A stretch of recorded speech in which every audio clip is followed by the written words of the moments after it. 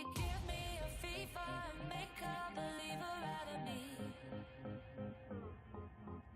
I was just a dreamer, but dreams are now my reality. I feel it, I'm bleeding, I'm needing for all eternity. My soul is on fire, this burning desire's heavenly. Then you moving closer, breath upon my shoulder. Boy, I wanna hold ya. Heart is beating double time, I can't wait to make you mine. I just wanna know ya. I tremble when you call my name, the feeling driving me insane. I just can't get you off my brain. You play me like a melody, the sweetest sound is symphony. It's slowly taking over me. I feel the bassline dripping down my spine. I feel it getting closer, don't want this to be over.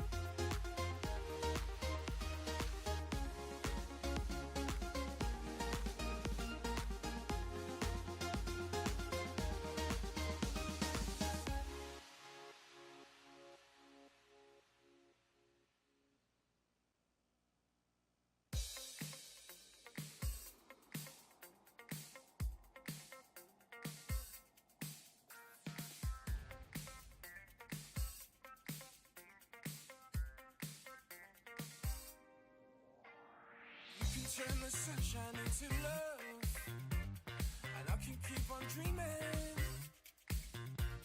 Something like the spaceship from above, and you give me that feeling, yeah. I feel, I'm so excited. I feel so good, yeah. I can't describe it. I feel, I know the music will keep me dancing, yeah, keep me moving. I'm gonna tell you something just for free. I hope you catch my meaning. I'm not here to waste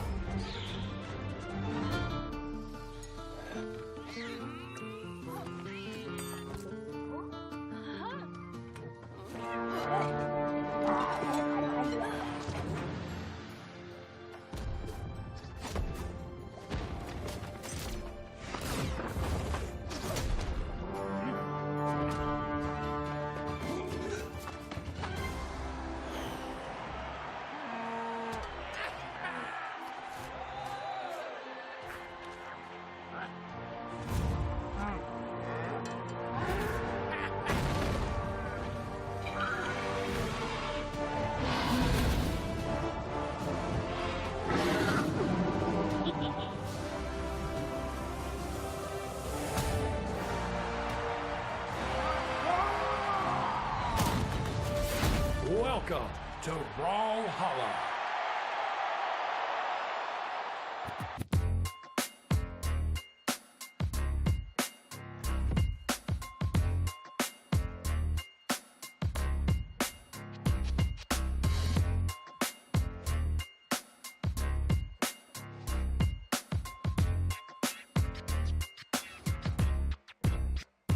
It's time for more 3v3. Ladies and gentlemen, we're heading up to North America for this one as we get into our final region for the 3v3 Brawlhalla Championship.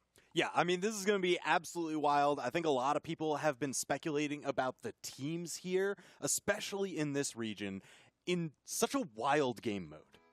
It is wild. Like, truly, that cannot be overstated enough. It's truly different from really everything that we have seen in 1v1s, everything that we've seen in 2v2s. Even the finishes that we saw yesterday reflected that. Everyone was like, Godly, Swada, Zyder. Of course they're going to be coming out on top. It's got Godly on it. It's got Swada. They're some of the best players in not only just Europe, but in all of the world. And yet, that didn't happen. It's like a different level of camaraderie that it takes to be a strong 3v3 player because there's so much going on. There's so many variables introduced at every given time.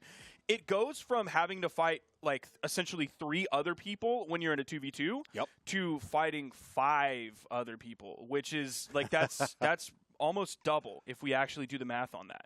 Yeah, just about. I think, you know, a little it's rounding. Close. And yeah, round go. 5 rounds up to 6. We know this. Naturally.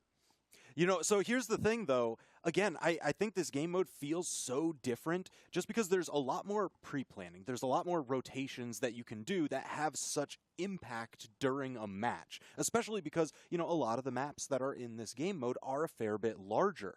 So when you make those rotation calls, how early you're able to predict ahead of what's going to be happening, what chain you're going to need to set up with your teammates, that can really spiral out of control. Versus, you know, in 2v2, it's a little bit more compact, a little bit more tight together, so that way you can kind of play 1 foot in, 1 foot out. Here, you have to full commit hard. I think variety is a lot of the name of the game here with 3v3, not just because there's more people on the screen, there are maybe some different legends, but like the maps, like you said, there are bigger maps, but there are also some really tiny maps that can be really claustrophobic when a lot of things are happening. But also we see a lot of variety in the legends that are picked, and we see variety in the teams that are picked, because we have teams that are just like, hey, you're my homie, why don't we just get a team together? You have teams that have their 2v2 teammate partners, like Godly and Swada, but then you also have Zyder in there as the third player, as another player. Or you see teams splitting up their 2v2 teams, like if you talk about West and you talk about Power Ranger, if we're looking at South America. They were not on the same 3v3 team. So there's a lot of shuffling going around. There's so much variety in the game mode. Even though yesterday we saw like Triple Lance, seemed like a nightmare to fight against, but they didn't come out on top in the end, and we didn't see Triple Lance all across the board on everybody. There was a lot of legend variety, a lot of weapon variety, a lot of everything variety going on in 3v3, and it's really refreshing to see this many new things, especially now that we're pretty deep in the season. We're getting close to the end. Like, BCX is around the corner. So getting this sort of like refresher of like, hey, look at all of these things that are new, and then we can go back to our 2v2s. We can go back to our 1v1s, taking the things that we learned from 3v3, applying those, and coming in with like a fresh set of eyes. Yeah, I'm really excited to see that. And how do you think some of those strategies or team shakeups are going to play out today? Because that's something that I've seen, you know, what's usually your 2v2 buddy is not always the case here. that is with quite a few teams today. It seems like based on the predictions that have been flying in the Discord before today, it seems like we're a little bit more in agreement today than we were with some of the previous regions like Europe and with South America as well. It seems like a lot of people are predicting the same 3 teams, but in like somewhat different orders. And then there's occasional like crazy picks if we're looking at Ice Pingu, who has horrible predictions. I mean, all right. So Ajax he calls as well, us who out has for being horrible boring opinions. with predictions because we've got some similar teams. But you know what? We try to be right. Yeah, like that's the Pingu. goal. The goal is to mostly be right. Sorry. So I don't know what Ajax is doing as he is waving to me with a smile on his face in a very friendly way Very in the background jovial, right wholehearted, now. you That know? guy, I love that guy. That guy's he's like my best friend in the world. We're just like brothers, I swear. So let's talk about some of the teams, TWK, that we are expecting to see today. I want to start off with, man, I told you the order and I forgot the order. The first one is going to be Yep. Radish, Meg D, and Tiffany. How you feeling about this team? This one, man, this is going to be really fun, all right? Because I love seeing Tiffany in any team's game mode because she's just absolutely phenomenal. Definitely. Like, one of the best support players that you could grab, and this game mode is heavily, heavily about support. Okay, look, I don't want to interrupt you, but I led you astray on this one. It's because it's Taffy? actually Taffy. It's Taffy. I can't believe... Look, I looked down I at had your Tiffany notes on the break. I lied. to be It's my like, fault. I thought it was Taffy it's my because fault. Meg D and Taffy. It's truly my fault, which is why I felt okay about interrupting you in the Thank middle of you. your train of thought, because I messed up. Yeah. Everybody makes mistakes. I should not and, have looked this at is mine. yours. I should have looked at Ajax's predictions. Yeah, you because, should have. Little spoiler, Ajax has... Yeah. That's why, Radish, Meg honestly, D, and that's Taffy why I in top wanted to 3. include them and talking about them on the pre-show is for Ajax, because a lot of the other Oh, people I see. were picking the same top 3 in a different order. So I wanted to include this one for Ajax since I didn't get to do the pre-show with him today. Today, Well- I'm with the lovely TWK. Yesterday, I got to be with Ajax. All right, so Radish, Meg D, and Taffy. Yep. Here's what you've got. Just the absolute mad powerhouse that Radish is, and the phenomenal team gameplay that you can get with Meg D and Taffy. I mean, they're just such a great duo, work really well together. And I think if you can just kind of like unleash Radish, let him just kind of go crazy and support any fill-in necessary, that's a really scary Dark Horse team. I think the 2 people on that team I'm most looking at are, like you said, Radish, and then also Meg D. But with Meg D, Meg D is one of my question mark players for this weekend. One of Sparky's question mark players. Hashtag, that's trademarked on Twitter. Oh, all right. So yesterday, it was Zyder, who obviously ended up coming out and performing extremely well. Started to peter Yes, off sir. a little bit towards the end, in his own words as well. That's not just my opinion. But for the beginning of the day, played incredible. Today, Meg D is one of my big question mark players. Is how is Meg D going to fare in 3v3? Obviously, Meg D is an extremely skilled player at Brawlhalla in both game modes, 1v1 and 2v2. Yep. But sometimes we see Meg D playing a little bit more defensively, as people would get angry on Twitter calling Meg D passive. But I don't know how that's going to work in 3v3, because we also know that Meg D has the Yeah. potential to go crazy. We've seen Meg D do that. In fact, I think it was MSI where I yelled at Twitch chat telling them to stop calling Meg D passive. So I wonder how Meg D's going to come into this one. Will Meg D be that elusive target that is chased around the map, letting his teammates go bananas? Or are we going to see those big explosive moments from Meg D where Meg D goes in and does work? I think there are several possibilities that could make Meg D play extremely well today, but Yep. maybe also not as well as some might predict. I think that team is going to depend very heavily on the map selection. Okay. Because if Meg D has the room to do that kind of tank and kite strat, and the other team kind of bites into it, that can really just catapult them into such an incredible lead.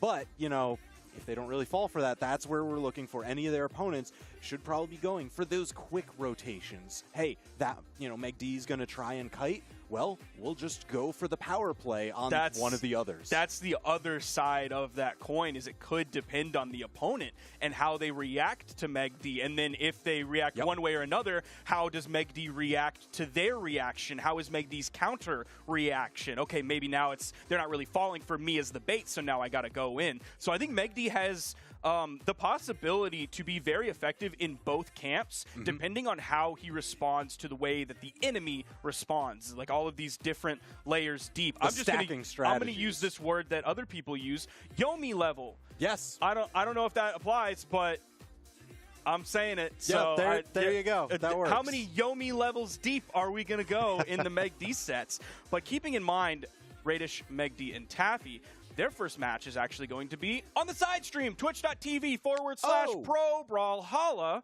If you want to find out what matches are on the side stream, make sure to hit !bracket if you are in chat, or you can go to smash.gg/Brawlhalla to find future tournaments, past tournaments, and current tournaments. So now we're going to transition over to our next team, and I have to click on my computer again because I already forgot.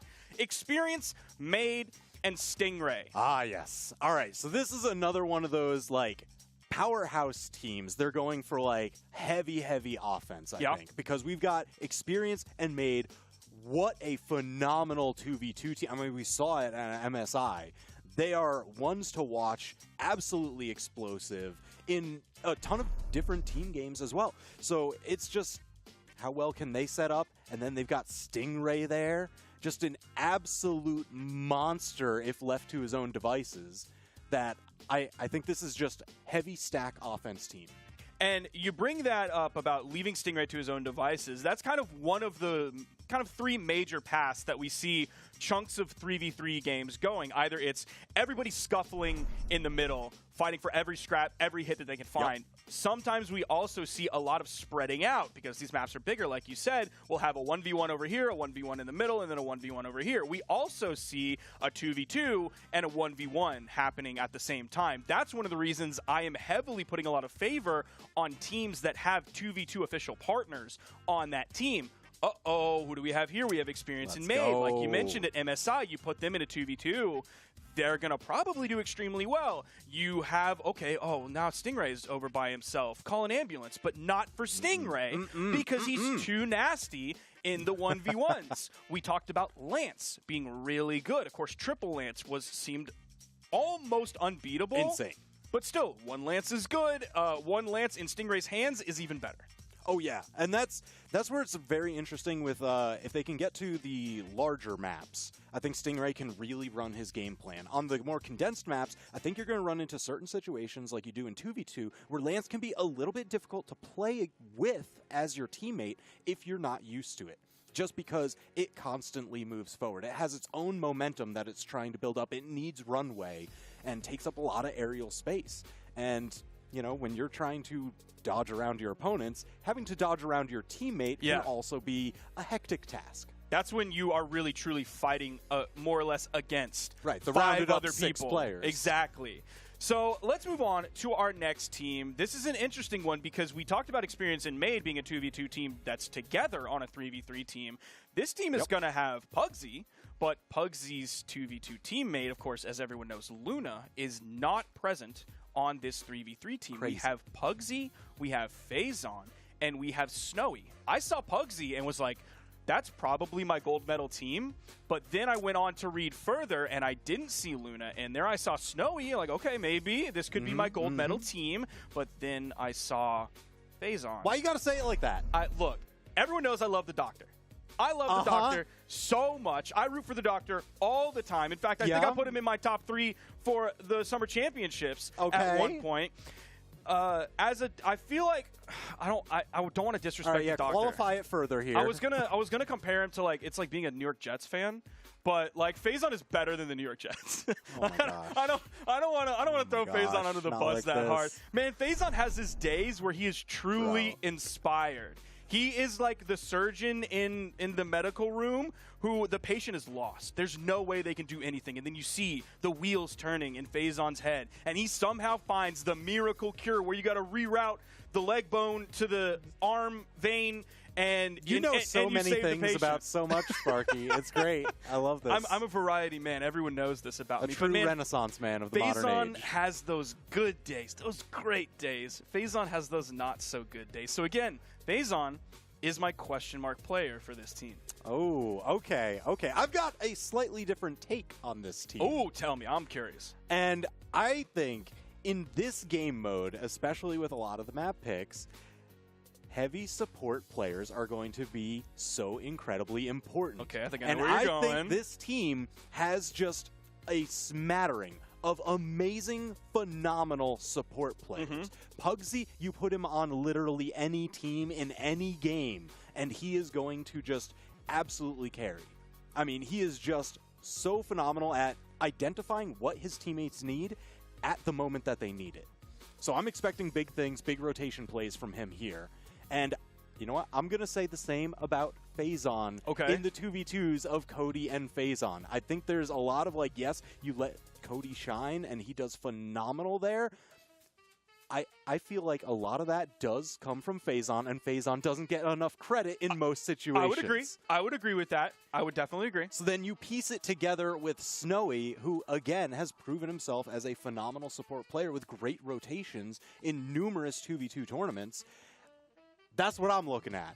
Okay. That's what I'm seeing when I look at this team, and I'm just saying, how can you go wrong? They seem like the perfect swarm, right? They're all going to rotate and support each other, so it's going to be very hard to pin one of them down to get even just a brief power play moment without the rotation happening, and if you're not quick on it, they'll catch you on your heels. I think pointing that out is really apt, because I think all three of these players are individually gifted, of course, both 1v1, but especially 2v2 players. Yes. So they excel in that crazy state where there's a million things going on and you have to laser focus in on the important one while also keeping in mind all of these other things that are happening. Pugsy, of course, does that really well. Phazon does that really well. And Snowy does that really well. Yep. So you have this team of I'm going to pick 3 incredible 2v2 players and I'm going to put them on this team and this team will succeed.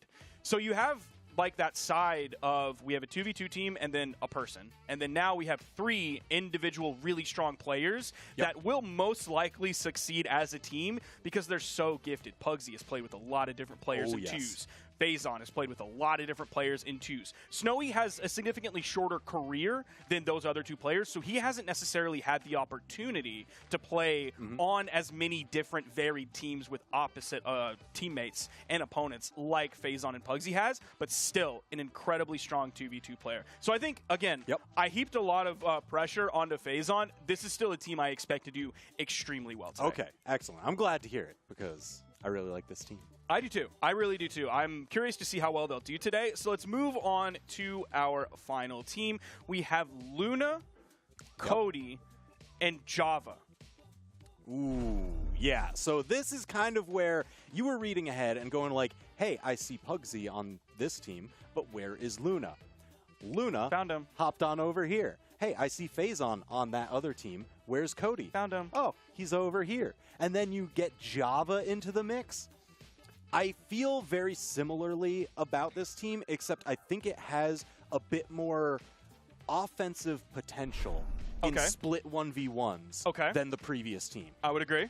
I would agree on that one. I think anytime you put Cody into a group setting where there's a lot of things going on, we know what he can do. We have been shown that so many times. Oh, yeah. You could pick any moment in Brawlhalla history and find a time where a 2v2 tournament happened and Cody went absolutely mad and was swinging all over the place, somehow avoiding his team in his incredible fits of rage, where it seems like he's just taken everybody out that decides to step foot on the map against him. That's what I'm really looking at with this team is we know that Luna is very successful at 2v2s. We'll likely see an Axe in Luna's hands. Offensive capabilities. Yep. Axe has that, obviously, in 3v3 as well. Lance was sort of the big thing we were talking about, but really more just because that's not quite as much what we're used to It's in a bit unusual. twos. Yeah.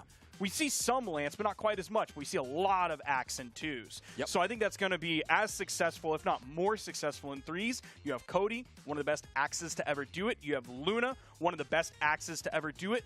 Java, I don't want to necessarily call him a question mark player. I just don't really know what he's going to do today because of the Hammer nerfs. The Hammer changes. We've seen so many people make a mass exodus from Hammer. Right. But we saw a little bit of it in 3v3. Yeah. I mean, it is still a strong weapon, especially if you're going to, deter an edge guard. I mean, Hammer Recovery is still Hammer Recovery. You got to watch 100%. out for that thing every single time. So I think with this, I want to get into the nitty gritty. I want to get Okay. to these predictions. We've seen some wild ones in our Discord chat, but you and I, we are men of science, Of course, right? You know, yes. so we're going to try and science this one out. And I'm actually going to go first on I think you these. should. As my favorite man of science. Wow. It's you and then Dr. Faison. That's very high praise. You are too kind. All right, so I'm actually going to go. This order may seem a little bit familiar.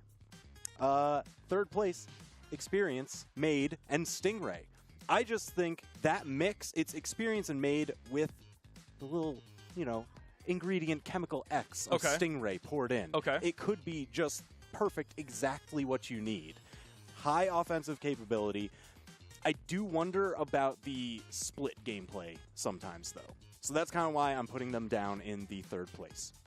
Second place, I want to see the Swarm. I'm a big fan of the Swarm. I was talking about it before. Pugsy, Phazon, Snowy, that's my second place. I just want to see those quick rotations, the team where the whole is greater than the sum of its parts. That is what I want to see. I don't think they could really excel when they get caught out alone, so they're going to have to focus real hard at just supporting each other with constant hot swaps. And the team that I think could take them down is this first place prediction, Luna, Cody, and Java. It's just so incredibly strong. It has that same swarm capability because it's just the other half of the other 2v2 teams that were in my second place picks. And then you also have Java tossed in the mix there. I think it kind of can run the same exact game plan, except they can also excel in the 1v1s. Very interesting. I think you're not too out of place or out of pocket with those picks whatsoever. We'll see how that shakes up for you. But as for me, in third place, I am putting Pugsy, Phazon, and Snowy. You saw with my European picks yesterday, I was heavily focusing on 2v2 team plus another person. That's why I put the French team first, because they had that 2v2 camaraderie. They also had that French region camaraderie. But here, I'm putting Pugsy, Phazon, and Snowy because they are those three individuals, still incredibly talented, but individual players that you're putting together in this team setting. In second place, I have Experience and Made. They are the Cool Ranch Dorito. And then Stingray Delicious. is the seasoning on top of the Cool Ranch Dorito, but not just like the normal amount of seasoning. It's that chip that's at like the bottom of the bag that has the smorgasbord of seasoning the final all dynamite over it, because like that is Stingray as a player. He's not the cherry on top. He's the seasoning that transports that Dorito from a heavenly snack to making you react to food like Remy from Ratatouille, where you see the twirls and the splashes of color and you feel things when you eat that Dorito. But that's still only a second place Dorito, because in first place, Luna, Axe Mad Lad, Cody, Axe Mad Lad, Java, possible heavy weapon Mad Lad today. Not sure exactly what he's going for, but still a Mad Lad in his own right. I think this team is coming out on top, just like you said as well. Okay, all right. I can't really argue with that too much. So we're going to see if that thought of the 2v2 team plus a little extra actually scales to 3v3 in this region. So if you've got your own predictions, your own picks that you want to share with us, try and see, if you can do a little bit better than our picks, see how they stack up against our picks, or maybe you just agree with our picks. Hashtag BH Esports, tweet it out. I'm going to pick one. And, which one you TWK, picking? you pick one. Me? Yeah, you get to pick one. Man, all right. I'm just going to turn my back to the camera. Here we go. Unicorn 9126. NA 3v3. Luna, Cody, Java. Good. All right. Pugsy, Phazon, Snowy. Yeah. Good. Radish, Okay. McD, Taffy. Well, they were Imagine. the other mention. They were. Definitely not bad picks coming out from Allison Otwell at Unicorn9126. Thanks for Nice. putting your predictions. Thanks for putting your money where your mouth is. We love that. Shouts out to you. Like TWBK said, if you want to get involved on Twitter, hashtag BH Esports. We're getting into the tournament in just a few moments, but I'm going to throw some links at you for some information that everybody needs. Twitch.tv/Brawlhalla is where you are most likely right now. But there is also a side stream going on that we mentioned earlier, Twitch.tv/Pro Brawlhalla, if you want to see the other matches that we truly don't have the time to put on the stream, or we would be here 24 hours a day, pop that open 7 in the days a second week. tab. They're going to have incredible matches going on over there. Make sure to go to start.gg/Brawlhalla, or if you're on Twitch, make sure to type !bracket in chat. That will give you a link to said bracket for this event. It will also show you which matches are streamed on this channel, which matches are streamed on Pro Brawlhalla, Ooh, and which follow your matches, favorite. unfortunately, we cannot stream because there's just not enough time in the world. What else do we have? Brawlhalla.com/schedule to find when things happen in your time zone, saving you a step there so you can watch more Brawlhalla action. I think that's it, TWK. Yeah, I mean, I'm just ready to dive into this action. This is going to be absolutely wild. 3v3 has been a phenomenal blast, and capping it with the North American region today, I can't wait. Thank y'all so much for tuning into the pre-show. We're going to be moving into a very short break, and then the gameplay that you are so desperately hungry for, I am myself as well, will be happening in just a few moments. We'll see you then.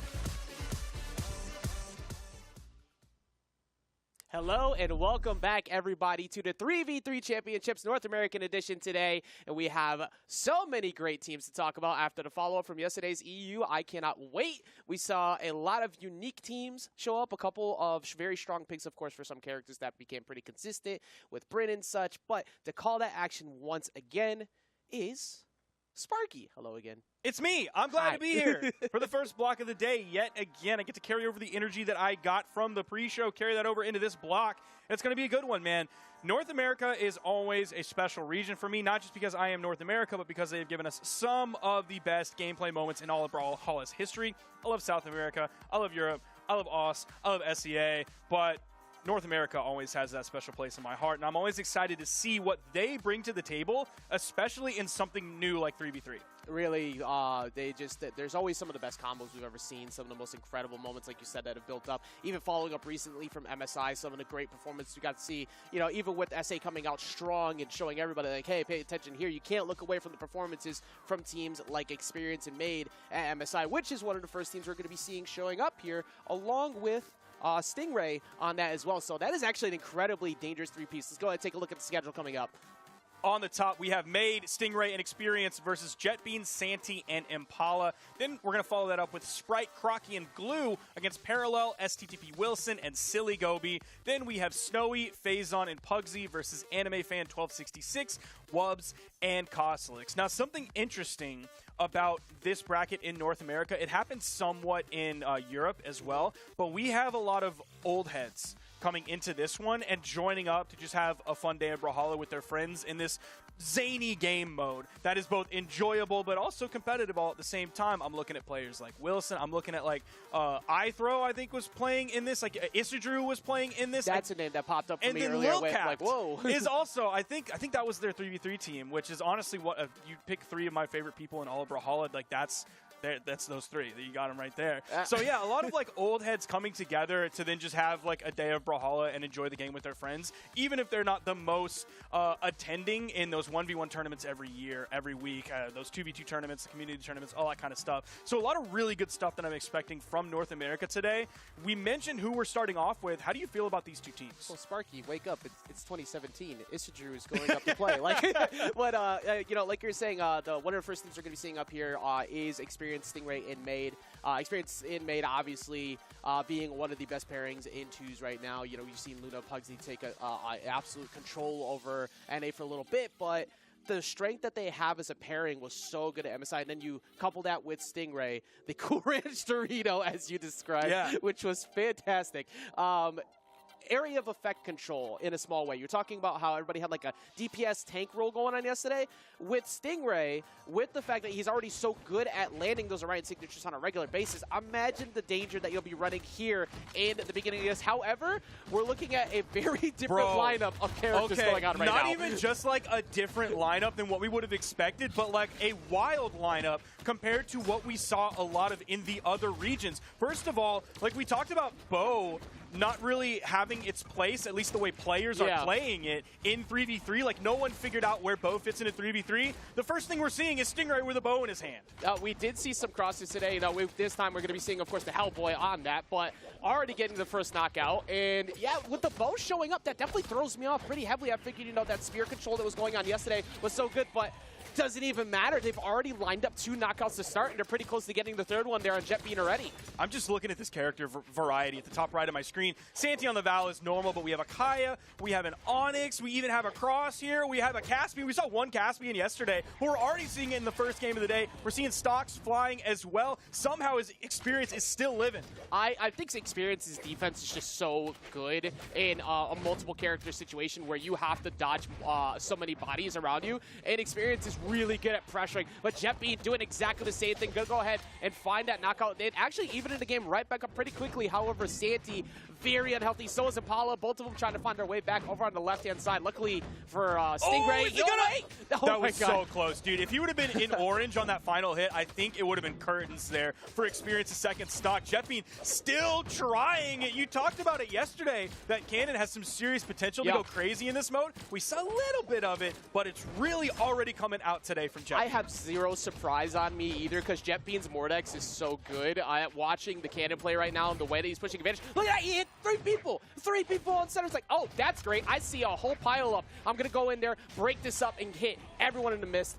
But that is going to be Stingray being knocked out to his last stock. So his experience in Made is pretty much right there. You got to be very careful about fighting on that left platform as Made does find one, but it's getting very dangerous. It is 4 stocks to 3 here. Made. We'll see where he chooses to position. We saw him moving maybe slightly over towards the right platform, but really he's kind of staying in the middle. Now he's actually going over to the left, but again, the sidelight is towards the middle. So he's trying to move to the middle as much as he can. Doesn't spend too much time on the periphery because he's so damaged. He doesn't want to fall. Possible edge guard being set up here. Oh, he didn't have enough in-air movement economy to make it back to that corner, touch that wall, get his jumps back, so he's going to fall there. 3 stocks to 3. I'm really loving Impala's existence on the left side of the screen, too. We saw a very good recent performance from Impala not that long ago and continuing to do so right here. But all of the red team just hovering like, hey, regroup on the left platform there. Dude, they tried to regroup on that, but they also, 2 of them got hit with a neutralite, so they were forcefully regrouped by the blue team. Then there was a beautiful follow-up off of that. Made, instantaneous, beautifully synchronized knockouts coming out. Made experience, and Stingray taking game 1. If you told me Bo was going to be playing so successful today on the first round after seeing basically none of it yesterday, and a big reason why we were anticipating that is like, hey, you kind of want to be able to control someone's movement to find those D-lights, find that control pace of the game.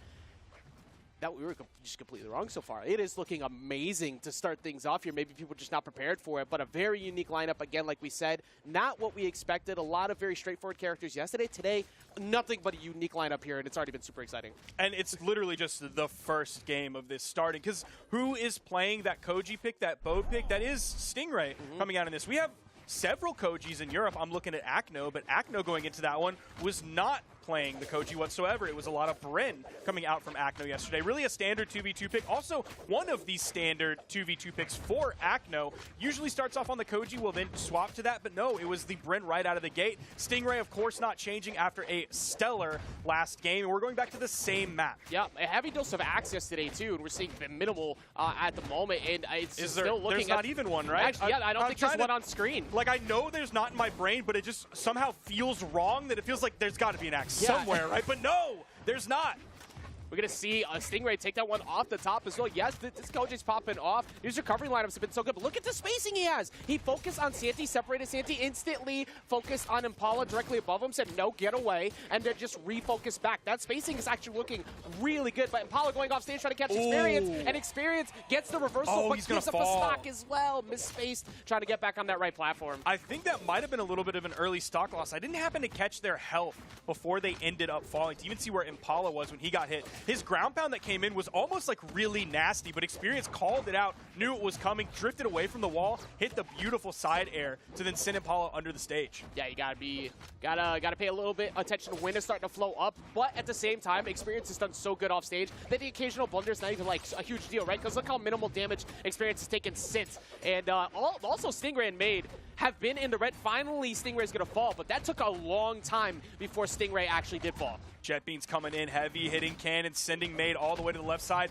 Santi hoping to engage, but no, takes a hit and disengages to stay away from Made. JetBean is going to fall, now the first player on final stocks. Meanwhile, Made still living on the first. Yeah, that was a huge whiff punish for Experience onto JetBean in center, but instantly answering right back as Impala. We were talking about Impala a little while ago and not seeing much Bo. Well, Impala's also doing the same thing. Maybe not lining up as many KOs as Stingray has so far, but getting plenty of damage for the red team. Oh, Experience. He's just kind of sitting over on the left side platform. Not really sure why that was. There was no initiation over towards him like he could take someone out early. He was sitting there for just a moment. He was fresh on his stock, so it wasn't like he was in danger of being taken out of the game. He was just sitting, maybe testing the waters to see how the red team would react. Yeah, it was almost comical. It was like, hey, come here, come on, I'm over here. And then as soon as Impala said, what are you doing there? Got hit by recovery. So, it's like, I got him. But now, for the red team, you have to actually be the ones to get stage control. They're going to go ahead and get rid of Stingray. Made going to get the wall touch at the bottom. But Made's been on this stock for a long time, too. Blue has been very good at keeping these for a good stretch. Experience taking out Santi. Impala taking some serious damage. Same thing for Jetbean. Made is going to dodge to get through the weapon. Impala not going to engage. Maybe afraid of being at the weapon disadvantage. Spawn comes in on the left side. Goes to Jetbean. Impala still without a weapon. Santi is going to take Made off of the top. That was a really good read by Santi, recognizing, oh, Made is getting pressure right now by Impala, so you're going to want to dip high. You think nobody's coming. Instant punish on the recovery. Meanwhile, Experience is all the way at the bottom. Their sweat beads onto Santi, but had to focus on Impala, who was coming over to try and break it up. Dude, Experience, they disengaged. Impala and Santi had the main advantage for a moment on Experience. They disengaged. They see his Katars going all over the place, doing all kinds of damage over on that soft platform that could take out Impala, that could take out Jetbean, that could take out Santi. In a heartbeat, it's Jetbean that is going to fall first for this team, giving the 3v2 option over to Blue. You know that somebody in the building by the name of Foda is pretty happy about hearing Katars doing very well right now in threes. And that's continuing as we see Impala almost fly off the top of the screen. And I like the idea of Experience trying to sneak underneath while you're too busy looking over at Made. Made, however, just trying to find ground. This 3v2 isn't that bad. Everybody is really unhealthy. Now it has gotten way worse as Impala has just fallen. It is definitely winnable for Santi. You see Experience recovering back onto the wall to reset those jumps. Unfortunately, for Santi, he's unable to punish that because Made was right there. Anything that Santi commits to, he has to worry about 3 players on the blue team giving the recovery, especially when he's this damaged. That double down air, that is all but going to, and it actually does close this game out. Didn't know if there was a possibility for Santi to grab a hit, maybe get a chase dodge, something like that. But no, none of that was an option. And Experience, man, you talked about those Katars doing well. 618 damage. That is actually phenomenal for Experience. And we were talking about his defense. Well, his advantage state is incredible too. But I was so impressed by the blue team's reactions to help each other and team combo. That is one of the most consistent things you need in threes because there are so many bodies on screen. You need to constantly have your eyes paying attention. Actions per minute are through the roof. And when you can recognize, oh, they have a team combo lineup for me ready to go, and you get that recovery play, that's how a couple of those things went. We almost saw that close out off the wall bounce with Experience into Made following up off the top. Didn't connect into a knockout, but it was still really good team synergy where sometimes we've seen a couple people when they're all deep in the red like that panic, even in the 1v3. They did not.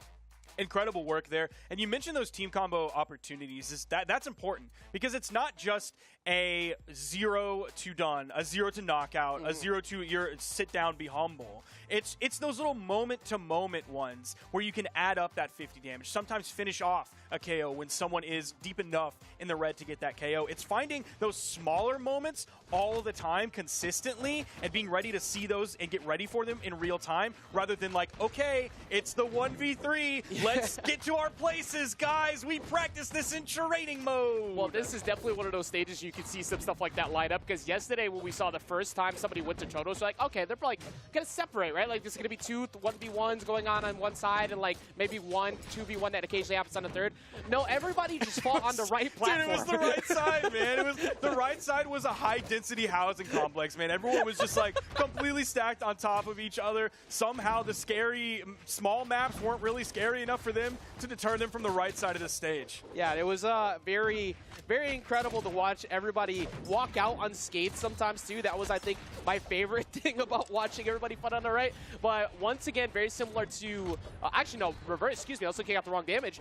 Red team actually taking a short lead momentarily here. They had the damage lead before Stingray and Made were refusing to give them up, and now they're lining up. Look at Santi's pressure on the recovery, and Paulo was instantly there to try and follow up, but Stingray closes one out and gets it back to even. They've basically been trading 1 for 1. Now Stingray is going to fall, except the big outlier here is Santi, who's still technically in the orange at this point. Not necessarily in danger of being taken out anytime too soon like that down air from Stingray. Still in the orange after that. D-Light recovery, almost taking Made off the top, not quite. What's one of the ace picks we said yesterday people should have on their team? Val. Everybody should be looking to have at least one, and that is going to be an incredible call from Stingray in disguise to take Jetbean out really early, and Santi falling shortly afterwards. However, they do have Made and Experience pretty decently damaged. They need to capitalize on that ASAP, Swarky. The ability to respond and take out Made or Experience or both needs to be a focus for the red team right now because, yes, Jetbean went down a little bit earlier than everyone else. Impala has a ton of damage on his stock, but they just got Experience down. Made is pretty damaged as well. Impala's on final stock, but still, you have Stingray and you have Made, who are both extremely in the red, and we could see this change. Again, Santi continuing the same thing thing that he did first stock in the yellow on his second stock. Yeah, Santi being the ace in the sleeve right now, and their team combos have been better. That knockout that happened to Experience was off of a perfectly lined up one where they separated Made and they were able to get Experience slipping. However, on the bottom of the stage, Impala gonna miss the wall, going a little bit too far. It's a bit scary in that spot, but Santi answering right back, getting Made. They have 2 stocks up on Santi, but oh my goodness, this is so is he gonna fall in the orange? The ground pound, he's going to go under the stage, and Made is right there with the GCD light into the ground pound. That was a tough situation for Santi to be in, and that could lead to the game there. Checkmate. It started off with that Impala. That was the check. Getting Santi right there might have been the checkmate. They had Experience floating on the right-hand side, too, to make sure Santi was forced to go to the left. And now Jetbean falls after losing that stock really early on the second one. Santi basically looking for a hopeful Nair Gimp. Oh, wait. if you somehow do this, Santi, with all of them fighting in center, wait, the answer is just get them to all box in the center. Made an Experience, like helping each other out, giving them the hit that they needed to get back, either giving them the chase dodge, giving them an additional jump, or actually sending them upward towards the platform. That was really well played. I like how actually Santi looking for the dodge over on the left, going to get hit by recovery though. This is the worst place to be in right now on the center platform. Honestly, I'm going back to that middle. Like hopefully try and get somebody make a mistake. He's actually damaged Stingray and Experience a lot. If he gets a recovery on Stingray in the center, like Stingray keeps fighting over there, that could work. What a weapon toss! The ricochet off the wall, then being in the right spot to be able to follow up off of that. Incredible work from Experience that game. Low damage numbers, but that's because they got super early knockouts. Across the board for the blue team is 306 from Made. 382 from Stingray, and then I think it was another 300 damage coming out from Experience as well. So hugely low numbers means super optimal KOs. I mean, you look back at what happened, right? Stingray caught Jetbean really early in center. Impala fell really early. That amazing edge guard that happened to Santi when Santi was only in the orange at one point. There were a lot of really low health knockouts when the red team had the damage lead for a good bit there. So that was just them taking advantage of, this stage layout kind of benefits us more on the edge guards. Let's stop fighting them in center because that's how they're putting a lot of damage on. The other one who's able to capitalize, of course, being Stingray in center. But I think they kind of found their win condition and started forcing people off stage, and they were able to capitalize, especially with Experience's edge guards. So one thing that we mentioned a little bit during the match, but I want to focus on for just a few moments before we move on to the next one, is I was focusing a lot on, you saw it in Europe as well, but also today on that 2v2 team that is a part of the 3v3. In this case, it's Experience and Made that I'm looking at. Their ability to help one another out and save one another in that sort of middle shenanigans zone down there, that shows a lot of 2v2 team synergy on each person throwing out the right move at the right time. It's not like Experience was trying to do all the work and then Made was also trying to do all the work and it becomes too many cooks in the kitchen. They just somehow were lasered in on exactly what role, what step, what action each player needed to take to then not lose a stock there. I mean, that's actually a really good analogy in a way for it, because you have like the 2 head chefs going and making sure that the full course was done, and then dessert came in with Stingray just being in the center, just putting that little cherry on top, literally always on the blast zone, at the top of the blast zone every time. That's what we were worried about with Stingray coming in the first place for other teams anyways, with the normal pick. But it actually worked really well here with the Koji, which we didn't see coming at all. And I don't think anybody was prepared for team crossover over here with Plague Knight, Storm Shadow, and Hellboy. So I love it. Oh, yeah, that is a fully crossed over team. Yeah. I didn't even draw that conclusion from the beginning. I mean, that's the kind of bread you have when you win MSI. Like, you pick up those crossovers. True. And Stingray did win Steel Series as well. True. So that's all crossover money right there, like you're saying. But next match we got coming up here, a little bit different down the trip here. You talk about uncommon names at this point that we usually see in like twos and such. We got Glue, Crocky, and Sprite versus Parallel, Wilson, and Silly Gobi. This will be an interesting one. This is an old head team 100%. Obviously, Crocky not quite as much of an old head. Like, he's been around for a long time, but he's not one of those people who like was playing it and then took a step back like a player like Wilson is, or even like Gobi has in the past. But Gobi has potential to do incredible things. Wilson also has a potential to do incredible things. We know Parallel exceeds in those group situations. Specifically, I'm talking about 2v2. I'm looking at Pro Series when I think it was Noel that Parallel was with. I really like watching them together. For some reason, those two as a team, like Parallel made Noel better, Noel made Parallel better. And they were this just like beautiful. The whole is so much greater than the sum of the parts. I feel like at some point we need to play Return of the Mac with how much we've been talking about old hits throughout this all. But hey, that's a banger. Right now we're going to go to the return of what we saw a whole lot yesterday. We didn't really see it at all a second ago. It's back to Big Miami Dome. And we are also seeing more character diversity, more character variety. Sprite is going to fall super early, 25 seconds into the game. And this is the first Arcadia that we've seen. Not really a surprise to see it on Crocky, though. Yeah, definitely. I'm loving this character diversity so far. It's been amazing. Now, one point we did see yesterday, I believe it was Solarson rocking a Sir Roland and had incredible stage control, but that was also in a team lined up with Triple Lance. That's true. That, the signatures on the sword definitely helped, but I think that's pretty much what you're aiming for here. In the meantime, though, the Qatars have actually been putting in a lot of work in threes, so Photo was onto something yesterday. The Qatars seem to be perfectly reactable for people to get combo lineups. I think that's something that might have been left out in the idea when we were looking at maybe Gauntlet as being the main combo lineup. Qatars are doing a lot of that here, too. I mean, if you're looking at like what Qatars can excel at, it's a lot to those other similarly hitting weapons that are really, really fast with low startup, low damage as well. You're trying to get those strings, you're trying to get dodges, burns, so you can go to town. In 3v3, people are much more likely to use their dodge to avoid any of the million things that are going on at any one moment, which gives Qatars some free reign to go in, and we've already seen that. Again, this is the second set of the day. We're already seeing another Qatar player. Yeah, my goodness, what incredible play over on the right-hand side there by Sprite. Sprite's, even though he's taking quite a bit of damage, he's always in the fray, which is kind of what you want from Dhalsim in the first place anyways. You need that axe to be in the middle of everything, but he's gotten so much reward. He got 2 stocks already since being put deep in the red on stock 2. Wilson doing a very good job of staying grounded here, not taking too much damage. He's, in fact, the least damaged in this game so far, and he's on his second stock, so he's in a pretty good spot. Parallel does have to be a little bit careful, but at least Sprite is going to fall. If you're a Red Team fan, Parallel is going to fall.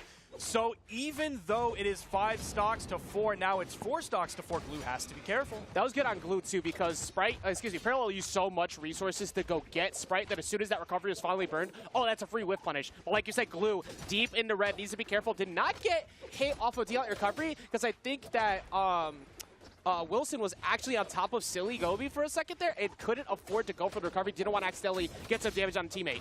Crocky grabbing a signature KO from the middle of the stage. Didn't even need to be that close to the blast zone on that one. Crocky, of course, a long-time Spear player. So the swap to Arcadia was not a surprise whatsoever when she originally came out. Glue is going to fall here. Silly Gobi is definitely a target to be taken out of the game. Same thing goes for Parallel. Glue was looking for it. Yeah. Almost grabbed the recovery off of the bounce. Wilson is going to throw out a neutral light. Not too bad, at least in terms of damage, but it did leave for a follow-up opportunity. That recovery almost got hit by Crocky, but he let it go a little too early. Crocky hovering around for that. Did find that sider to send him off. Meanwhile, on the bottom of the stage, Parallel gets nared, and Sprite is covering too much for Silly Gobi to get a coverage, and then gets him as well. Sprite, kind of the ace of the staff here for this first game. After taking so much damage, already that I could remember at least 4 knockouts going in favor of Sprite. I was going to say the same. I'm not sure exactly, but I know it's at least 4. Grab those 2 right at the end. There was an axe on the left and then an axe off the top as well. So yeah, Sprite really doing work here despite being probably one of the lesser recognizable names in terms of like Brawlhalla esports history. It's going to be between Sprite and Glue compared to everybody else in the game. I mean, when you look at the 3v3s, right, we remember what we were saying before is as long as you have somebody who can light up knockouts, almost getting exactly that right there, but instantly coming back with that ground bound. Even if you try to go punish that ground pound, there's 2 other blue team members staring at you. So please do that. We will be right there to cover you.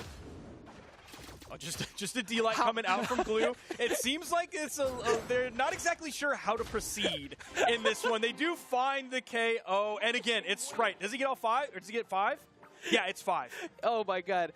watching the way who was it at the who lived forever? Wilson. The way that Wilson was like bobbing and weaving in between everybody, like, go ahead, hit me, because you're gonna hit your teammate.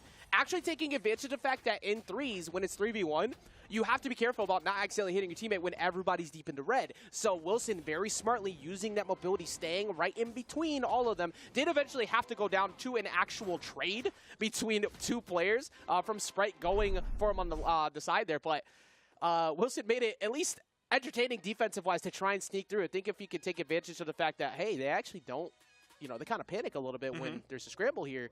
Maybe if you get a 3v2 next game in that same situation, you try to play that same thing. His offense was also really strong. He put out 682 damage. Those Then if we guitars. talk about one of those lesser-known players like Glue, he put out 734 damage on the Orion.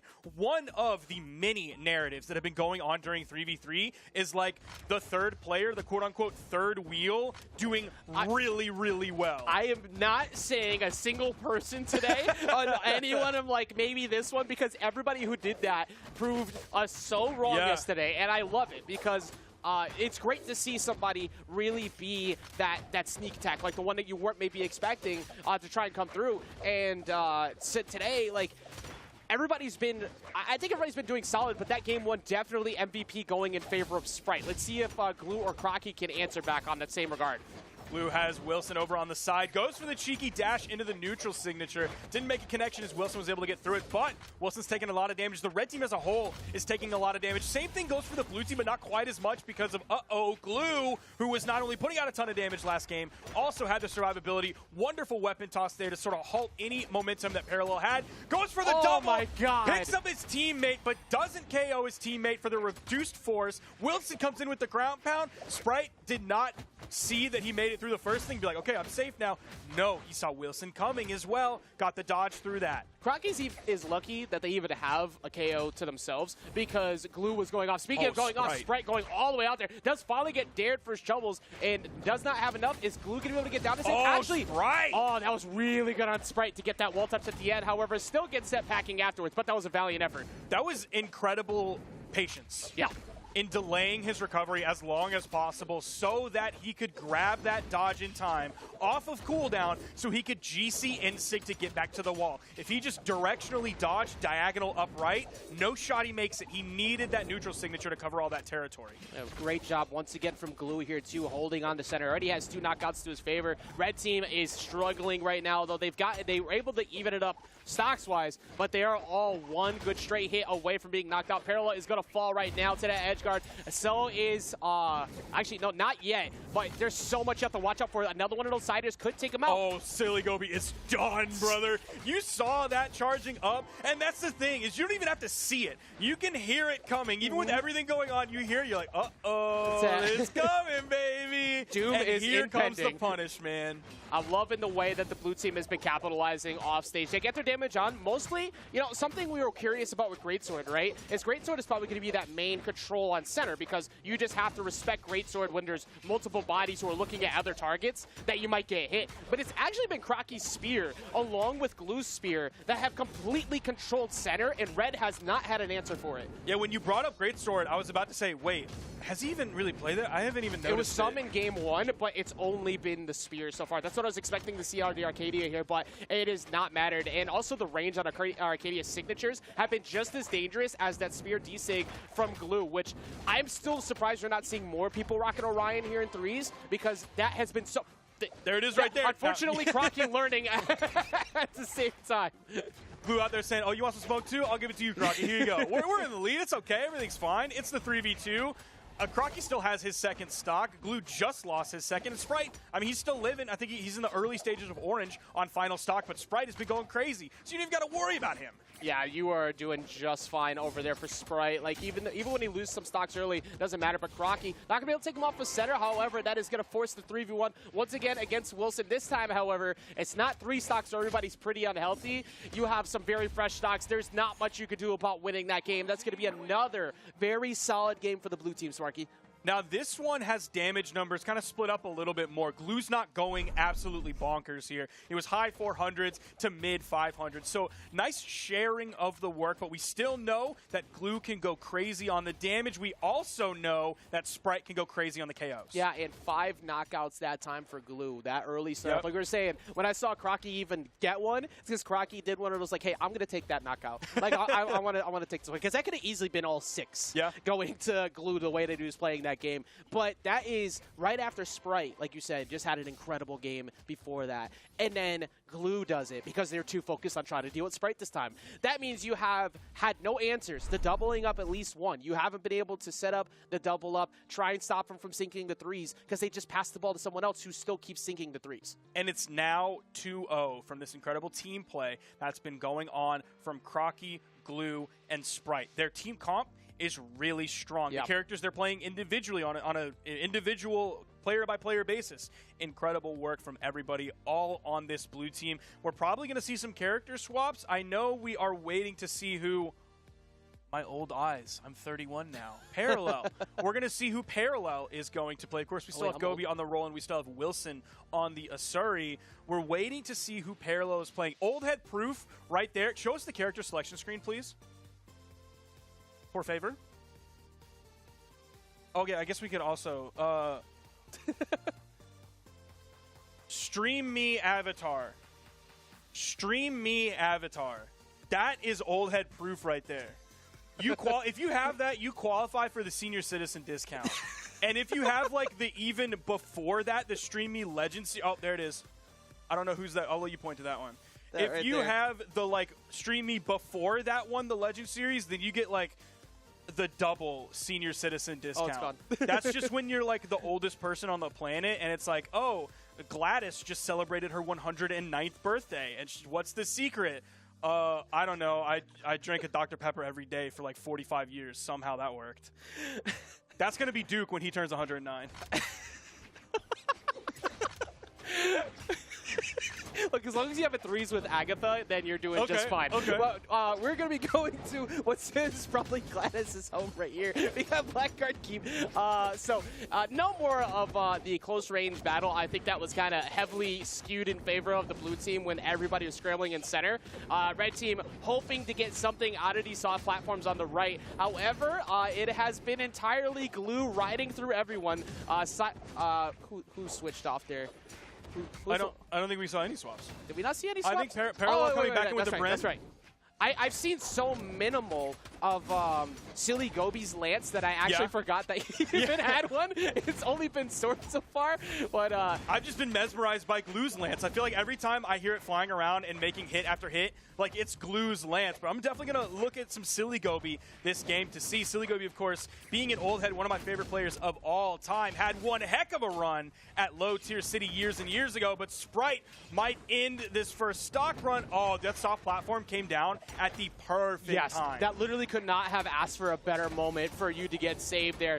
And because of that, that could have been a stock in favor of the red team. Instead, we see many falling, including a double KO for Gobi. Silly Gobi. Okay, Gobi coming out here, showing it up big when they're down 0-2. This is that clutch moment that they need. Gobi trying to find his way in. Crocky over on the right side. That gave Silly Gobi a little bit of room to rotate around, figure out exactly how he wanted to make his way in. Yeah, you can see blue team. Yeah, there we go. Finally, the stray hits there. That was actually really smart too because you're fading in from center. If you're Crocky right there, it's like, look, there's both Silly Gobi here and Wilson. They're probably going to try to pressure me, so that sider made so much sense to cover that range, and Silly Gobi was right there, walked right into it. The biggest outlier here in terms of damage is definitely Wilson, who's so close to being taken off the top. They can put out this damage on Glue. That would be huge. Yo, the ground pound from Gobi? Ooh, look at Parallel over on the side. Wait a minute, trying to pressure, but does in fact end up falling.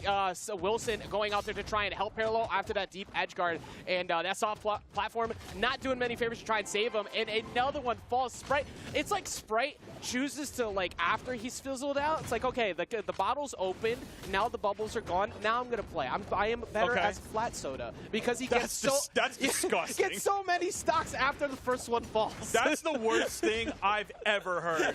I sincerely hope that no one exists in the world that's like that, because that's Fortunately, gross. I actually know 2 people off the top of my head. Jail. One of them is family, and I wish that I could fix them, but I Hey, can't. you can't pick family. Yeah, you're right.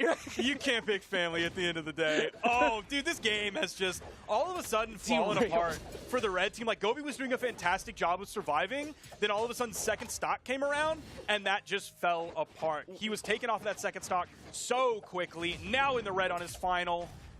Finally gets a reversal side air over there, but what surprised me the most is that Wilson is the one that's gone. Wilson was around for each of the last 3v1s that have happened, and they said, okay, what if we just target Wilson? And now Gobi, you're gonna fall, like you said, after the incredible start that Gobi had, has now fallen this I think that just Sprite and Glue have been so strong, and the nature of just Crocky's stage control was just too much for them to handle.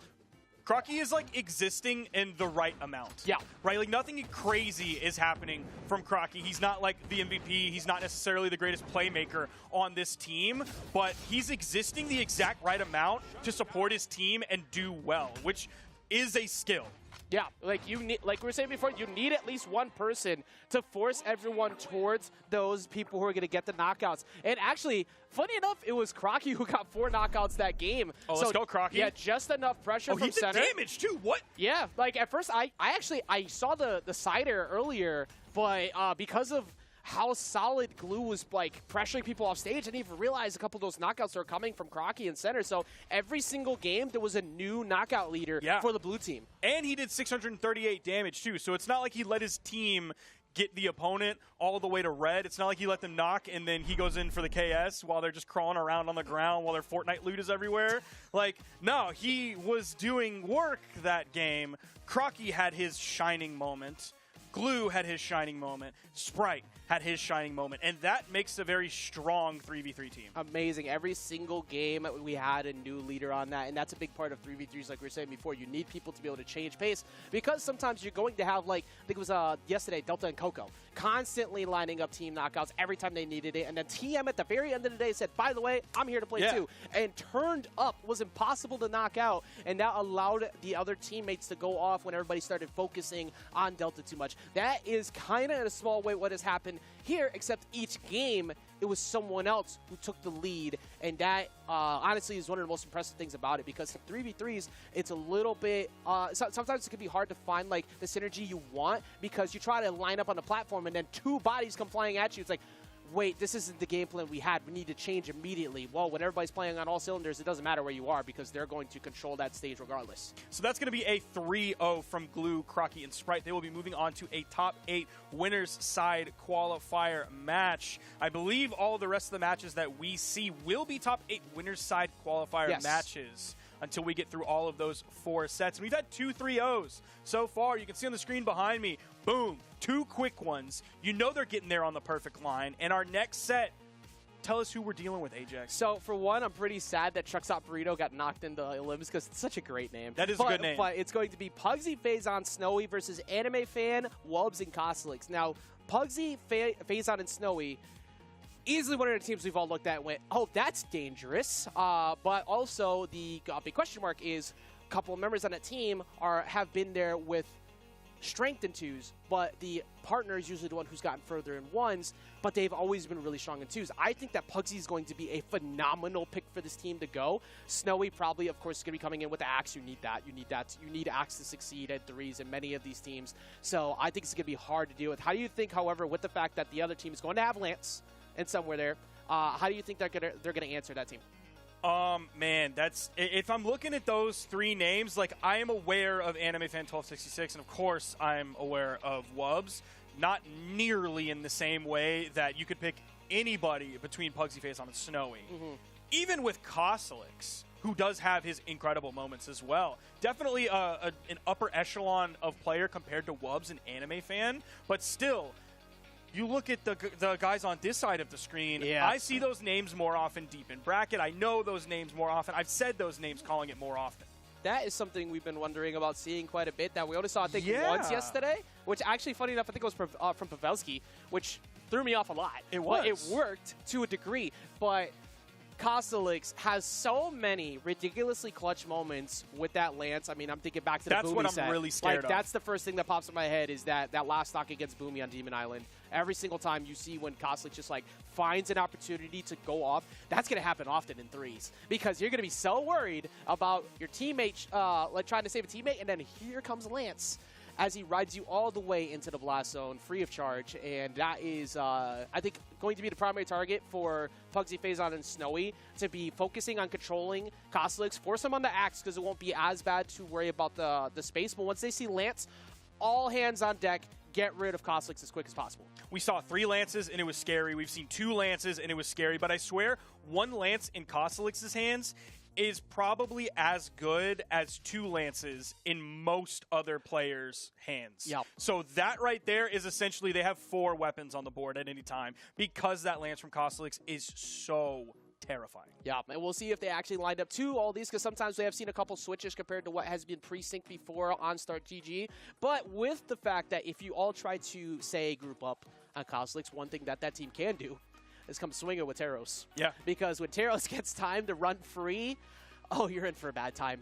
Even here, even with the changes to Hammer, we saw yesterday that Hammer still worked very well. When you can find those side airs when people aren't paying attention over off the side of the stage, it's still a problem. And, of course, having Axe, the range of his signatures, especially in center stage, we talked about center stage control. The existence of Teros is a nightmare.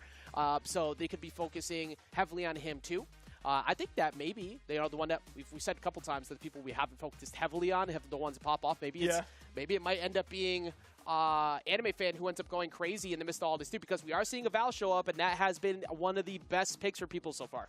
Yeah, I think if there's too much of a focus from Pugsy, Phazon, and Snowy on any one member of the other team, we very well could have a, it's me doing work on Kosalix right now. Here's an in light, here's a D light, and then all of a sudden, he's right behind me, isn't he? And it's Big Teros standing there ready to axe D-Sig you and send you to the blast zone. Yeah, I think I would love a return of the Legend of Ted. That was such a fun run yesterday, making it all the way up to, I believe it was 5th that team got. Ted's team is what we refer to it as now. But we're going to be getting into the first game of, like you said, the winners top 8 qualifiers. The very first one to show up here, Pugsy, Snowy, and Phazon versus Anime Fan, Wubs, and Kosalix. Now, we haven't seen too much of this map so far. Honestly, I can't remember really how much we saw it yesterday. We saw some of it. 3 times tops. Okay, yeah, I was going to say, it didn't seem like it was that often. Like, we saw the Dome quite a bit. We saw Great Hall a couple times, We saw too. Great Hall, and we saw some Blackguard. I think those were the main stages we ended up seeing. Saw some of this, but not too much of Spirit Realm. Yeah, I think we saw Plays of Passage once during when Oh, Foda yeah. and Taz were up. Toto's Lair at least twice.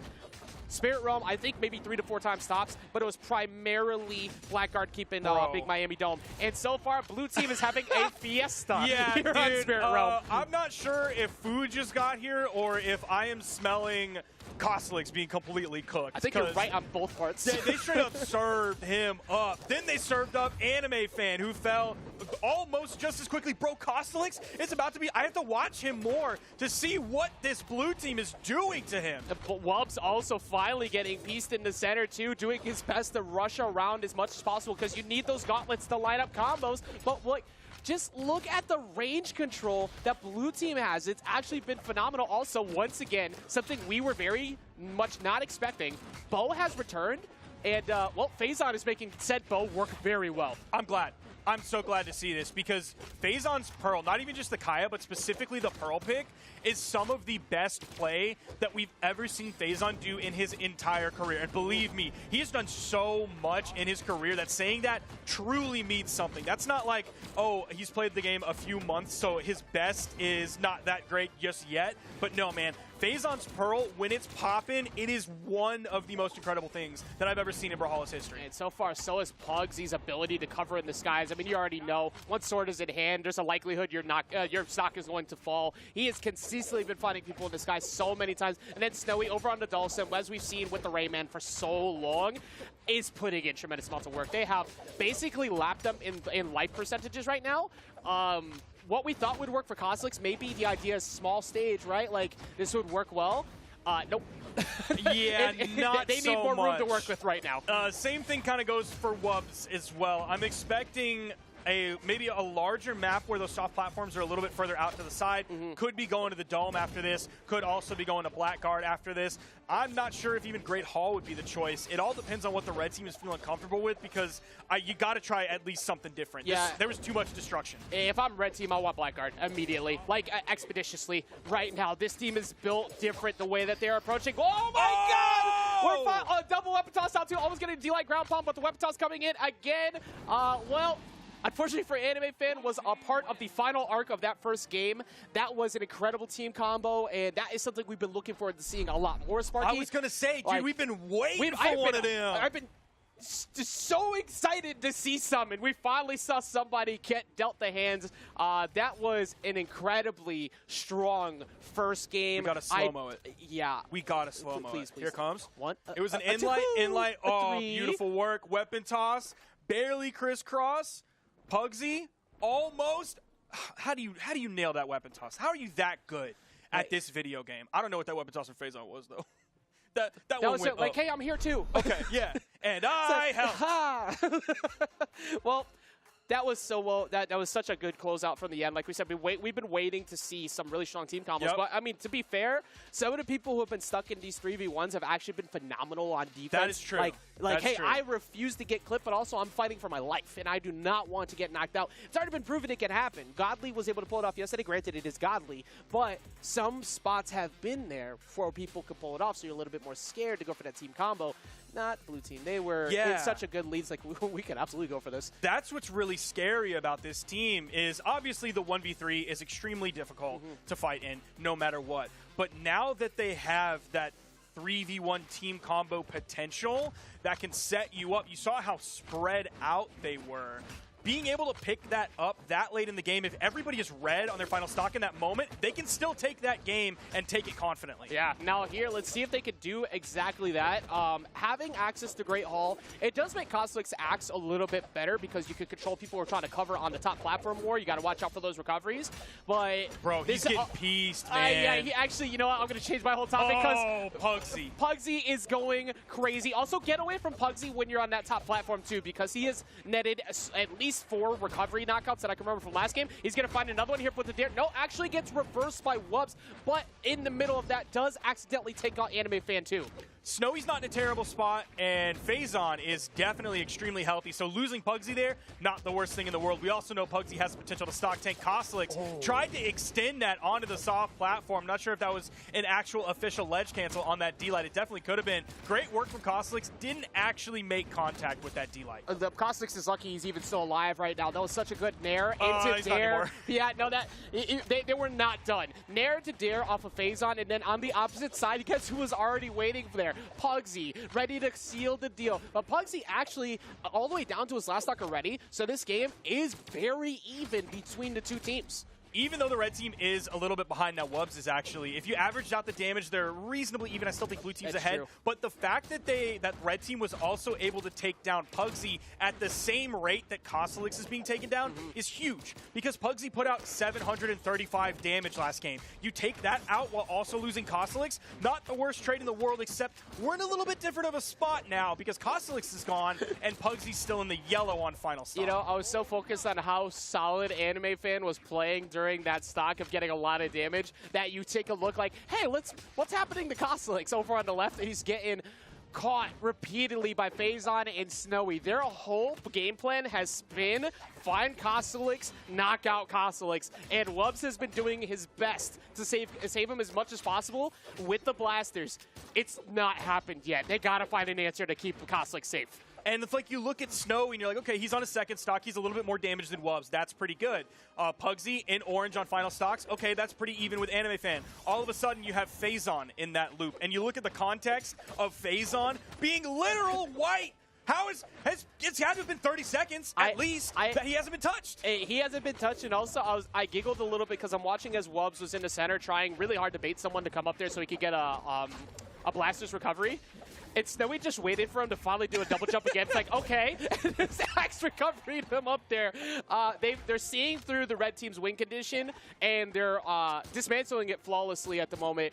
Now Wubs currently hoping to do exactly the same thing again. It's going to actually not work. That was close to almost working. I was like 50-50 on whether or not that was going to work because, dude, getting a KO in white is like unheard of. It's virtually unheard of. He's hunting at this guy's like, look, at least let me just get one. Come on, guys, He's please. trying, man. Please, just give he's me doing one. some good work. His survivability is fantastic this game. We'll see what his actual damage numbers and KO numbers are at the end of the game to see the greater context of Wubbs being the last one surviving. His defense is so good right now. He's like literally impossible to hit in disguise. Pugsy does finally fall. He gets at least one. However, like you said before, Phazon, literally untouchable. Only taking, oh my god, dude, look at 242 damage is all he took, and it's what are those numbers? 651 on Snowy. Those numbers are crazy because they're like high 200s, mid 300s, and then Snowy's like, you know, I'll just do a quick 600. Yeah, and also Phazon did, I think, a collective of like 350 and had 4 knockouts. That was from all of those edge guards, and What also a wild spread. he just always there was the lineup, the team KOs, Yep. like every time. Also, something else that I noticed too that I wasn't thinking about with Great Hall before with Bo. Every time Phazon was disengaged from people, he would stay on the side platforms and throw dares over and over. Like, oh, if you want to jump around, bang, and just line you up for Snowy. Like, that happened at least 5 times. And I think that's part of why Koslic's got a little bit messed up, because he tried to find his way in with Axe Nair. Like, okay, I see someone jumping. He's like, nope. Like, there's nothing you could do because stage control was completely dominated instead by a ranged weapon from the left. And now we finally see Blackguard keep. This is going to spread things out, but I don't know if that's necessarily like what the red team wants, because then like you're possibly fighting 3 1v1s. Like, okay, pick anybody from the red team. Are they going to be able to out 1v1 Pugsy? Are they going to be able to out 1v1 Snowy? Are they going to be able to out 1v1 possibly Phazon? It depends. Possibly even Pugsy. If you're looking at specifically Koslic's, there's a possibility there. But aside from that, splitting things up, spreading things out, I think only favors the blue team here, but also condensing things also only really favors the blue team. They're too good. Well, finally, they were able to get a solid W on the books as Wubbsy was able to get the knockout onto Phazon, but we're going to see Pugsy answer back immediately already on the Koslic's. They have to find a way to have someone always with Koslic's that's going to be good enough to separate them, and then maybe Wubbs as like the third piece who has really good defense so far to avoid getting 2v1 when they decide to back off. Dude, Pugsy is already going absolutely bonkers here. I think, okay, who does that actually count for? That counts for Koslic's, but I'm going to give that one to Pugsy. Yeah, he because essentially he's been doing has so 3 much with work. an asterisk next yeah, to it so straight far. up. Oh, dude, he's chasing Koslic's under the stage. He is straight up saying, no, sir, I am the king of the north. And Koslic's fell super low damage too already. And then after that weapon toss, like, you see how quick Snowy was over there? It's like, oh, wait, you think you're gonna get this weapon? Like, just caught him in the back of the head as he tried to walk over. Unfamiliar territory is Phazon currently on last stock, but Pugsy has been doing so strong, finally getting shut down. That it kind of hasn't mattered so much here in this third game, Sarky. I'm going to have to look at Phazon a little bit more this game because he did take so much damage so quickly. I was focused on Pugsy and Snowy doing work on that right soft platform that I kind of forgot what's been happening to Phazon, and it was a lot of destruction, and partially because of that, we're in an essentially even game except for continuing that outlier is Koslic's, man. They have just been dismantling him. Majority of what's happened to Phazon actually was Wubbs. Wubbs found his target and completed the mission. Was consistently pressuring. None of those spears ever got to work because it was constantly getting outspaced by blasters. So at least he's kept it close. But like you said, look at Koslic's health as he falls right there. They have 2 stocks apiece on this on the red team. They have to make it work. They have to take advantage of this and hopefully get at least one of those 2 at 1 gone now. D-Light recovery coming up from Pugsy. That's going to take off the top. It is 3 stocks to 4 now, 2 stocks to 4. The 4, of course, belonging to the blue team. Pugsy is pretty damaged, but, of course, it is Pugsy, even though he's playing a lower defense legend. I swear Pugsy just, like, has main character passive buff where he gets plus 15 defense. Okay, protagonist armor right now. Straight up. Pugsy is going crazy right now. I think at least a 5 that I can think of if we're, like... Oh yeah, I forgot that Koslic's one didn't count. But both members of the red team while Phazon and Snowy are chilling. Yeah, just like go ahead. Like it's like no, I want them both. Like okay, all right, you got it. Now everybody on last stock here though, your hands forced a little bit. You have to try and make this work. I like the way Wubbs is kind of like last game, trying to hover on that center soft platform to bait people to go up towards him. But Snowy, okay. ooh, that could have been bad if he got caught by that Sair. He was trying so hard to avoid additional damage from Wubs that he kind of put himself in a little bit of a dangerous territory. You're clapping for that Phazon KO on the left side. That was so good because he was so focused on Phazon's positioning that was not ready for that team combo lineup, and then instantly following up with that side air off the spear. But this is a little bit more doable for Wubs. Yeah, he can make this happen. Oh, that's what you needed. Okay, Wubs! Wubs is literally the hero of the story right now for the red team, trying to hold on to their winner's side bracket life. As he gets him, sends him off stage, needs a weapon spawn ASAP. Oh, the spawn's to the right side. It's going to go straight to Snowy. I'm not sure. It seemed like he wanted to go back and pick up. Okay, he's going to spot dodge through that one. Where's the next spawn coming in? Oh, he goes to Snowy. Delay recovery. He's done. Snowy going to clean that one up. The attempt was there. Wubs tried his darndest to get that at least pushing it to a game 4. Where's Tell me. Wubs? Here we go. Tell me. Wubs at 571 damage. Also took 500 in exchange as well, but that was primarily Wubs the reason why the red team was in there. He was able to shut down Phazon, who was a massive problem for them the first 2 games, and then Pugsy decided, hey, it's my turn to shine, and Pugsy went off. I didn't catch the KO count at the end there, but spiritually, it was basically all 6. Like, I think it was 5 because of that team combo that happened, but that team combo happened because Pugsy lined it up for Phazon. They just straight up did not let Costlix play the video game. At all. Like, he wasn't allowed to play. The red team, I think, were they red? I already forgot their color. No, they're blue. They were blue, yes. The blue team said, Mom said it's my turn on the Xbox, and they took the controller, and Costlix did like 231 damage, I think it was, by the time that game was over, because he was just bullied out of it. He didn't get a chance to take part in that. He was watching a cutscene while his character gets beat up by the villain. That was what we were like leaning in towards too before it began. Said if I am the blue team, I am heavily focused on Costlix because I don't want Lance going crazy. Well, it didn't. There was actually none to be found because every time Costlix existed on screen, he was being comboed, and Wubs was able to try and help with that after a while, but no matter which way you put it, they just could not keep him alive, and that was a big part of why that went so south so fast. We saw that knockout that happened, I think, at like barely yellow on the bottom of the stage when Pugsy was chasing all the way under. Like you said, it's like, where do you think you're going? Why are you running? It was nowhere to go. And even if you got away, Snowy was on the other side saying, hi, how you doing? Get down there. Like, there was no correct choices that could happen throughout that match. That is a very scary team to deal with. And, I mean, it seems like you already have your win condition. If you were another team going up against Costlix's team, you have your win condition. You've already seen it proven. So far, left side is all wins. Everybody, if you're on the left side of the graphic today, you are doing just fine. Pray you're over Pray here. you're over there today. Man. Now, it's going to be reset momentarily for a couple more matches, so maybe it shifts to the right. But I think, actually, has everybody been blue team so far? I think at least 2 that I could think of where blue team wins. But the next one, though, I don't think is going to be a 3-0 because this next one, actually, those, yeah. Uh-oh for experienced Stingray and Maid. Uh-oh for Guichabu Prez and I'm Llama. They're on the right side. It's over.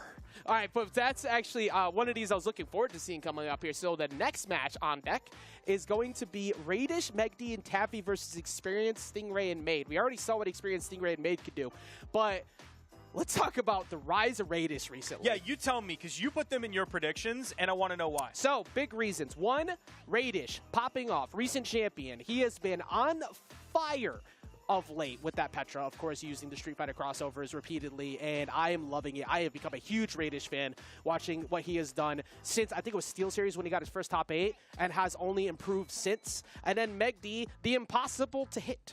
Literally can't hit. It is not an achievable goal for anyone to get. So you couple that up with the fact that Taffy's going to be running in with that Brynn, that you have a very good all-around core between combo potential with the Petra, incredible range coverage with the signatures, especially off stage. Good luck trying to dodge those. And then Megdi's inability to be knocked out sometimes. It doesn't happen in 3, who knows? But I think that could be a big problem leading into this set for Experienced Stingray and Maid. So eyes are also going to be on Taffy for this one because he's quote-unquote the third wheel, if you will. And we've seen third wheels pop up. Yep, every time. Somehow, I don't know why you would ever buy this car, but the third wheel is actually the biggest wheel on it. I don't think that would run very well, but Lord, I'd love to watch it. Hey, these tricycles have been working very well, I guess. But hey, you know, you got the two at the back, and you got the one who's steering them to victory up at the front. And of course, like you're saying, with Brynn, an incredibly common pick we've been seeing so far from everybody. We are in fact not going to, we're not going to see the Val come out though from Megd. Still a really smart pick though with the Chun-Li. Now we are seeing Stingray completely abandon the Koji and now move over to the Orion. This is what we expected from the get-go. A lot of spear in this game, though. You're looking at Megd has one in his hands. Taffy also has a spear in his hands. Also, uncommon pick from Radish. We're seeing the Akuma come in. So a little bit of a shift for everyone. It is 3, so you want more combo lineup. And also, I think that their team is kind of like, if you were to look at an early, like, hey, what would be like a really solid 3's meta pick team lineup, right? You got Val, you got Wushang, and you got Brynn. That's pretty smart good. decisions right there. That's definitely good. Seeing that we haven't seen too much Lance in North America, maybe that just doesn't make its way into the 3v3 meta, so we are seeing, like, yeah, this is Radish, Megd, and Taffy kind of have the kind of workhorse, your daily driver 3v3 meta characters in there. But I think that switch back over to, of course, the Orion, like you were saying before, very smart, however, very unhealthy is Stingray. Very solidly close game right now, but I'm looking over at Taffy and Stingray both being so damaged. You have to be careful of Megd getting set flying too, but remember we were saying before, Megd, the impossible to knockout factor, still holding on to that third.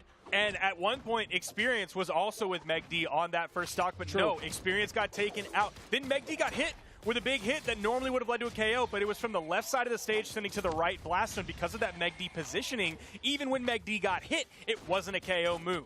My goodness, Experience is such a nightmare in center. What, like that, Megd fell off a team combo and their instant focus shifted over to Taffy and then instantly shifted to Radish. That was such a quick change of fortune for the blue team because Experience got one team combo, and also that offstage gameplay we talked about before from Experience with those edge guards.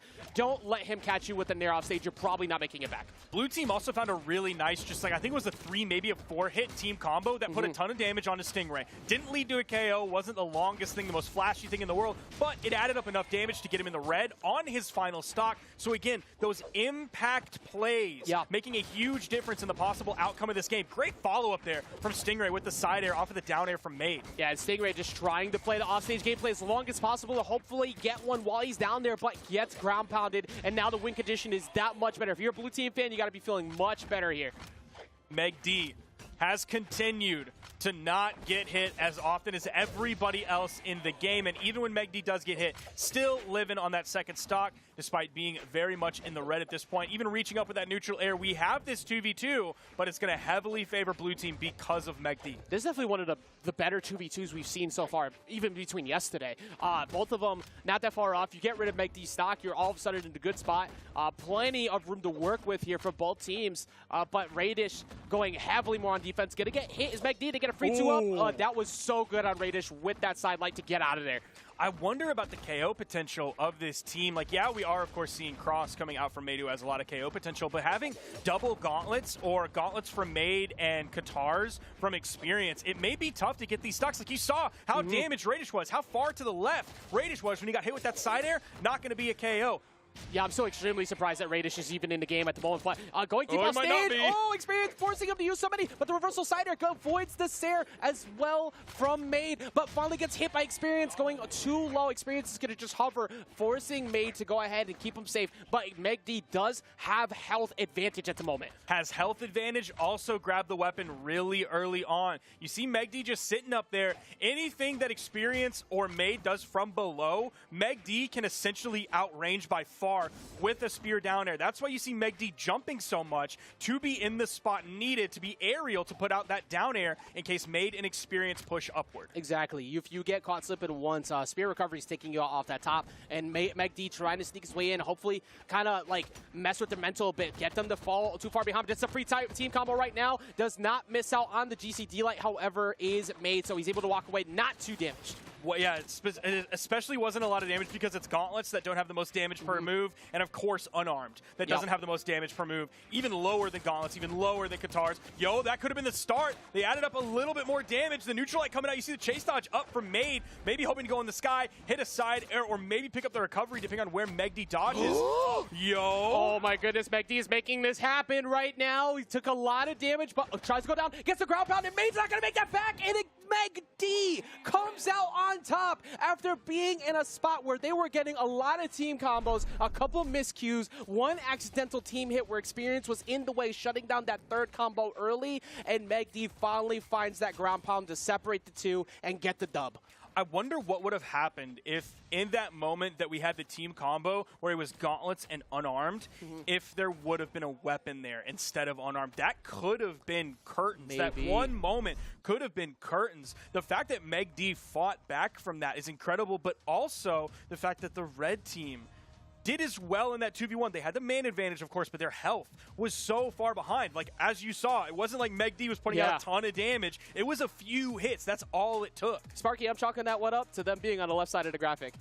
Okay. I'm chalking that one up to over there. I agree with you. This is what we were afraid of when we were looking at, well, not actually afraid of. This is what that other team should be afraid of going into this. This is why when I saw that team, they jumped into my predictions because of the potential of Meg D's defense in this format. He's already hard enough to hit in every other format. Why should that change here? And that proved just to be that in that first game. I think if I'm red team, my primary focus is get Meg D, keep Stingray alive, because Stingray got jumped very quickly, smartly too, because of the range that, like we said before, you want Lance gone out of the picture as quick as possible.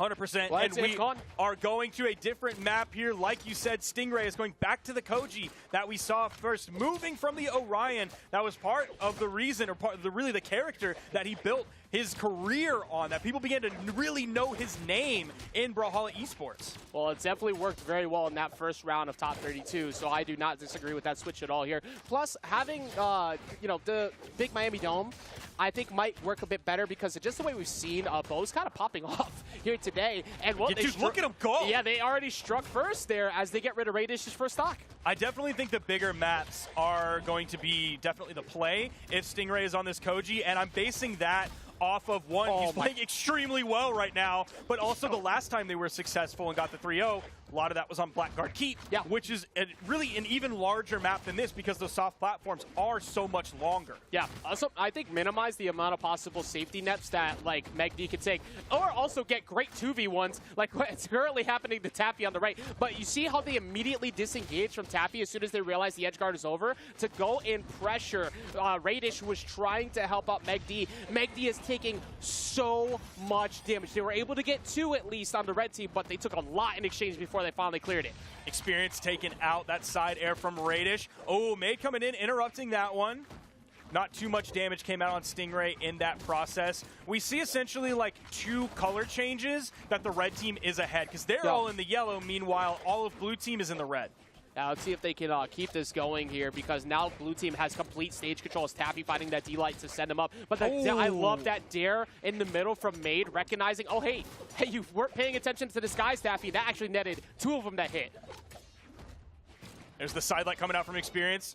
Pushing into the edge guard. The weapon toss goes a little bit wide. Radish threw his weapon to keep himself safe, was also able to pick that one back up. So he's not at the weapon disadvantage. That toss down does leave him disarmed. Spawn comes in, he grabs it from the main soft platform. Meg D! Amazing. I thought that weapon toss was 100% going to hit. Still confirms the KO on Made. That was huge. That was so good from Meg D, recognizing, oh, you want to use that dodge early? Congratulations, I read that. I'm going to go to the right, get another nair, find that cider, send you packing. That was such a crucial stock for Meg D because Sparky, look how much closer this game has now become. Absolutely. Other than Taffy being in the yellow, which isn't a terrible spot to be in, he is getting pinballed a little bit, but man, Experience starting to take some serious damage, but that recovery didn't actually end up sending him off screen yet. So he still has a little bit of ways to go before it is knockout time for Experience, depending on where he actually gets hit. That neutral light from the center of the stage, not going to be the KO move just yet, unless Meg D is able to. The ground pound way too low. Experience was on the soft platform. Experience trying to find his way in, so was Made at that point, but the control from Taffy's axe right now has completely shifted the game.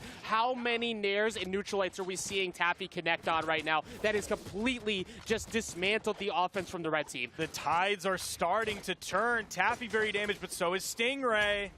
The Stingray needs to find his way back to center comfortably and safe, but Taffy going to go ahead and avoid that edge guard attempt from Experience. Meg D hoping to hold go help out Radish. He finds the gap and actually finds a knockout in the midst of that gap with the recovery. I can't believe that actually had enough force on it to KO, because it wasn't like super high in the air when he picked that one up. Neutralite from experience, not going to do it just yet. Taffy, of course, has that recovery still. He even had the dodge in case there was any actual move or weapon toss that came out. Still able to get back from that one. Taffy somehow still in this, but Meg D is really damaged. Meg D is out of the game. Taffy is out of the game, and it was looking like it was starting to slip from the red team. They were able to grab it back at the end. For a second there, after watching Taffy actually find that wall touch at the bottom and hopefully get up there quick enough to help Meg D, I thought they might actually be able to make that comeback. But smart on the red team. Like, look, you have a long time before you have to get back. Let's get Meg D, and it worked. And Meg D took so much damage to start.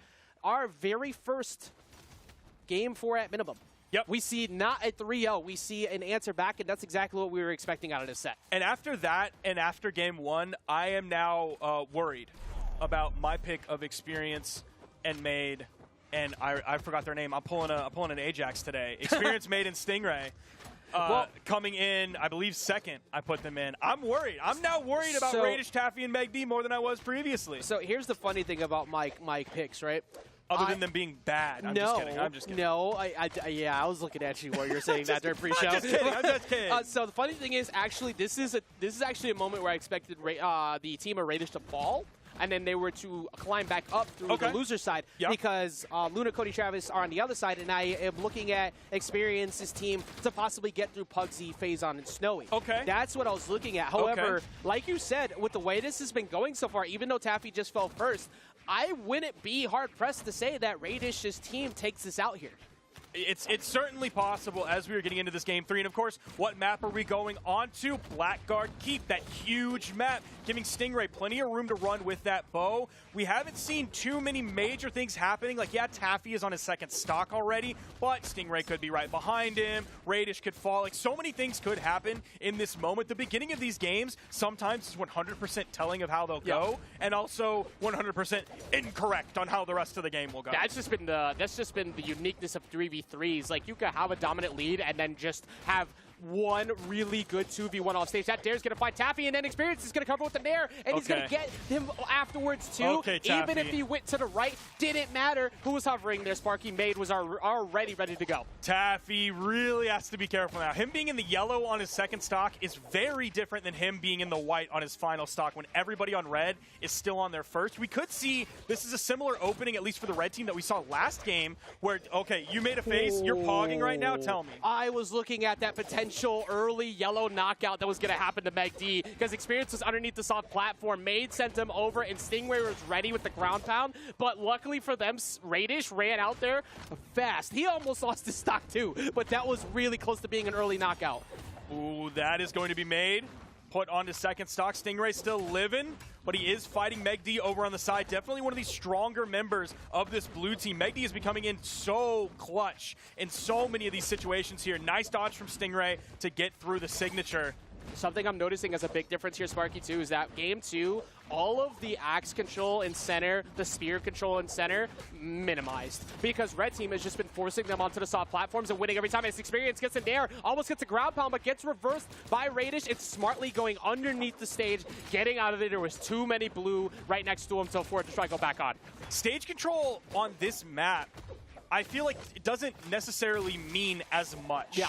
It's still obviously important. If you're on the soft platform on the edge and you're in orange, you get KO, that's an early KO, of course. Having stage control there would have been better. But still, for the most part, I feel like stage control isn't the focus on this map like you do on other maps, and definitely like you do in other game modes compared to 3v3. I think that's the biggest win condition that the blue team had going for him, that the red team has taken away in spades as Radish has already fallen. I see a character switch coming in from Radish next game, and I see Taffy flying away. This is a 5-stock lead to Meg D. Meg D is surprisingly still fighting this out, and a double weapon toss just to send a message down there at the bottom. Oh, it's Experience. He stole that one, and then he stole the possible D-Light recovery that was coming out from Made right before that. The D-Light hit, Made was moving into that with the dash jump into the recovery, and Experience was like, nope. Recovery, yoinking that KO right up the top. I mean, I won't even lie. It's kind of the Experience show for quite a few of these times. Most of the time, there was right there. Yeah, like Experience is always there to, one, take a KO away. 2, line up the knockouts when other people set it up. But perfectly timed. That was like frames off, literally frames off from not being Experience's knockout too. That was like so close. But this is why when I was looking at this in the predictions all potential, that I was kind of thinking that Experience's team might take this out here and force their way closer to second, because they have so much synergy between Experience and Made already. They really do. They are always there. They really do. And the fact that Stingray is there with them, where I expect the Stingray to be the one to be able to win out the 1v1s or the strength of what Orion could do, it's actually not even been Orion, it's been Koji. And they've all been working as a full unit to get success. So one thing that I looked at with Delta and TM and Coco as a team was, of course, Delta and TM playing together in the past, and then, of course, their camaraderie as a French unit. But Experience and Made and Stingray, dude, That's twice now. You gave it to me today, bro. And it's Stingray. Like, that's a name we all know. That team is also a part of a content, I guess they call it a content collective of people who come together and make content. Of course, Sandwick is in that as well. Shouts out Sandwick. I see you back there. I'm pointing at you, Sandwick. It's in the back room. So they all Putting play mayo on his together pancakes. and make content together, which means they have that synergy, even though it's not on the 2v2 ladder. So that, in a similar way to previous. You come out here to go look at me. Okay, was it? Okay.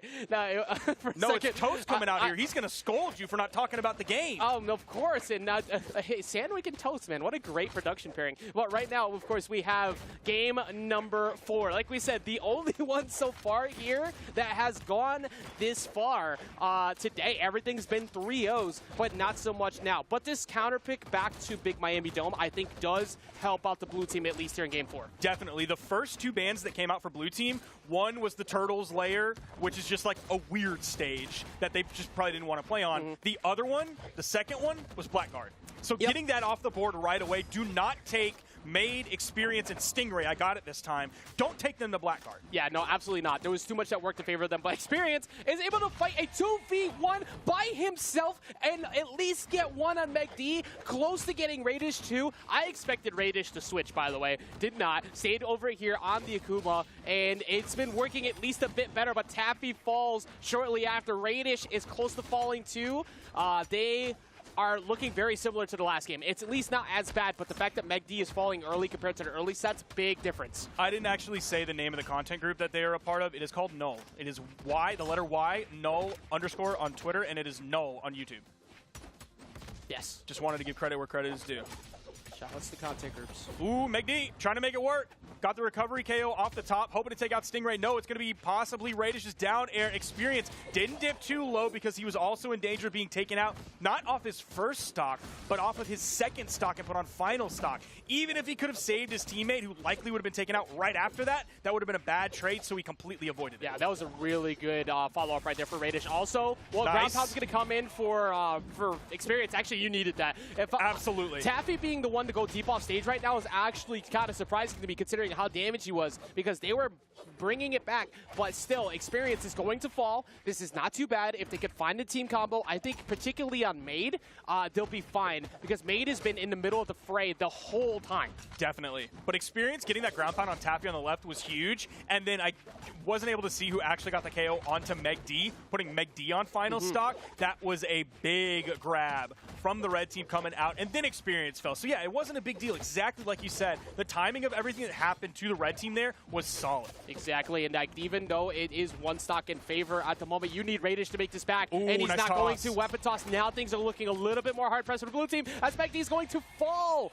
That was one of the worst times you could have had McD fall. He was not even in the deep red yet, and now Taffy is going to potentially get knocked out here. Good save from Radish, but I'm surprised he even made that back.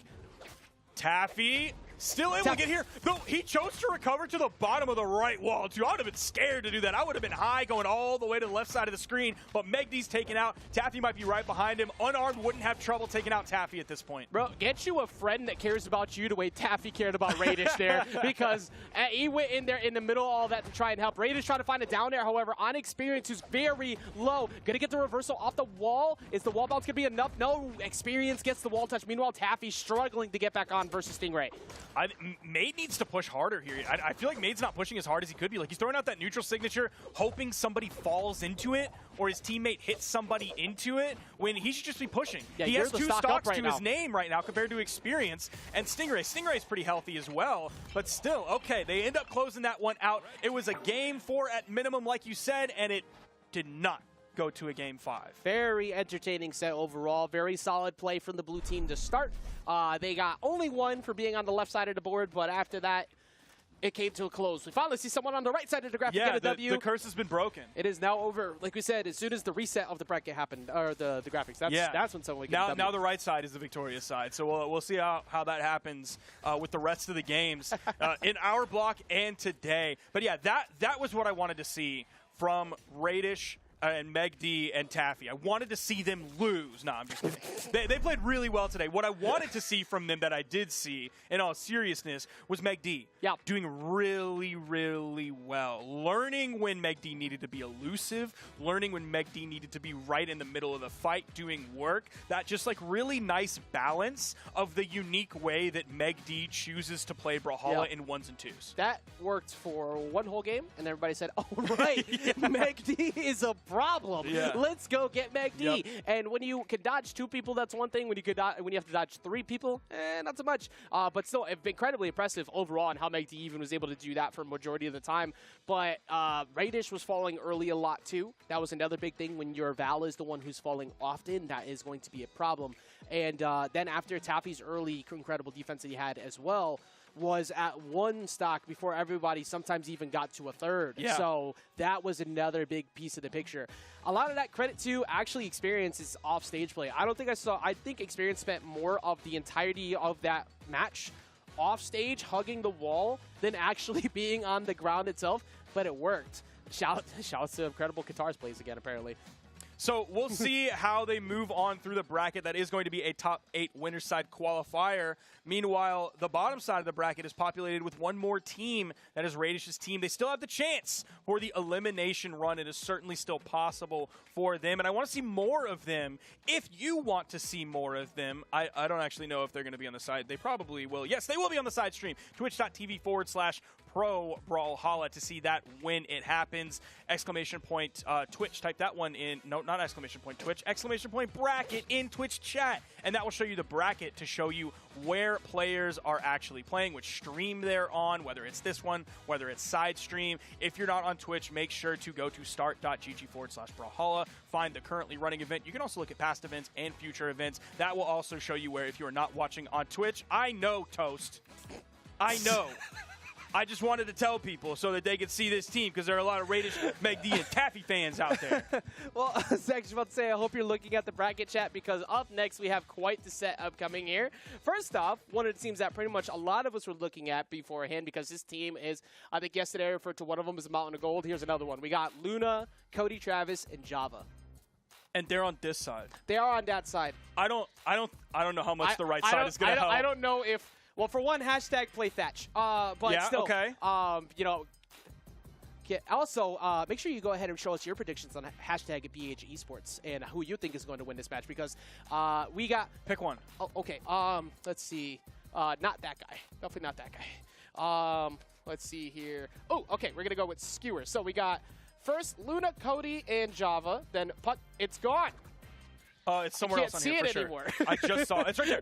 Oh, no, never mind. That's not a prediction. Triple They're going to force you to look at mine. Oh, it's right there. It's there. Hey, it's okay. Pugsy, Phazon, Snowy, Experience, Stingray, and Made. That one's very close to what a lot of us have picked as well. But it is definitely a good pick going on here. This is... I can't read that. Hey, look at this guy's right here. This one looks amazing. Who's the Ajax guy? This looks great. Boo, I like that him. idea. Boo. I like what's going on there. Boo. But yeah, make sure you use hashtag BH Esports to let us know who you have for your predictions for these upcoming sets. And I think, like you were saying, a lot of people would be pretty safe picking this upcoming team.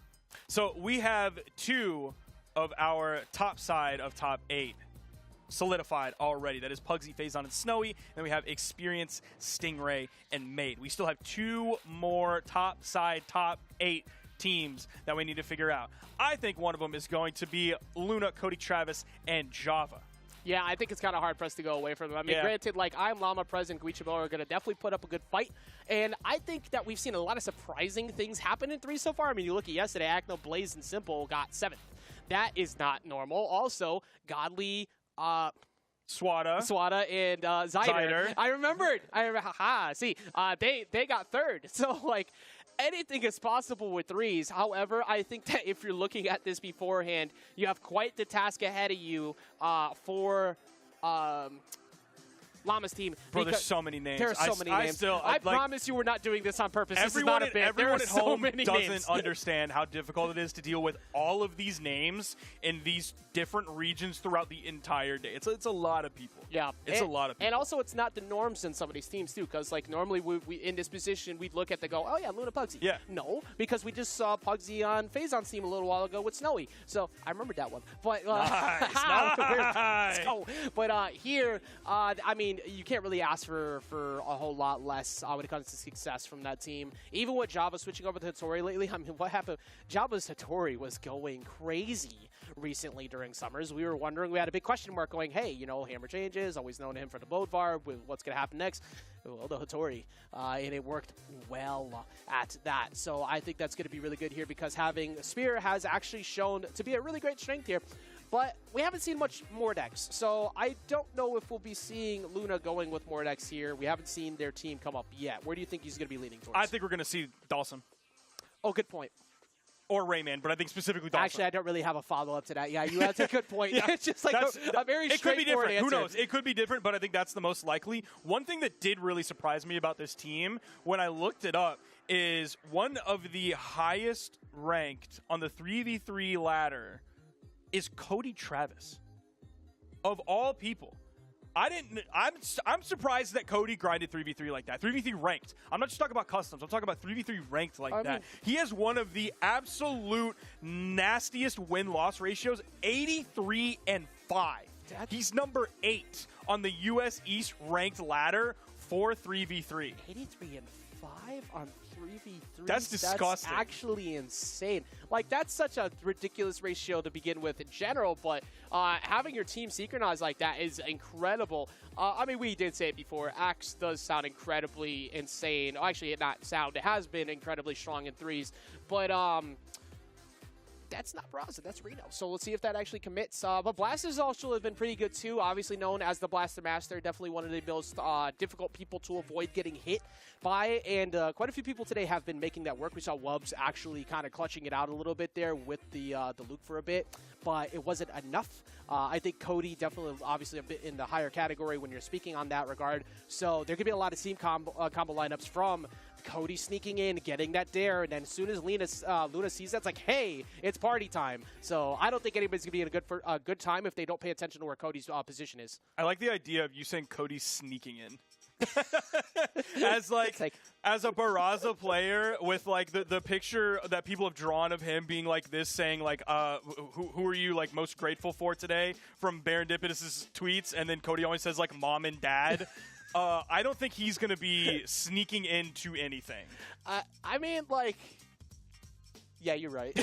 Like, it's just Mad Max running around all over the place right there. But I'm loving the way that this team lineup looks so far because we're actually going to see Onyx coming in. Okay, so this has actually been consistent. A lot of people who have been using Scythe on a regular in 3s have been picking Cannon Legends. Okay. That's something that we were looking at early at the beginning of yesterday going, Cannon might have some really good puffball potential here because of combos. Well, almost everybody who's been playing Scythe has been finding their way over to a Cannon Legend of some kind.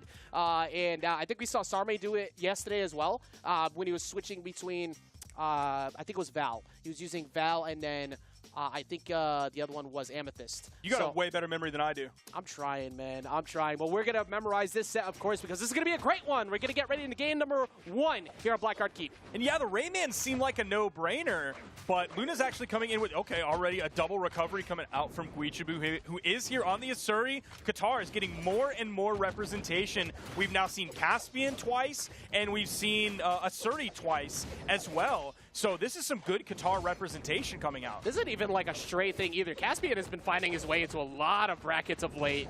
So this has definitely been working very strong. But like, excuse me, like we were saying before, Qatar seem to be that really good reactable option. But hashtag play Thatch. Already Llama striking first and taking out Java's first stock. Now Java coming in on this Hattori. Again, one of the players that seems to be abandoning Hammer. Not sure if that'll happen throughout the rest of the season in 2s and 1s, but at least in 3v3 so far in game 1, it has happened. Gonna get punished there. Prez tried to get the read the opposite direction with a down air, hoping the dodge through would come out from Java. It seems blue team has a first stock buff. Like, I don't think I've seen a single game yet where game 1, the first lead, strong lead, didn't go to blue team. Speaking of very strong leads still, Cody just falls again. Like, they're getting a lot of damage on, but they got rid of 2, and in the midst of them trying to come back, they saw Guichibo over there and said, hey, how you doing? So that was a really good answer back from the red team. It's at least a decent trade, but everyone on blue coming in with 2 stocks to their name. Meanwhile, Cody does have to worry, and we're on Blackguard. This is a big stage. He has high defense, and his survivability is an issue, at least so far in game 1. Java hoping to come back that soft platform. Guichibo actually disengaging from it, even though a simple D-Light side air would have been the KO option. I don't think a recovery would have, just because you're close to the left blast zone, and the platform is actually down, so you're further away from the top blast zone than you'd normally be if you were on main stage. Bro, ImLlama is literally going crazy right now. And I love the switches. So they've had Guichibo and ImLlama control center, and then Prez will go up and top, and then once they've separated, Prez goes back in with the Lance, like we've seen from Lance all weekend, and control center. That actually was something we weren't expecting too much here on Blackguard because that kind of became invalidated. However, that is a very huge fall for the blue team after they had a 2-stock lead. Yeah, Red team has minimized the damage they've taken since, as they almost get rid of Thatch already at the top. ImLlama struggling to touch the ground. Bro, what's Cody been doing? Because it hasn't been getting hit. I know that. And I doubt he's just not doing anything, because it's Cody Travis, ladies and gentlemen. But he is now, like, the least damaged in this game somehow, despite being put on his final stock way before anyone else. He lost his first 2 within, like, 1 minute. Yeah, and like, now he has been minimally hit for the past 2. Like, that is... I think Cody just woke up, and now they have they had an opportunity to try and go double up a Guichibo, but he dipped out here immediately. Java, of course, like we were talking about before quite a few times when Hattori showed up, low defense ledge, you got to be careful about when you are in the midst of 3. That might take him out, not yet though. Lead definitely favoring the blue team until things just kind of change now that ImLlama is taken out, but Java's also taken out, now Luna's taken out, and now Guichibo's taken out. We have Cody Travis in the 1v1 against Prez. There's no way at the end of all this, it was Cody Travis. What's going on? You have got to be kidding me. Cody Travis lost his first 2 stocks within like 1 minute of the game and then decided, wait a minute, I'm Cody Travis. He took 503 damage and 430 done in that. He ended up being the one to finish it all. That, oh my God, I wish people could see that graph. Hold on, I gotta, how do you do it on Mac? It's Shift Command 4. Can we zoom in and then have the camera come over here and look at that extremely quick? Yeah, because I need you to zoom in on... Toast, I'm gonna take my headset off real quick. I'm gonna bring my computer to the camera. I'm putting Sparky on the spot. I need people to see how long this lasted. This is actually absurd from Cody Travis's survivability. Look at that blue center graph. That's not okay. Like, all right, was it like?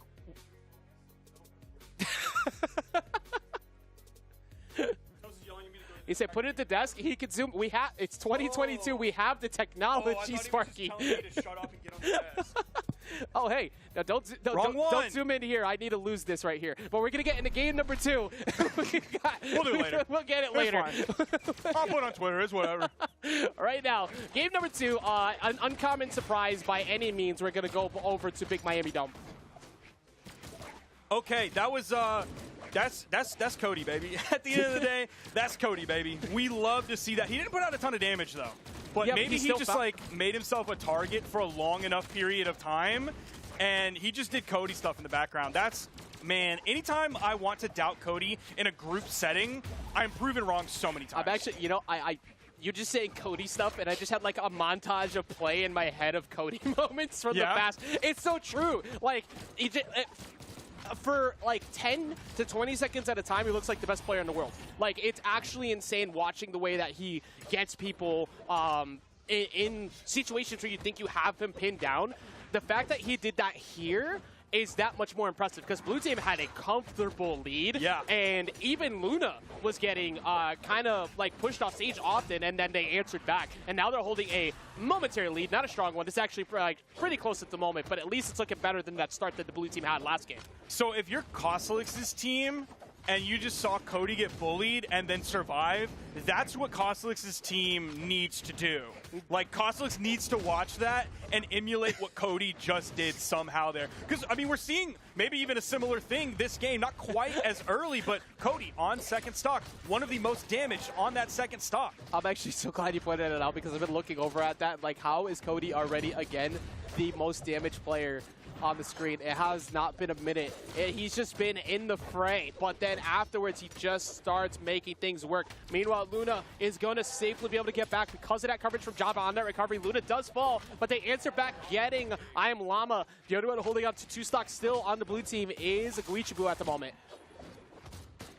We're seeing Java in danger of losing his second What is stock. happening on that platform? Oh, the my neutral line God. coming over from I'm Llama. He's still living despite playing Thatch in a 3v3 game with 5 other members constantly throwing out hitboxes and moving and going all over the place. But this low defense that I'm Llama has mastered in 1s, has mastered in 2s, seems to also have all but mastered that in 3v3. I mean, we've talked about it before, the 2 defense Thatch, the way he just avoids getting hit most of the time. However, he's going to get hit there, going to get volleyed again, and he's not going to be able to make that back. Guichibu doing everything that he possibly could to help I'm Llama make it back. Instead, it leads to a double KO for Java and a much more dominant game so far here for the red team, which I think we're going to chalk this one up to being a 2-0.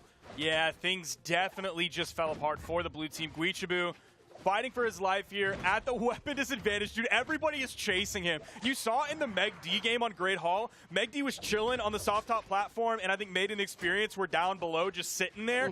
That's not the red team move here from Cody, Java, and Luna. They're going to go after Guichibu, making some things happen. I mean, Guichibu kind of taking advantage of the fact that everybody wanted to have that final knockout, and all of a sudden we have a 2v1 instead of a 3v1. But they are both very healthy. The only thing that you have available to you is somebody making a mistake, catching them with the Katars there, hopefully to snag something out, get a 2v1. But that's not going to happen as Java seals the deal and gets them that 2-0 they were looking for. And looking at these damage numbers, Java coming out, picking up a mighty 6 KOs and also doing 600 plus damage. That was literally Java's whole game. Yep. Cody did 262 damage that game. I don't know what happened, but at least Java was going crazy. That was such a good game from Java to make them succeed the way they did. And that was also a couple times Java's perfect execution to save people, because there was an edge guard that was happening for I'm Llama, and Guichibu went out there to try and go help out and get the hit onto Luna. He said no. He got the side air, and he got the recovery to take them both out at the same time.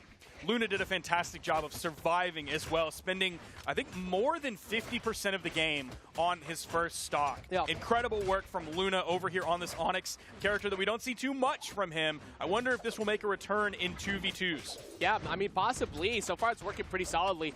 Cody started off this game, by the way, with 7 straight hits, and has proceeded to since then take 8 straight hits. So I don't know what happened, but they figured it out pretty quickly, as Cody had a solid lead. He did at least get a lot of damage on the Prez and then missed it at, though. Luna is going to fall here. Java now gets the dodge through to keep himself safe from that recovery from Guichibu that likely would have led to the KO. I'm Llama damaged, Prez damaged, and Guichibu also damaged. Guichibu's going to fall, I'm Llama's going to fall. It's just Prez as 2 members of the red team clean him up there. Nice side air from Java to get that Nice one. cleanup. Also, I finally figured it out. I've been paying close attention to I'm Llama for a little bit after he got that string on the Cody and realized from the last game, too, it's actually been I'm Llama who's been beating Cody a lot in not only the Blaster matchup, but when the axe is out, too. So that is, they need a target shift. They need to get somebody else to go handle I'm Llama ASAP, which actually I'm Llama sees that target shift, but Java was already deep in the red, so he's able to get rid of him, too. Oh, we got it. Clip that, please. Please. We need to see that one slowed down because that was like a cross-team combo, which had incredible reactions from Luna, who ended up finishing that one off. Nice neutral sig from Guichibu, though. Cody coming down in, didn't quite place the recovery at the right spot. But, oh, things might be going badly for the red team here, who is now definitely behind. How do you even get by that? That team combo from I'm Llama to line up into that neutral sig, like you were saying, from Guichibu. And then after that, I'm Llama and Prez putting out endless amounts of signature range where everything is going to knock you out. They take out not one, but two, and they have taken the lead now since. That Sider is going to take out I'm Llama, though. Everyone at one stock apiece. We're seeing things maybe come to a head here as everybody on final stocks. Just a little bit over 2 minutes into the game. Sidelight Nair. That's going to pick up 2 people from Prez. That's good damage. Oh, they're building up damage so quickly. That was such a good combo. In danger of being taken out of the game. Same thing goes for everybody else on the red team. Look at the reactions and punishing Java for going for the D-Light as well. I'm Llama going to get the recovery. That's going to be D-Light recovery on Cody already. Instant punish with the recovery coming in for Guichibu to stop them from getting anything else. Double up neutral lights. They literally can't choose a correct option right now, Sparky. Blue team is likely denying the 3-0 here as they put more and more damage onto Luna and Java. Luna sent to the left, Java sent to the left. The weapon toss is not quite on the mark just yet. Going to give Java a little bit of time. Luna coming in, signatures coming out, trying to split up the blue team a little bit with those higher force moves. Weapon toss, giving Luna the room to come back in, floating around everyone, not taking too many moves of damage, but he throws out a neutral light onto Prez, immediately gets punished for the sword recovery. Red team had one opportunity, and that was to find that neutral sig over on the right side when they doubled up on the Guichibu. Once he snuck by, the opportunities disappeared. As we see Game 3 disappear when Prez finds that recovery, and they all take a look to the skies to see where Java went to, and they get themselves on the board. Bro, is Cody playing? Because he had 0 KOs that game. 266 damage. Like, Cody's got to step it up. That, I can't express enough how good the gameplay, the counter gameplay has been from I'm Llama versus Cody. And then once that finally stops, Cody is so deep in the red that anytime he tries to find a landing, Prez has been there to cover him. They need an answer for Cody. It's kind of similar to what we were seeing out of the Kosliks factor before, where Kosliks got shut down so quickly. Their main focus of target has been to Cody to make sure that those blasters never interrupt anything. I'm going to watch some Cody gameplay this game so that I can see more of him, because I swear all I've seen from Cody, or all I've been really paying attention to from Cody, is top right of the screen when I see him going yellow, orange, red, done, yellow, orange, red, done, yellow, orange, red, done. I mean, the very beginning of the game, he was put into sweat beads by I'm Llama and Guichibu instantly. Like their primary target has been him, but he's finally separating them now. Good defense from I'm Llama. Java trying to go help him out over on the left. And look at I'm Llama's, like, his evasiveness has actually been a big part of why Blue Team stays in the game each game. And then Prez is always there to finish his food, or Guichibu's there to save them. Like, they have been really good on team synergy. That's just like a transferable skill that I'm Llama has as a Thatch player from 1v1 and 2v2 that is instantly important in this game, is being evasive and living as long as possible while still be able to put out that damage. Does he get the edge guard here against Luna? The down air from Luna comes out, gets the wall touch, jumps, reset. Luna going back in at weapon disadvantage. Java ends up somehow outmaneuvering Prez, who has now swapped over to the Rayman pick. I'm glad you put it that way too, because he actually just missed that side air attempt from Prez to try and get him while he was going out there. But Java does fall by the hands of Llama. Llama putting out, get blasters out of the hand of Llama. That's like literally the one main thing that has been an absolute nightmare for them. The sword has been okay. The blasters have been a monstrosity for the red team to handle. There's the D-Light into the side light from I'm Llama. More blasters play coming out from Llama. The side air almost sends Luna to the blast zone. Is he going to find another one? No, there's actually a little bit of team interruption there. That might have landed right on Luna's center of the stage. Are you kidding Hits me? it, gets the KO, immediately turns to Java. In light comes out. He hit that side air without hitting any of his teammates. That was perfectly spaced from I'm Llama. However, Cody going in there trying to break them up. Look at that instant knockback down right towards Prez, who got hit, but Prez was there instantly ready to line up after that down air. Dude, Llama really is playing so well today. Those blasters, like you said, really a huge difference maker. That's going to be an instinct.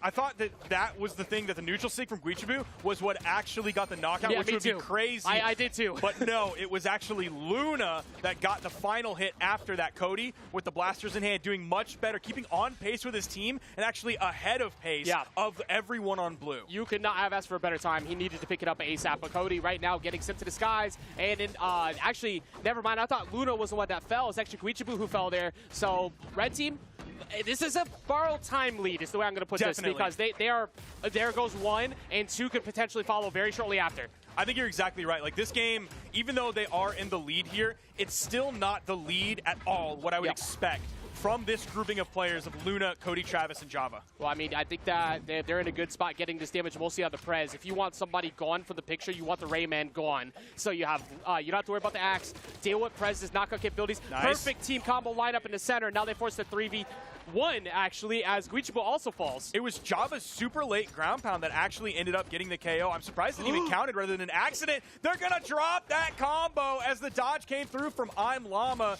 Even though Llama's been playing lights out today, one, he has the sword in hand. That's going to be the D-Light recovery to take off the top. Cody, Java, and Luna are going to take that one 3-1, but not as confidently as I would have expected from that team. Definitely a very strong performance from I'm Llama's core that he had Huge. going on there. Prez was always in center to make sure that he followed up after I'm Llama. Guichibu's speed to cover anytime and line up combos as well with the Katars was phenomenal. Actually so solid. And then at the end there, it just came down to the fact that the red team kind of clutched it up.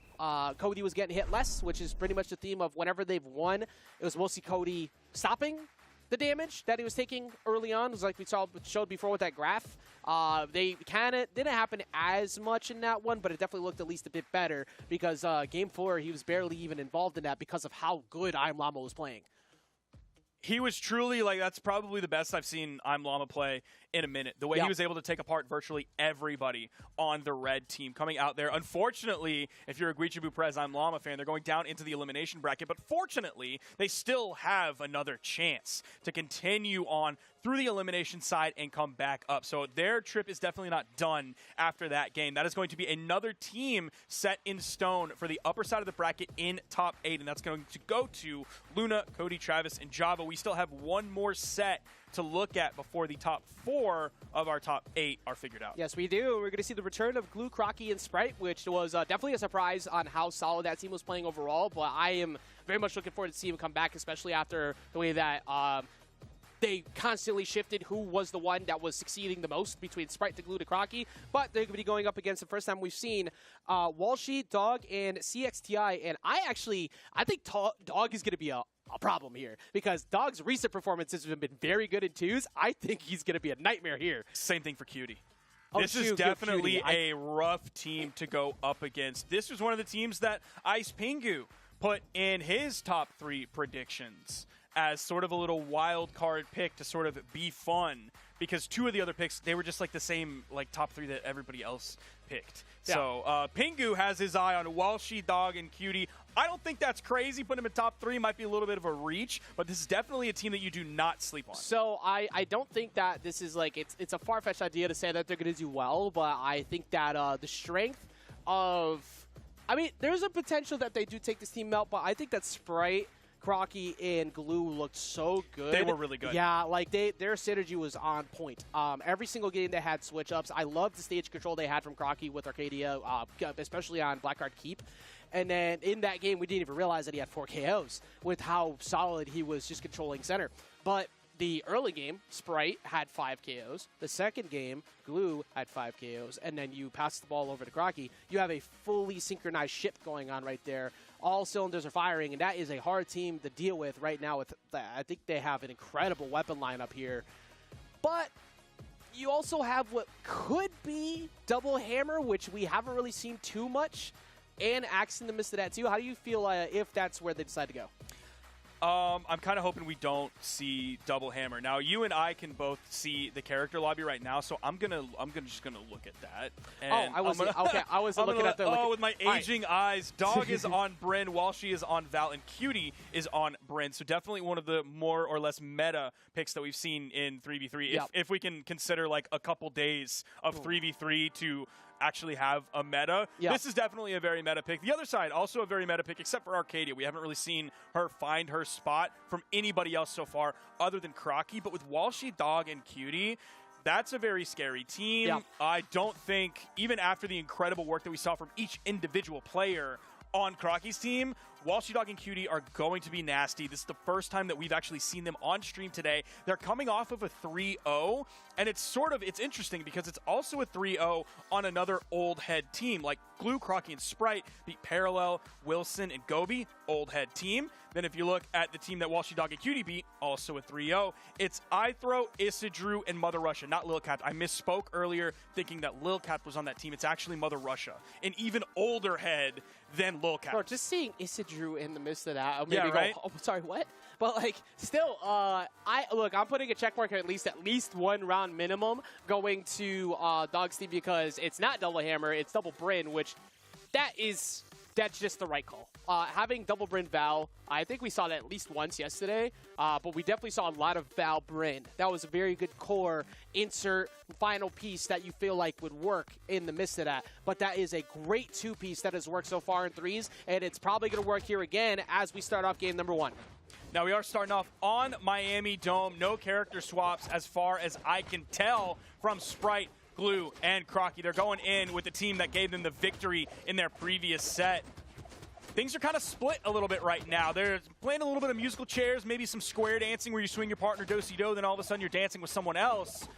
As they're split here on Miami Dome, soft platforms haven't been too much of a respite zone. We now see Dog and Sprite over on the left side. Sprite opening up with a nice down air, grabbing a ground pound, hit straight on the bottom side. Nice work, Dog. Done. Dog's going to fall after, now I won't say an overextension, but an early attempt to try and catch Sprite for being a little bit too low. And after the first attempt at ground pound, gave up a lot of stage, and Sprite took full advantage of that. Now we are seeing Crocky come in at the weapon disadvantage. He hit the D-Light ground pound, which definitely didn't lead to a KO. Added to a little bit more damage. Walshy going to find a KO now. Cutie falls. Crocky falls. Yeah, just stay away from Sprite off stage.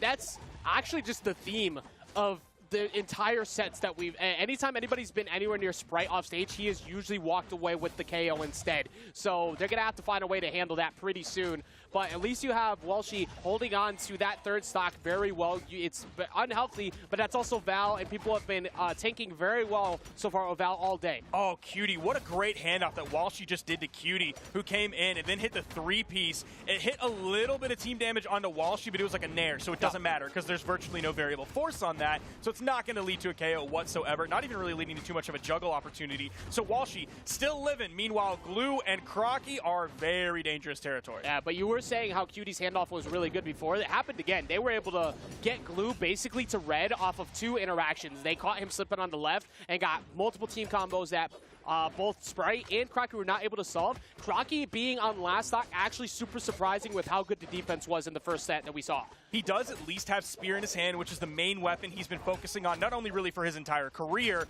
but definitely on Arcadia over the great sword pick. Nice down air from Crocky. He's going to get that stock. That down air actually mattered quite a bit. That was a solid play without too much help from your team to get it. Walshy and Sprite both holding on to that second stock, trying to make sure they're not the first one to give it up. Meanwhile, Sprite in the middle of that, but if it wasn't for Crocky going to interrupt that play, that could have been a recovery heading straight towards to Sprite.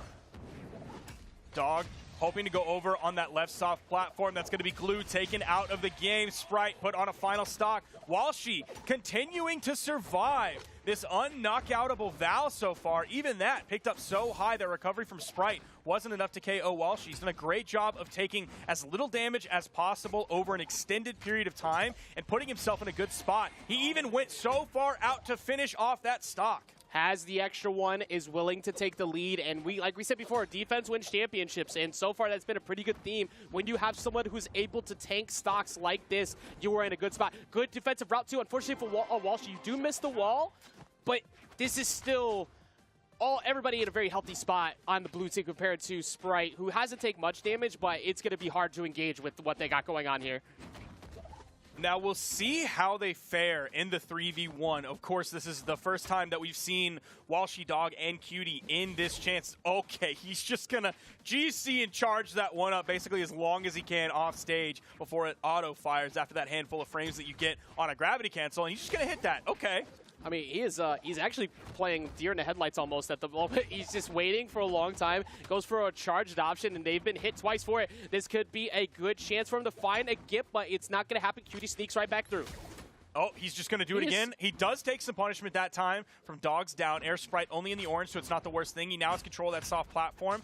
Likely will end up back on the wall here, but he has Walshy to deal with, who's going to disengage. Probably doesn't want to engage with the weapon disadvantage. Goes over, grabs the spawn. Sprite, man, he's doing a good job so far. Sprite has been so impressive. However, you had next to no options. You could choose past that point. Got set too far off.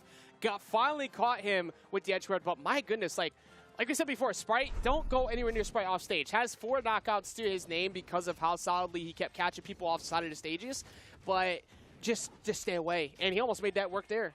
He was 3 for 3 for charge GC neutral sigs as people just kept trying to go and catch him. Excuse me, side sig, not neutral sig, but they kept waiting and waiting. And to be honest, Marky, there's no reason to really go engage with that. It's like, look, eventually you got to touch the ground. You're going to have to reset, and we're going to take advantage of it. 100%, especially if you're in the situation where practicing 3v3, you were more practicing on the actual 3v3 or the 3v2 rather than practicing that 3v1 situation where you already have such an inherent advantage.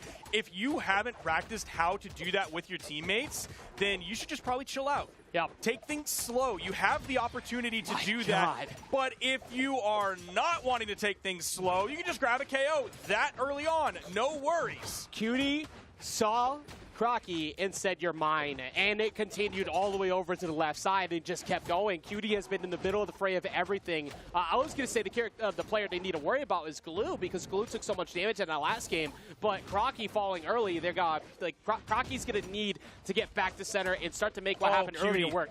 Cutie's taking so much damage, some of it from his own team, eventually leading to a KO. Sprite might be gone, and he is. Blue team all in the orange, looking really healthy right now. Nice D-Light side air. You see Cutie immediately coming in to follow up off of Dog as well. It's been the Bryn show so far. Cutie for one, Dog getting the other one, but Cutie, like you said, has been going crazy to start things off. Meanwhile, Crocky might actually fall here again. That's going to be potentially Crocky already on first stock, and it is from that amazing edge guard from Dog. Actually, excuse me, it was from Walshy, but either way, Crocky Glue already on the one. Glue grabs the edge guard on the right side, sending Walshy down. Let's see if Dog can make it through this one. There were 2 members of the red team, but Cutie was there to hit the side light into the neutral air, giving Cutie the room that he needed to get back on. Side air is going to come through for Glue, so he's going to at least be able to strike back, but Glue is also pushed to his last stock. Sprite has been the main defensive champion for the red team right now, and he's been the only one who's been able to not go to one stock in sub-6. Wow, Crocky falls already. It's not even the 6-minute mark already. Blue team hunted down Crocky and got rid of him so fast. Okay, Glue coming out with some good lance damage. Unfortunately, he's at the man disadvantage, so he's taking some serious damage here as well. Oh, even that, the double in-light, the final frames of that second one making contact. So does that weapon toss. That's going to be the stock. All of a sudden, Sprite finds himself in the 1v3. Nice ground pound, gets 2 there. There's no way, man. Like, the option coverage that happened a little while ago against Glue, where he just had no correct choices, and Sprite is still out here just as a one-man army, just taking everyone out. Look, for the people at this point, just get rid of Cutie stock. I want to see you take 3 with this one left. But right now getting pogoed and getting destroyed by Cutie as Cutie goes all the way down there just to make sure that it has been finished. Dominant again for the blue team. A big part of that, of course, the Crocky falling very early. How much damage did Crocky take? 451.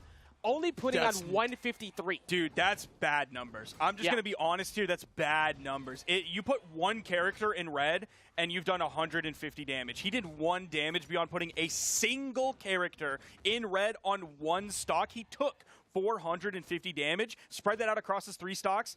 He is being taken out at the absolute beginning of red every single stock. So on both sides, Crocky was getting mixed. The very first stock, Cutie speed ran Crocky's first stock. So I was going to chalk that up at first to just Crocky. Okay, you gave up 1 early. It happens. But that has replicated through each stock after that. And much similar to the beginning of this match, Dog was chasing Sprite all the way off stage. Sprite has been the defensive mayhem they needed. And Sprite also, by the way, has switched off away from that Dhalsim. Gonna see what he can do with this Val pick. Of course, one of the classic setups for Val.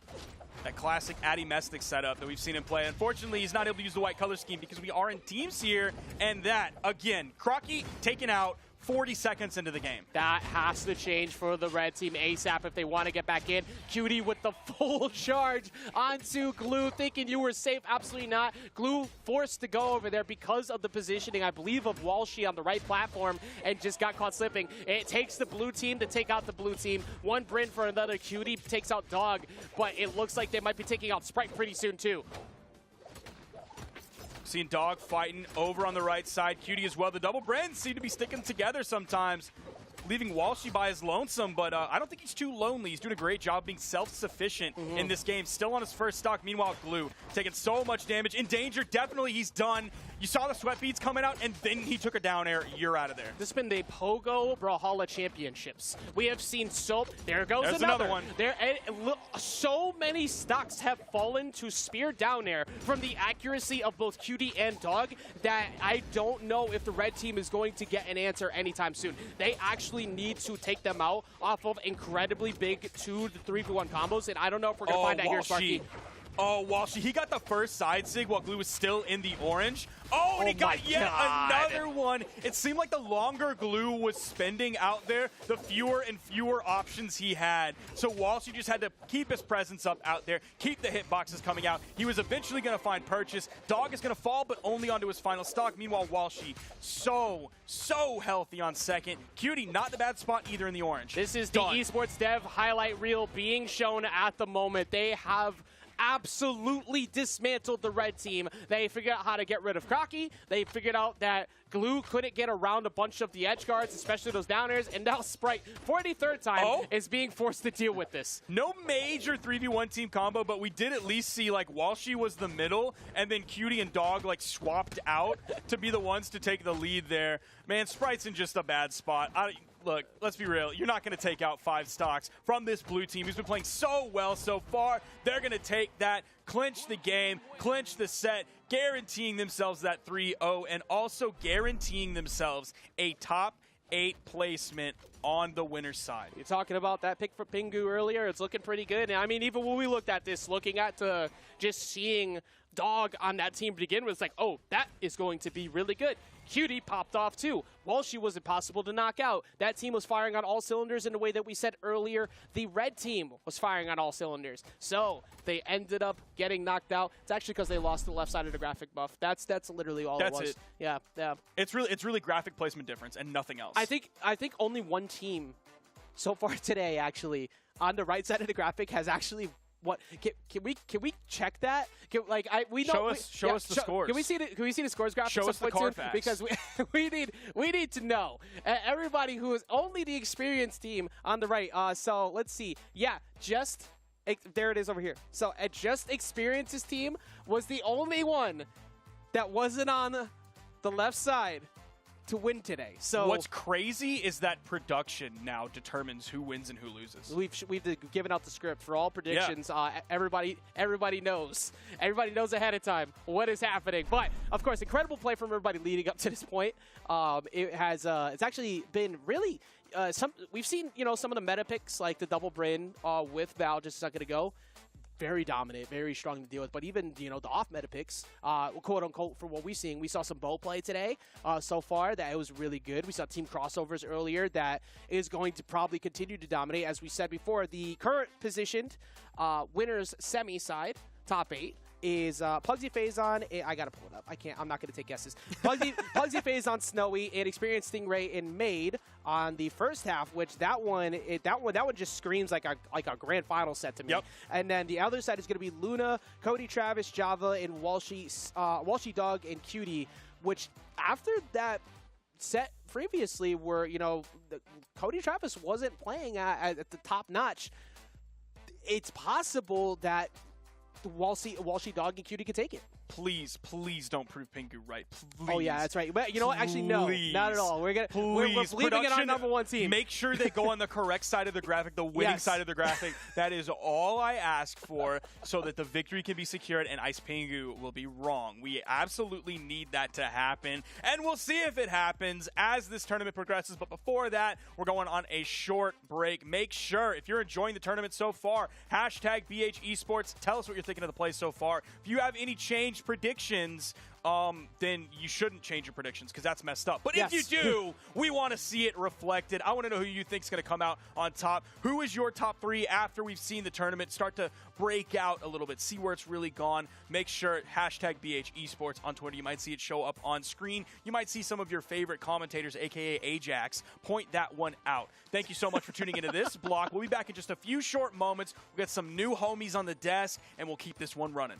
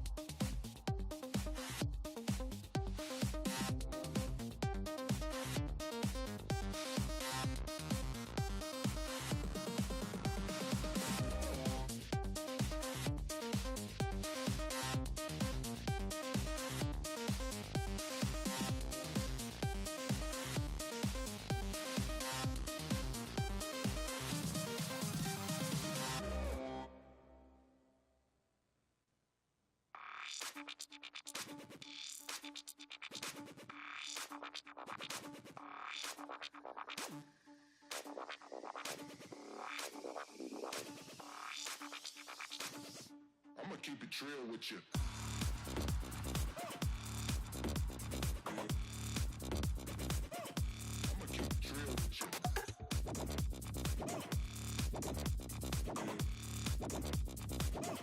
I'ma keep it real with you.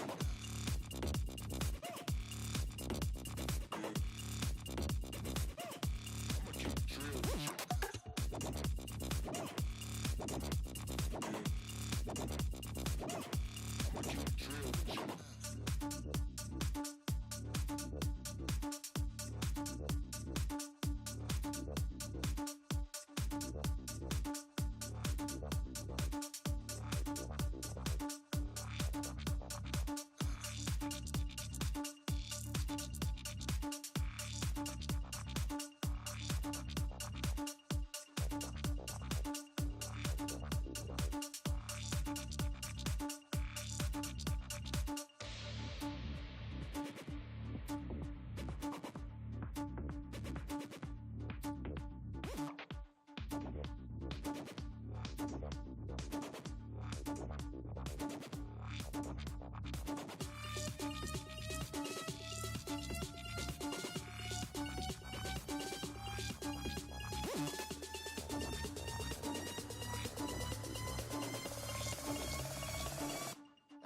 it real with you.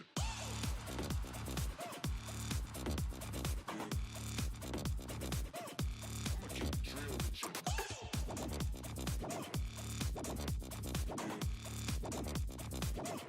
I'ma keep it real with you.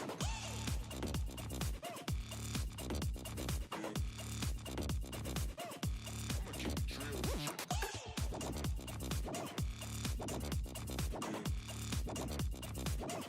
I'ma keep it real with you.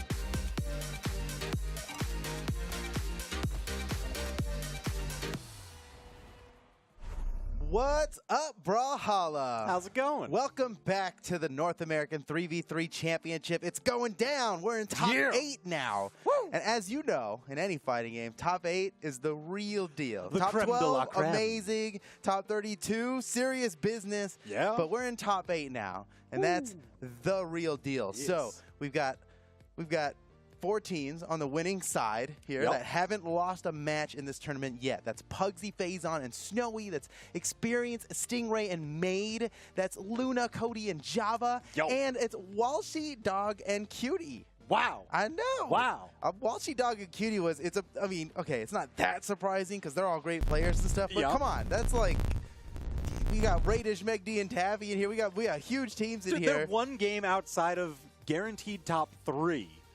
And pretty much like nobody had them in their predictions except for Pingu. I think Pingu had him in there. Let's so call we'll- that out. We'll call that out. Got to give credit where credit's due. These are the matches coming up. And on the lower side, there's still players waiting for their opponents coming up here. Luna, Wubs, and Koslix in the lower side. I know. Crazy. You wouldn't expect that to happen. Wait. This is not... There's Nope. too many Lunas. No, that's not it. We've Been... Sorry. We've struck into sci-fi I'll saga hide type it, stuff. I'll hide it. We're No, there's multiple no- moons out here. There's only one Luna. There's only one moon. There's only one moon.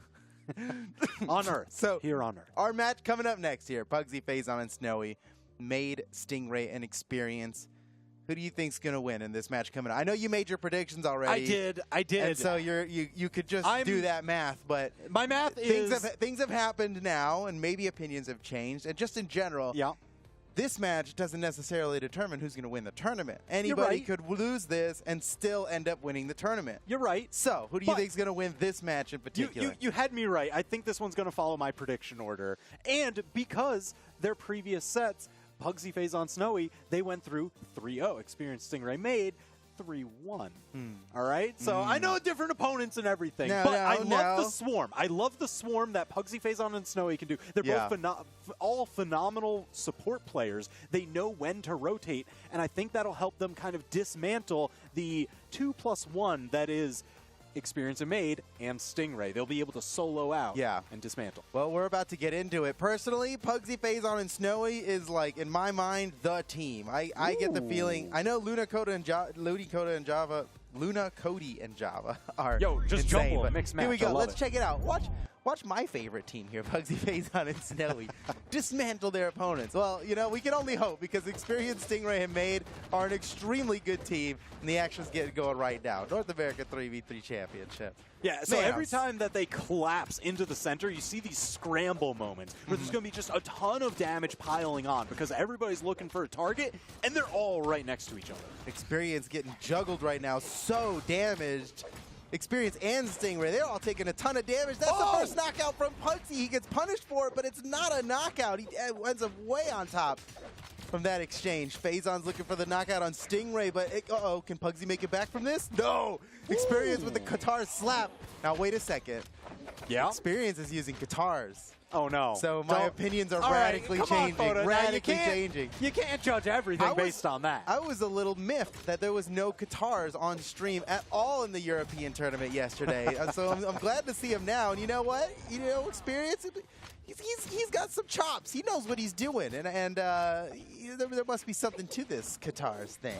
All right, Don't well, you the think? thing is, he's playing the Qatars, yes, but he's also playing Caspian, incredibly high force. And those signatures let him engage from a distance. The Yeah. side signature, he actually throws his Qatar at you. That's a good point. It's definitely the longest range Qatar attack in there, and it's cool seeing Experience go for it. It gives him the range to actually pivot on something that's not something that's not a high speed legend. It gives him just that little bit of extra reach to actually help his teammates out. Yeah. Well, Experience deep in the red here, but so is Pugsy, and they're fighting off the right side. Who's going to come out on dive top of kick this? one on Pugsy, that's all it took. Just a dive kick. That's all it took off the side. Pugsy now the first one down on his final stock. Yeah. Everything else is even. He was the first one to get a knockout, but he's the first one to one stock, and he's playing a very low defense legend, so that's not a good mix. But so far, The teams are completely even right now. Anything can happen. There goes Stingray, putting the red team slightly ahead. Snowy's looking for the knockout here, but he hits his teammate. Oh, no.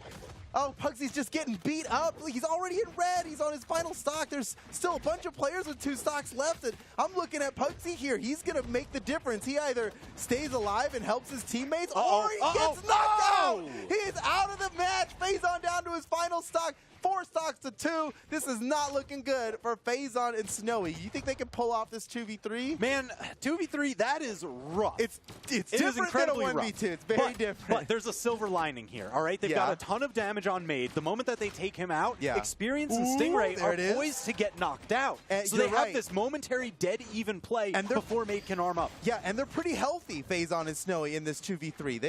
They got 1 stock, but they're like barely Technical touched health on advantage. them. They technically have more to their stocks, their 2 stocks, than they have with their 3. Oh, Made wow. with the side stick. Just walked right up and side sticked. That's brutal. Oh, no. Wait, Mate's getting away with this. We got to watch out for another one. It's coming again, Phazon. Watch out.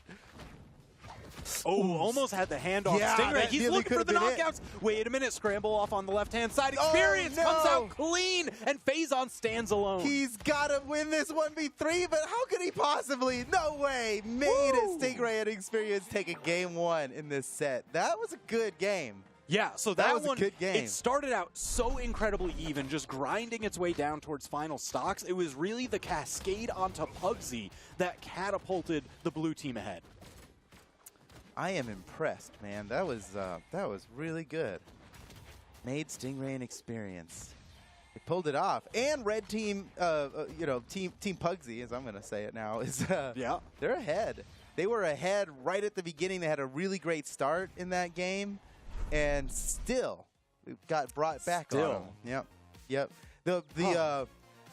In a battle, the tides change. It goes back and forth pretty often. In 3v3, it seems that the swings are much more extreme from one side to the other. Oh, yes. You can have a team way far ahead, and it's like the math that we have in our heads from 2v2 is just wrong. And as we all know, math is for chumps, so don't think about it too much. The point is, anything can happen in these games. Anything can happen. Especially, all right, so that's the crazy thing, all right? These situations where it starts to dwindle down, right? Yeah. Somebody gets taken out, you're in the 2v3, but it's not just like a stock, okay, I'm fighting 1v1, my partner has to fight a 2v1. That's kind of rough.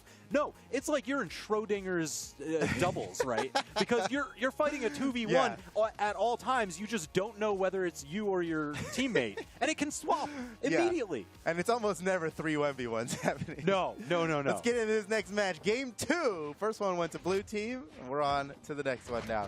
Snowy catching both 2 opponents in 1 down air. Good damage to start off.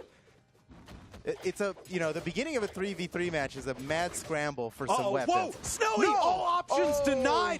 All right. Wait. This was off the back of Experience going for an early, very sneaky play. He was kind of hanging on the wall there with the Katars. He was waiting for Made to come and just knock somebody down towards him. He got the Katar Nair spike, and that was all it took. And he was so ready for it. That's huge. Snowy's got to be kicking himself right now. To die to 1 puny attack like a Katar Nair is Yeah, we were talking about how crucial the cascade down to just eliminating 1 player is, and they just got such a massive head start on that objective. Yeah, but like we saw in the last one, the leads are fickle in 3v3, and they're already starting to catch up here. Look at that, 2 stocks down on the blue team, puts Phazon, Pugsy, and Snowy ahead, kind of. It's don't look at it too hard. There's another stock, man. Well, now it's 5 stock. That's huge. Yeah, this is a big thing. Huge. Phazon playing Pearl today has been so phenomenal. He's been sliding those neutral signatures on the bow just across stage everywhere. Wait a minute, wasn't able to save Pugsy just in time. Yeah, Pugsy knocked out. Now Phazon's the only one left with all 3 of his stocks, and he is still a huge presence in this fight. Look at him just mid-stage with the bow, making things happen, taking on Stingray and Made at the same time. Phazon has not gotten hit in so long. Snowy sneaks around to the other side, and Snowy, you got it Phazon's way. He got him Phazon's way. Phazon had him. That's too bad. Yeah, well, we can't just always let Phazon have all the glory, Stingray slapping Snowy off the side. Snowy might be in trouble here, and he's on 2 Oh, stocks. double edge guard. Yeah, where do you go? That was great. when you've got Made and Stingray just doing the pincer attack on Even you. though Stingray, I mean, he was the one who got that nice down air to finish it off. It was Made's presence that forced him into the position to get knocked out. It was the coverage. And all right, so now we've got pretty much a checkerboard scenario going on. Experience and Snowy down on their final stocks. But there is a But massive look at the damage lead yeah. for And that there red goes team. Stingray. Made's in Beautiful. trouble. They are certainly hunting down Made, and there it is. Pugsy slaps him away with a down signature. And they're 2 stocks ahead now. Phazon and Pugsy both have 2 stocks remaining, while everybody else. Man, this is like, one. all right, so if you're playing like a competitive crane game, I guess, right? Yes. Experience Stingray and Mate, Like they're we all do. prime prizes. You could just go and pick those up. Any one of them's great to just catapult your team ahead. Snowy is kind of the only one that's loose and able. Yeah, You know, they gotta get that you don't damage wanna- on there. You don't want to try to claw up Snowy right now. He might the claw's not gonna be able to grab on all the way. You know, Well, how little they stuck just there, they you just know? slip off like that. Yeah. Okay, everybody's down to their final stock here, Uh-oh. but everyone on the blue Experience in team is danger, getting close. perfect dodge, but not again. Experience in trouble. That's the knockout. Phazon got him. Made might be soon to follow here. No, he gets the chase dodge back. But Phazon still maintaining domination over the left side. He is just not letting Made up off the wall here. And Made can't get through. Can't That get through the platform is Phazon's Phazon's home. That's get outta Phazon's here. home. That Phazon owned this match. That was awesome.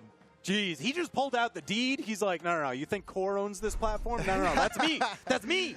You're right, though. That is, by the lore of it, it is that exact platform that Core's in charge of. Yeah, he's on Coincidence? vacation. Phazon's Coincidence? taking over for today. Phazon's taking over. GG. That ties up the set 1-1. And wow, this is a good game. It's a good match. We're going into game 3 now. We are burning and churning. Man, Phazon just Right back, he running closed right back. those last Same 2 map. stocks out quick. Oh, you're right. Yeah, same map. But Stingray is changing up now to the same legend that Phazon's playing. Oh. They may look very different. Do we have the rights to song? Anything you can do, I can do better? Like, let's. Yeah, I think, yeah.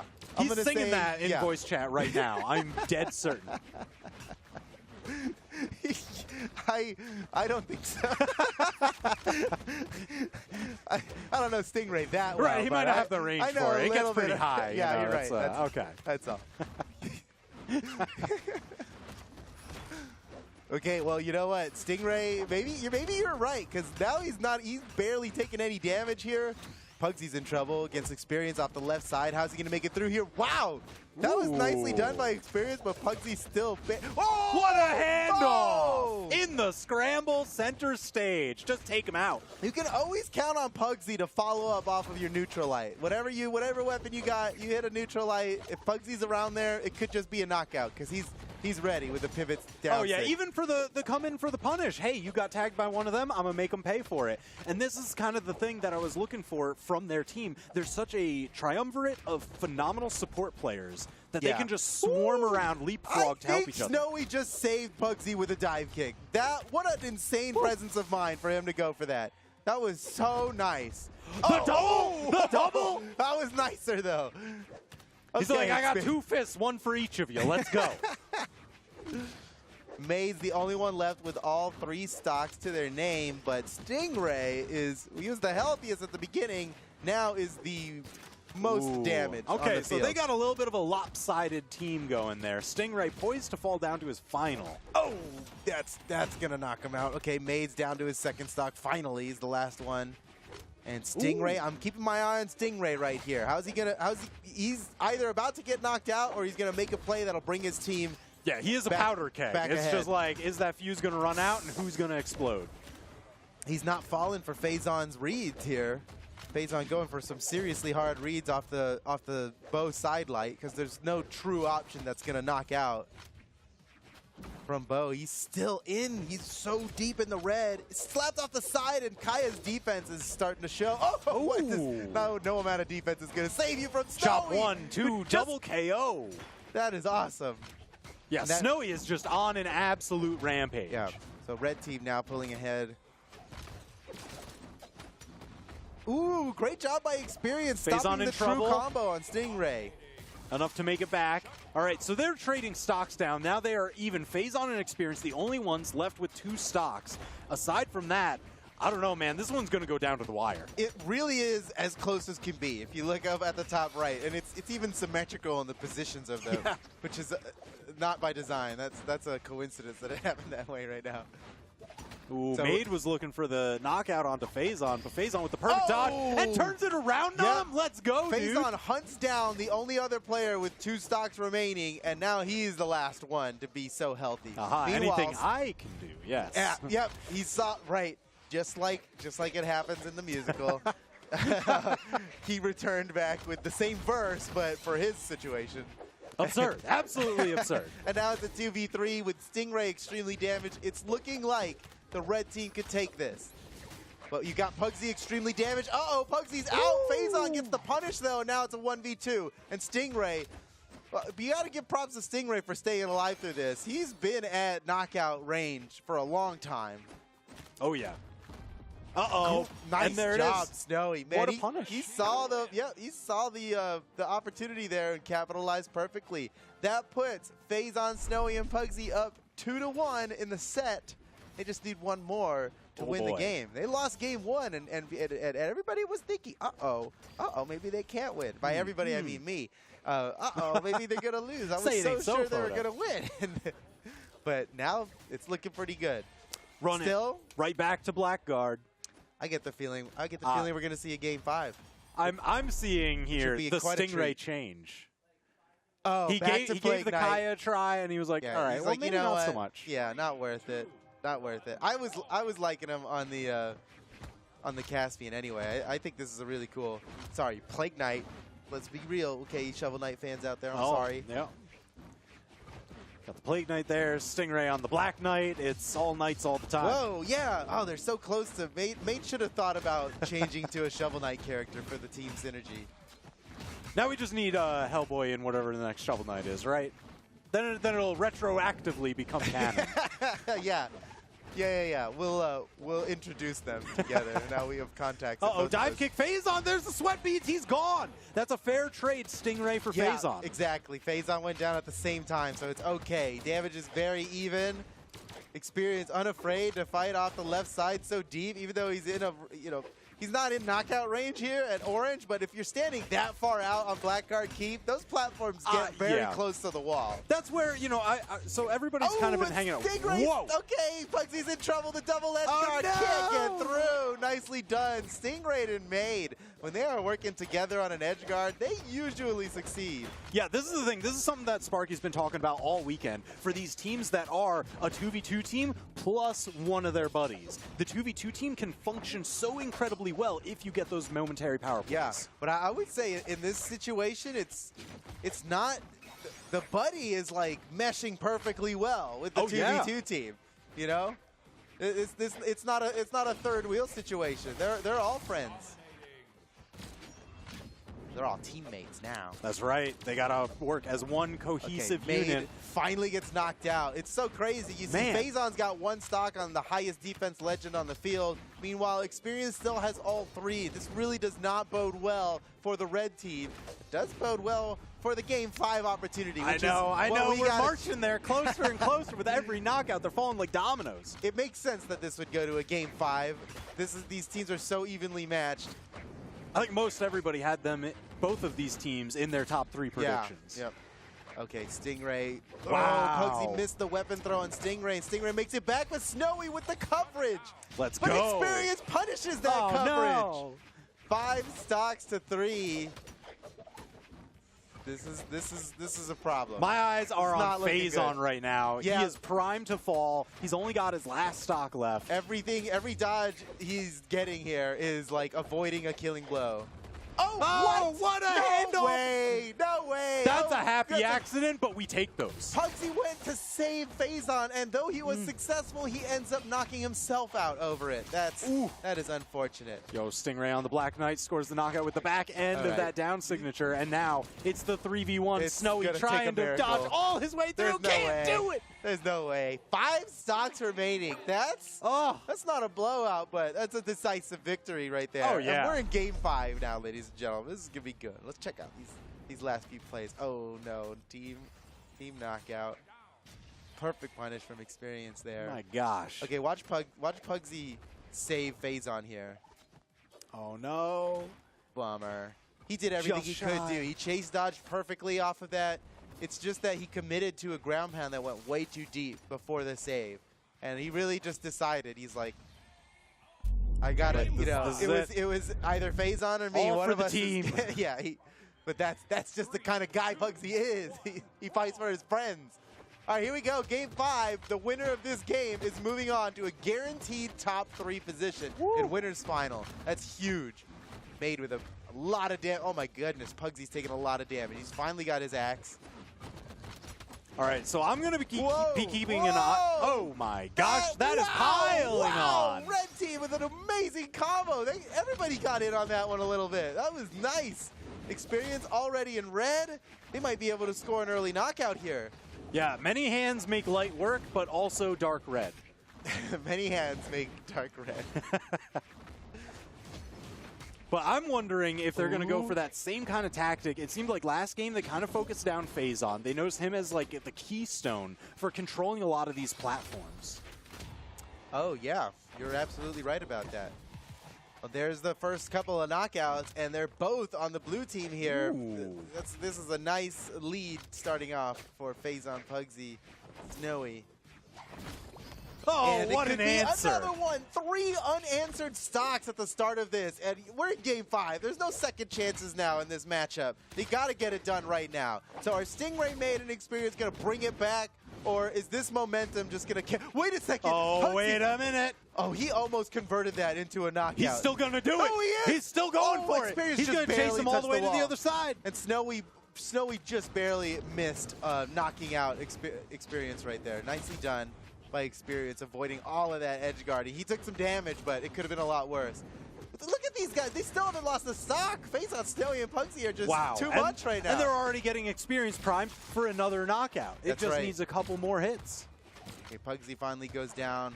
Phazon and Snowy, how much longer can they last? There goes Phazon. All eyes on Snowy now. Is he going to be able to survive? Not only is he going to survive, he's getting all kinds of damage out. Look at that. Whoa, he doesn't even need a weapon. He's happy to fight unarmed. He's like, oh, I can move so freely. Whoa, whoa. Everybody's getting interrupted on that punish. Snowy, nice play. The weapon throw into the side sig. He is getting so much work done with that side sig. Oh, man. All right, so you can tell that this is like a tense Game 5 situation because most of the fight has centered around the center platform. Yeah, In yeah. previous games, we saw it bleeding out to those side platforms. You're right. But a lot of accidents happened there. A lot of early knockouts happened there. Now they want the stability. Uh-oh, danger zone. Snowy is controlling this side so well. Oh, Phazon trying to position to get a punish, but they Yeah, just keep dodging He could away. not help his teammate there. He just kept missing. Doesn't All right. matter, though. They're ahead by 3 stocks. This is huge. I don't know how experienced Stingray and Mate are going to bring it back at this point. Seems too far gone, but of course, we've seen the tides change. It's like the pressure is forces than equal this. on all of them to maintain that stock because we've seen how quickly 2v3s devolve. Yeah. What a combo Yo! experience! No way! Woo! The reversal side sig into the wall. True combo with a sider. That was so nice. Unfortunately, he gets knocked out immediately after, but not before making it to the highlight reel. Oh my gosh, wait a minute, Snowy needs help! He can't make it to the platform! Okay, but he's got another stock, so All they're right, kind all of right. chilling. Oh my Okay, god, 3 Pinball stocks to Wizard. 2. Stingray and Mate are both close to being knocked out. It'd be a miracle for them to bring this back, but they could definitely do it. Yeah, I mean, final stocks, you just get one nice play. Oh no, all right, made 3v1. Do you That's believe? a tall order. Any Mate fans I, out there? uh, How are you feeling right now? I Maybe? hate to be a downer, Foda, but currently I do not believe. That's fair. Ask me That's again in 30 seconds. That's logical. Uh-oh, Made know, trying to set himself up, but look at the stacking coverage that Pugsy, Snowy, and Phazon are setting up. They got they're- somebody up top, they're being somebody smart in the about rear, this. somebody in the front. They've got the triangle formation. Yeah, they're being very smart about this, and I agree completely. You know, even though they could probably afford to take some risks here, they're just gonna do it This right. is like the old They're gonna do Roman it right. phalanx, you know? They're Yeah. looking to split his defense. They got the shields on the side. Unbelievable. Oh, Made. Oh, Good tosses luck. him down. They're just getting extra damage. This looks so impossible for Made. But you know what? Every great comeback seems impossible. Imagine if Made somehow brought like me. That would be so insane. Oh, Bonk. wait a minute. Dang, how much damage does he have? Still made it back through the minefield. I can't believe this. How is he hanging on? At this point, they're just throwing weapons at him. Well, he made it back from getting bonked by so many weapons. That's why they call him Made. Oh, he's a self-made man. He made it back from the ledge.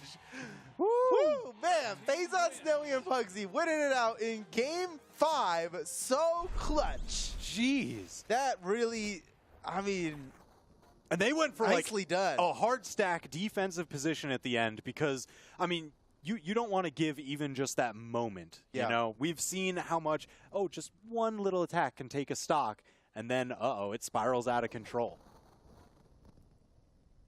Look at this. Oh, this is the crazy combo Look you at were this. talking about.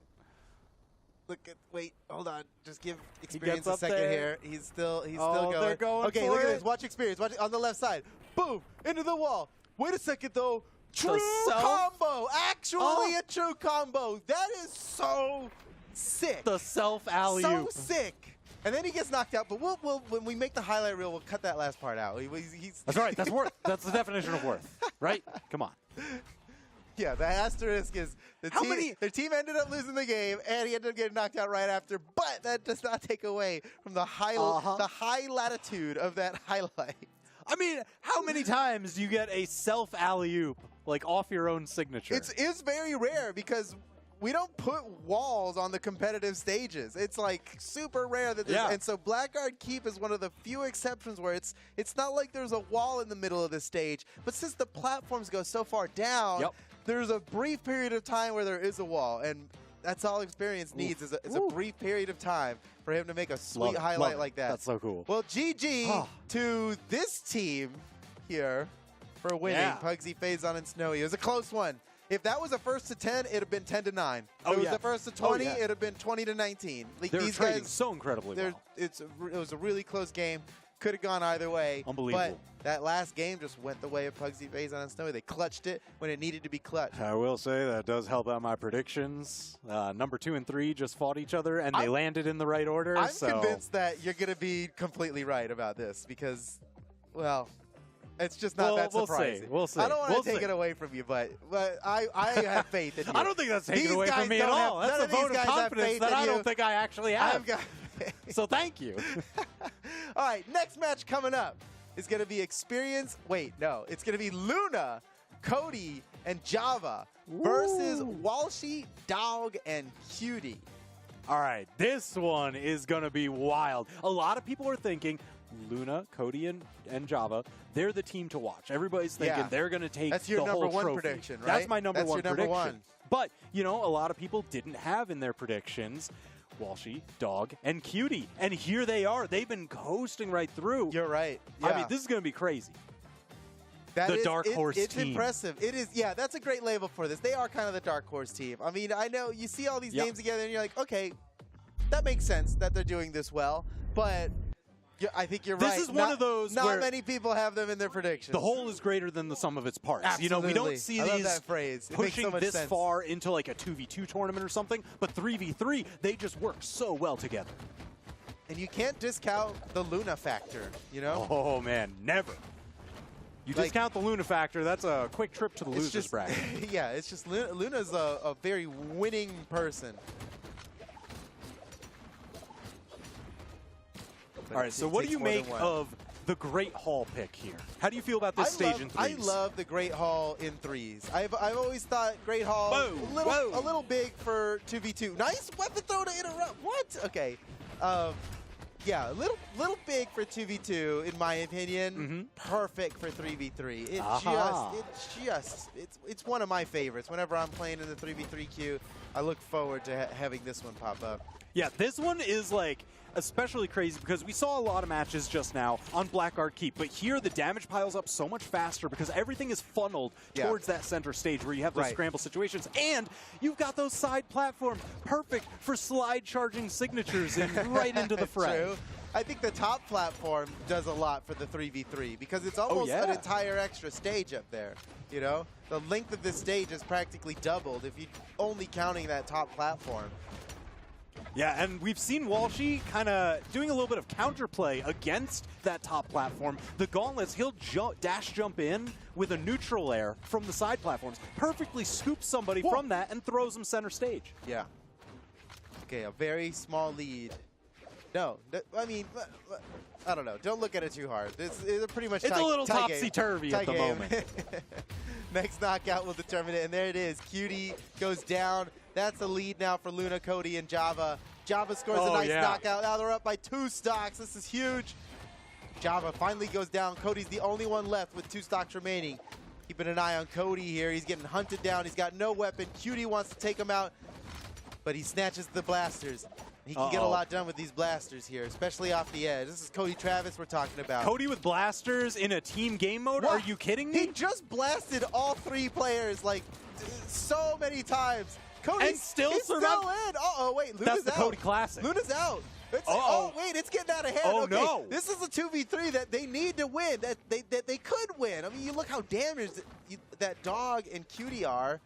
Yep, This is Java is totally the main doable. target to really just spiral this advantage. But Cody and Java, they can choose any target they Whoa! want. Oh, Cody, he landed the signature, but it's got such a long on hit Yep. that it doesn't work so well in 3v3 when the opponents are so nearby. You They need just- a clear they just open stop window. them. There's one. They might bring this 2v3 back. Now it's just a regular old 2v2. Down to the wire here. All players extremely damaged. This could go either way. Java lands a neutral light, gets punished Trade for for it. trade for trade. Cody Travis is about to score a knockout. Oh! No, wait. He almost got knocked out himself. Blasted Oh, the away. Blaster That's the Side Air has knockout. more range than the Sword Side Air. Wins out, scores the knockout, and now we've got a 2v1. This is real classic. This is winnable for Dog. Oh, no, never mind. Cody and Java taking the win. You know Cody's got to feel good about having Java on his team right now. Oh, yeah. It seems Oh, like yeah. an unlikely duo. And, it's – as I'm remembering – the World Championship 2021, where they fought against each other in grand finals. Oh, yeah. Right? Cody Travis was absolutely slaying it. And there was really nobody else in the entire region of North America that was giving Cody even a little bit of a problem in that tournament. Except for Java. Java actually could have won that.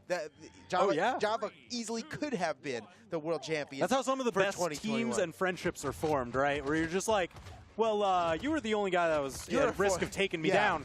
What if you were just on my team? Then we don't have to worry about that. That is exactly. That is totally how the best teams are formed. You're absolutely right. Like, you are too formidable of an opponent. Instead of fighting you, How about being a formidable friend? Oh, Luna! What Are a you combo! serious? And Walshy too? Another one! Oh, that's such a powerful start for these guys. Yo. Wow. That was 30 seconds in. 3 knockouts in a 3v3. That first knockout was like, oh, Luna. Just he picked one target and he scored it. And now they're up 3 stocks. That's huge, man. What a great play by Luna. Oh! Woo! Gravity cancel off the top. I'm surprised wait. Java No, didn't get the he can't. knockout on Cutie there. Uh-oh, caught in the crossfire. Cody falling down. Java Java's in in dire trouble. straits. Can he Wait, make his Kate. way back up on stage? No. No. Sniped by Walshy. Perfect positioning. Great job by Walshy, Cutie, and Dog bringing it back here. This easily could have gotten out of hand, and now they've practically brought it back. I mean, the damage there's still a damage differential to deal with, but wow, I mean, just evening up the stocks when there's 3 stocks like that to even up, that's huge. Yeah, they kept the extra credit very minimal, but once the stocks tied up now, Dog, Cutie, Easily Walshy could have got out of hand. This is No, hurting. This is what? hurting. Oh, are you? What? Java was the healthiest on the field. He got knocked out. Oh, that's big. That is going to be a completely massive tied pivot. up. It's like so tied up. Look at the top right. Screenshot that. It's like as tied up as it's ever going to be.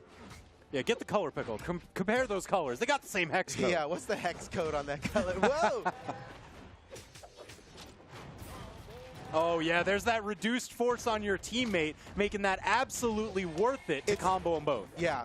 They are great at being mid-combo and like doing all the math and figuring out, is this going to be worth it? You know? Yep. Subtract the 25% less damage and force that you do on your teammate, and then subtract. Oh, Java with What a a save from save! Luna. Absolutely clutch. Hey, Java needed that because he'd be out of the match right now if he didn't get saved. Now Luna Java's just- got to play real careful here. Uh-oh. See, that side glide was not even worth it. He can't do a move that's going to get him punished right now. He's got to come in and combo off of his teammates or save teammates from true combos. Yep. Uh-oh, And that's a stuffed recovery Java's too. about to get knocked Java with out. the sweat beads. He's gone. It's up to Cody and Luna to win this 2v3. It's doable, but definitely a big advantage here for Dog, Cutie, and Walshy. All right, gonna 3v2. You see the blue team just maintaining control of so much of that Whoa. center stage. Gets almost the double. That worked though. He got him, and now it's just Cody Travis. And I would sure love to see an awesome 3v1, but that's not happening, TVK. It's not this game, It's not you know? happening. That does tie up the set though, and that's exciting. Ooh. 1-1 now, right? I think or a did lot did of we people- time skip? Yeah, 1-1, right? Am I- Yeah, so a lot of credit has to be given to Walshy, Dog, and Cutie here because I don't think anybody expected them to put up this kind of fight. Oh yeah, they could win this whole thing. I mean, this is really just going to come down to how they play it because They got the Great Swarm, and again, we're going back Yeah, to it's Great not enough. Hall. So I think this map really works well for their team play style. They keep Man. it pretty tight to the vest. They're great at saving each other, interrupting things. it's that would amazing really they spell brought that disaster. back. Do you remember the start of that last match when they were down by Three three stocks in 30 stocks? seconds. Like huge. It was a brutal start, and still they managed to change the tide. Cody Travis is taking a lot of damage here, but a great alley-oop onto Walshy. Cody Travis has the opportunity here. He keeps getting knocked around, though. Ooh, Cody setting up for some edge guards. He's got the bow to do it. It has a lot of downward knocking attacks. The side air, the down air, especially that ground pound. Woo! It almost slipped by me there that Luna Ooh. changed his legend to Akuma now. Ah, yes. I thought he was doing really great on the cannon, on Onyx. Yeah, it worked out really well. I guess, he just wants a little bit of that extra movement speed so that way he can rotate through to his partners. He keeps the gauntlets from the Onyx, just, something a little more stable with the sword. I'm thinking he's planning on getting a nasty knockout with a side sig off the corner with, with the sword, yeah. Previous matches, we saw people using that same side signature phenomenally well, slide charging in from those side platforms. I think being able to like rob stocks is huge in a 3v3. If you got someone with a dunk, you got someone with a reversal, those kinds of things. If you can just score a knockout on someone while they're in white or yellow, that could just change And you can go for those everything. legend picks that might be, not something that you'd see in like the 2v2 meta, but here in the 3v3 space, Yeah. you've got enough support in the back end that you can go for one that has those specialty picks. Something very specialized, something that doesn't cover all the bases, which you would kind of need in a 1v1 or even a 2v2. But Yep. when you're part of a team and you have a specific role on the team, you're right. That is a good way to do it. Cody Travis down to Ooh. one stock. This is again perfectly even. What a game, man! What a matchup we've got here. Yeah, building on through. Luna taking Oh, Walshy for a Luna! ride. Immediately swaps they're over. still Look at all this going! damage. What a combo! That was awesome. Holy cow. Luna just popped off so hard. And after like 6 hits in his true combo somehow, it was not true because he was All right. getting reads and stuff. Here's the thing. Walshy got the revenge with the knockout on Luna, but then immediately Luna's teammate was there to support, to take out Walshy, and now we're in that 3v2. Yeah, that fighting with vengeance can land you in hot water. You gotta have a cool head. Cooler heads prevail. The man who seeks revenge had better dig 2 graves, right? Is that usually what Is they that say? the saying? That's a good saying. That's a good saying. You gotta keep a level head. Oh my gosh! Oh, Oh! how did you survive? Great Hall has a tall ceiling, but that tall? I was ready to pop off so hard for that knockout. Luna is lucky to be alive. Jeez. Well, I guess he's used to being up that high. You know, Luna the moon, he's in orbit, but not out of here. Yeah, right. He knows where orbit begins. You know, he can feel it. Uh-oh, Java somehow surviving that one as well. I don't think he can take another strong hit. Oh man, okay. The trade-off? What do they got? Oh, that was Clean. That was so clean. That was nice. 2-1 now in favor of Luna, Cody Travis of Java. Man, banning all the way down. We've got a little bit of extra information while we're checking these replays that it's going to be Great Hall again. So you're getting a good preview of what the match is going to be like in just a couple seconds. It's funny how that happens a lot. I think sometimes teams decide, like, you know what, that was a good game. Let's just run it back. I think we can beat you this time. Oh, yeah. They're just like, change no other variables. We're just going to change our gameplay. We're just going to play better this time. See what Maybe a legend swap. Yeah, but even then, we don't even have a legend swap on this game. No, this is a full run back. Total run back. They just mashed the rematch button. Let's go.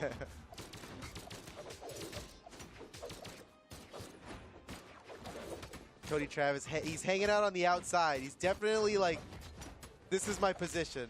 Some people play third base. Cody Travis. He's in the outfield, he plays man. outfield, yeah. He's got the range to do it. Look at those blasters. Of course he can outpoke anybody. Cutie, the first one down to 2 stocks here. But everybody's extremely damaged. The stocks are about to fly. Oh, yeah. Walshy This is a house of cards. Look at him he tumble. got a double knockout with 1 side sig. Nicely done. Walshy gone. Okay. Luna, dog, when are you following your teammates? Yeah, that ties things up perfectly. Oh, well, there's one. The All right. bottom side of the axe recovery. Dog Now- just looking to extend. He's the big dog. Big dog on the field here. The only one with all 3 stocks. Playing Bryn right now. Look at that. Oh, Extra credit, love man. to see that. These guys, when they get their combo starter, they bail out of it. They move and then try to follow up on it from a different angle because they know the punish is on the way. Their opponents are so good at landing the punishes that you can't go for the obvious follow-up. You've got to move yourself and go for a different It's follow-up. that boxing advice. Stick and move. Stick and move. Stick and move. Yep. Dog finally, I mean, so damaged before getting knocked out. But look at the worth. He made that stock worth 2 stocks. That was a nice 2-for-1. That's a buy one get one free right there. In that for time, they Walsh. managed to take Java down to their final stock, get Luna and Cody right on the precipice. Oh, what a beautiful save and interruption, but it can't save Luna for too long. These quick pivots, man, it's putting the red team on their heels.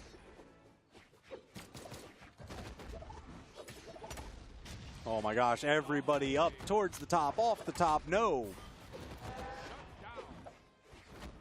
All right, final stock starting to build. All eyes should be on Java. He is like that soft target right now. If he gets taken down, we're in that 3v2, which is so dangerous. Yeah, Walshy still got 2 stocks though, and that's crazy. You got Dunk, Walshy he's fighting gone. Java, and Walshy with 2 stocks takes out Java with 0. This could be the game winner.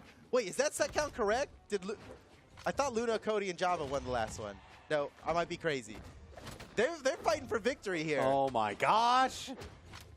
2v2, no, 2v3 still. Walshy is like so fresh on this stock. How are Luna and Cody?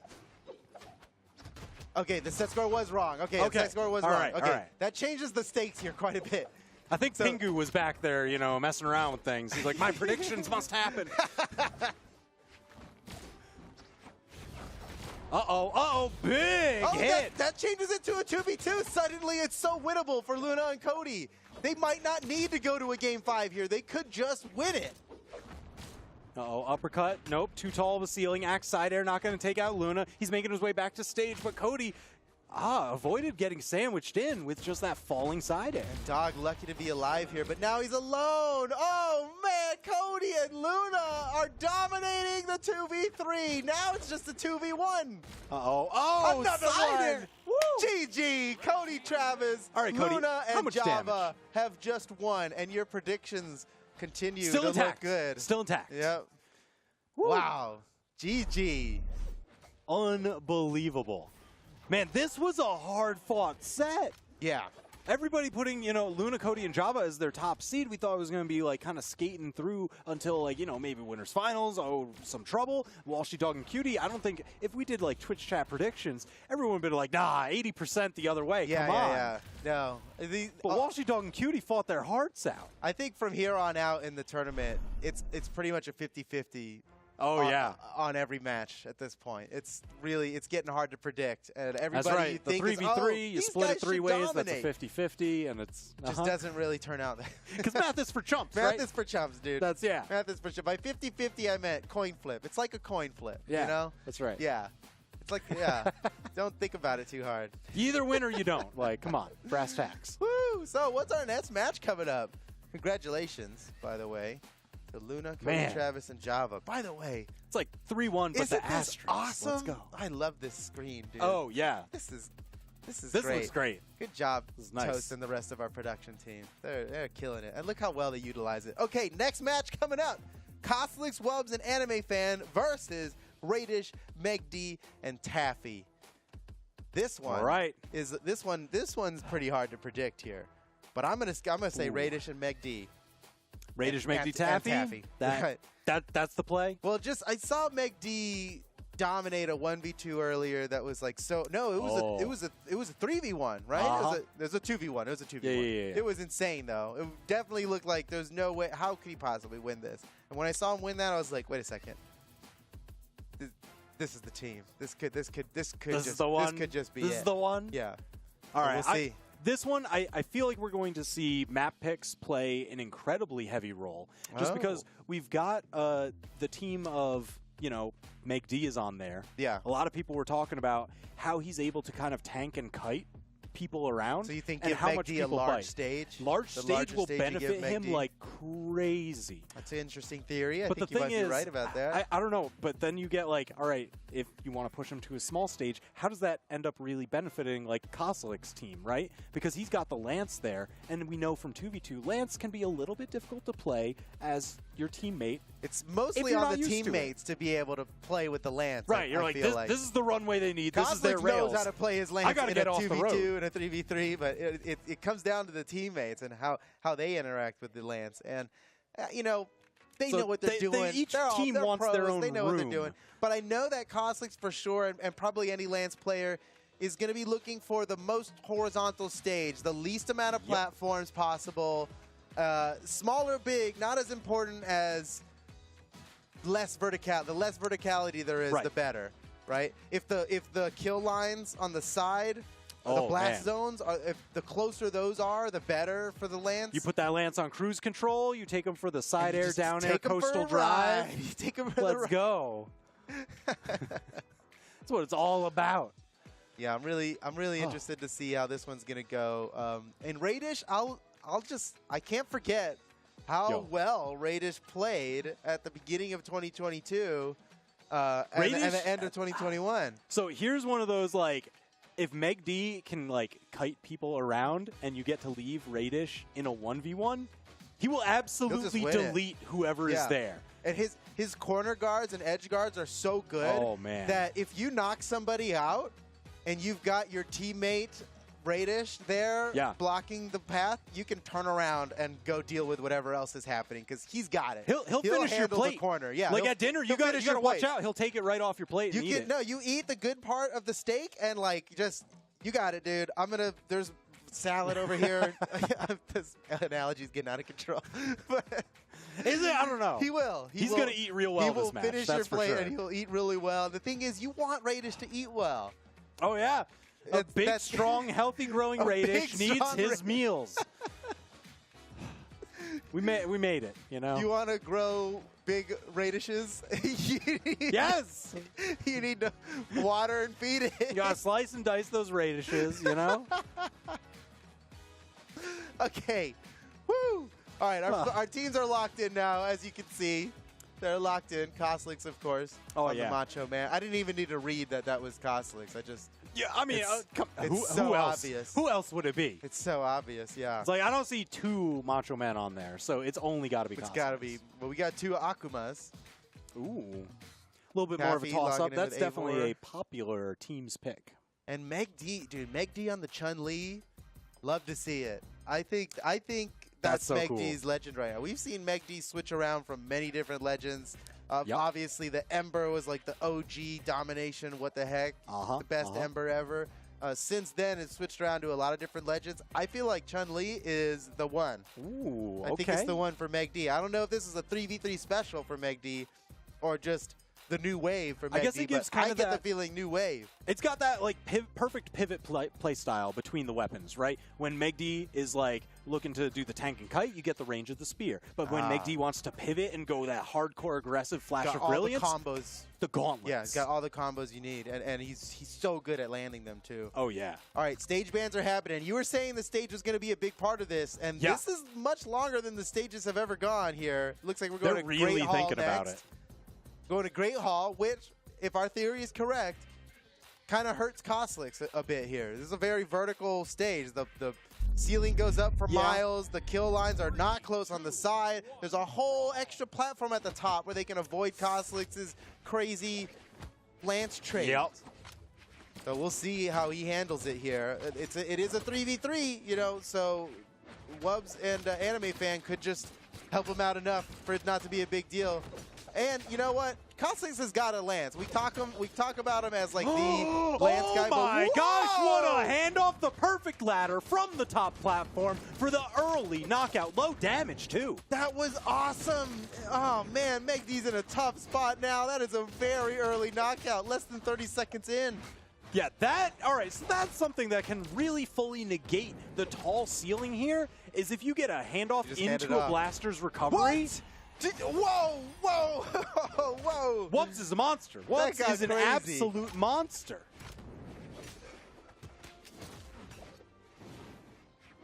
Jeez, Wubs has just been landing blasters, recoveries, ground pound, everything, everywhere. Uh-oh, uppercut. Taffy now Wow. down. I'm Wubs surprised and that was Anime an Fan are upset. up. This is a pretty nice lead here for Costlix, Wubs, and Anime Fan. Although Costlix is... Oh, no! Costlix down to his last stock already? Luckily, both his teammates have all three of their stocks, but you can't count on him lasting very long. Oh, no! Wubs! No! That's... It goes from bad to worse. Costlix has been getting focused down heavy onto his final stock now. Wubs with the head bonk, that's so unfortunate, puts them in a really tough spot. You think that Costlix's opponents are, like, willfully, like, hunting him down? Or it's just been convenient? Look at that combo that just happened onto him. They pushed him right into the red. Yeah. They did a full 2v2 combo in the middle of all this. So it's probably not that Costlix just happens to be available to be hit. It's that they're like, get him, get him, get him, oh, yeah. right? Oh, yeah. They're like, I that think- is the I think chaos so, too. factor in this match. He's out. Man, they Jeez. really hunted him down. That's a good strat, you know? Oh, yeah. Focus the healer. Like, that's going to... Focus the healer. They've got the 3v2 just now. like an MMO. So now that just always means that they will pretty much always have somebody available to punish anytime you hit one of them. Look at that. Look at the turnaround. Okay, well, but this is a very winnable 2v3 here for Wubs and Anime Stock Fan. advantage In fact, technically they for the have, red team. Exactly. They technically have a stock advantage. Although, Very in the tenuous. most technical of... Whoa! Okay, No okay. way! Oh, Wubs he almost got it. That would have been so crazy. That would have been like his third early knockout off the top ceiling this game. Whoa, Anime Fan just committed to an insane ground pound. Luckily, still alive. This is going really well for Wubs and Anime Fan. They're Yeah. holding on. They still have their second stocks. The longer this takes, the more it benefits Wubs and Anime Fan. Yeah. Because that chip damage is just going to build up. You see Radish, Taffy, and Meg D building into the yeah, red. it doesn't matter to build up any more damage on Wubs or Anime Fan. They need the knockouts. There's Yep. one on Wubs. Now they're looking forward on Anime Fan, and Radish God. gets it. This could go either way here. I'd go so far as to say as Wubs and Anime Fan are at an advantage right now, despite being in a 2v3. Yeah, they're playing some They have the advantage. some characters with really strong signatures, There it and they is. just need the one. And now it's a 2v2 that looks very winnable. They have such a Oh, damage they have lead. such a lead. Man, Wubs and Anime Fan. Dude, that's a good strat. It's like Even getting a super early knockout on one person doesn't necessarily win you the match. Right. Because that person can extend their later stocks. You want to take them out of the equation altogether, which is exactly what they did to Koslix. We saw this earlier today. Sparky was talking about where Koslix just didn't get to play the video game because they focus him down. They're like, let's lock him up in team combos, just keep the rotation going, and clean our hands. Yeah. And in the end, they lost anyway. I know. Their plan I was love very the strategy. successful. I think it's just a little bit of change, maybe a map change away from working. Man, that went so well for them, and still just didn't work. All right, what's the play? Dude, let's go to Grumpy Temple. Come on, guys. That'll Look be cool. at this Let's do finish, it. man. They just cleaned it up so well. Wubbs has been on an absolute tear. Yeah. I gotta go back and look through his stats on that one because he had like most of the knockouts, tons of damage. I mean, he was getting the early And he knockouts. had off that top. insane like dribble combo off of himself, way up in the sky, Yeah. nearly getting an extremely early knockout. Oh. Yeah, Wubbs is kind Wubbs is of absurd, man. nice right now. That's for sure.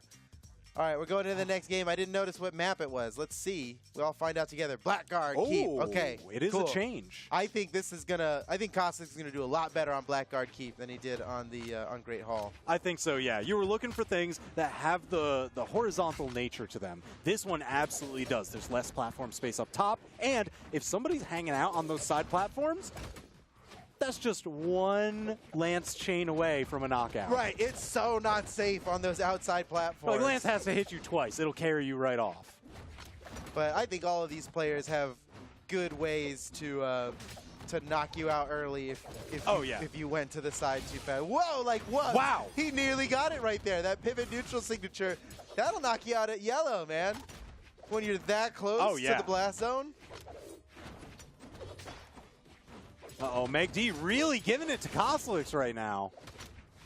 They've already got him a stock down. They're Dude, starting to build the extra credit. That is so the strat. They're like, get Koslix, get him. But they succeeded in doing that last time and still lost the game. So I don't know if that's even the right play. So they've been spreading it out, you know, a little bit more. Now they've taken a stock off of each of them. They're not letting Anime Fan and Wubbs hang out with those stocks early on. Meg D looking very healthy. The only person left with all three stocks, and it's not even in knockout range yet. It's just chilling in orange. Oh, dumb. Scoring knockouts like crazy. Meg D can't be stopped. Look at the handoff to Wubbs, and then he immediately pivots back to get damage on two opponents and one friendly fire, but that's double worth. Wubbs is nice. Wubbs is doing Dude, real Wubbs nice. is MVP for this set, I gotta say. Yeah, I think so. Well, the set's not over, but so far, yeah. Uh-oh, he's in trouble. He Meg just D? got the wild touch. Oh, wow. Bravo, Wubbs. Bravo! And he gets the knockout again off the top. Man, Wubbs, you are just phenomenal. Taffy! Oh, Taffy can't make it back now on his that's final heartbreaking. stock. Koslix, Anime Fan, and Wubbs are bringing it back. I mean, when the stocks are even now. Well, they were for a second. Yeah, But it's like that last game, they were so far ahead and still dropped it. So I have little faith now in the lead. The right, lead if just you doesn't blend mean the as two much. visions, you're like, oh no, I see where this one is heading. Right. But let's see, because Anime Fan's down to one stock now. That was the big advantage that they had there, was that they both extended, Wubbs and Anime Fan extended their second stocks for so long. Not going to be able to do that one now. I mean, Koslix? Wubbs maybe, but they still got to take out Radish.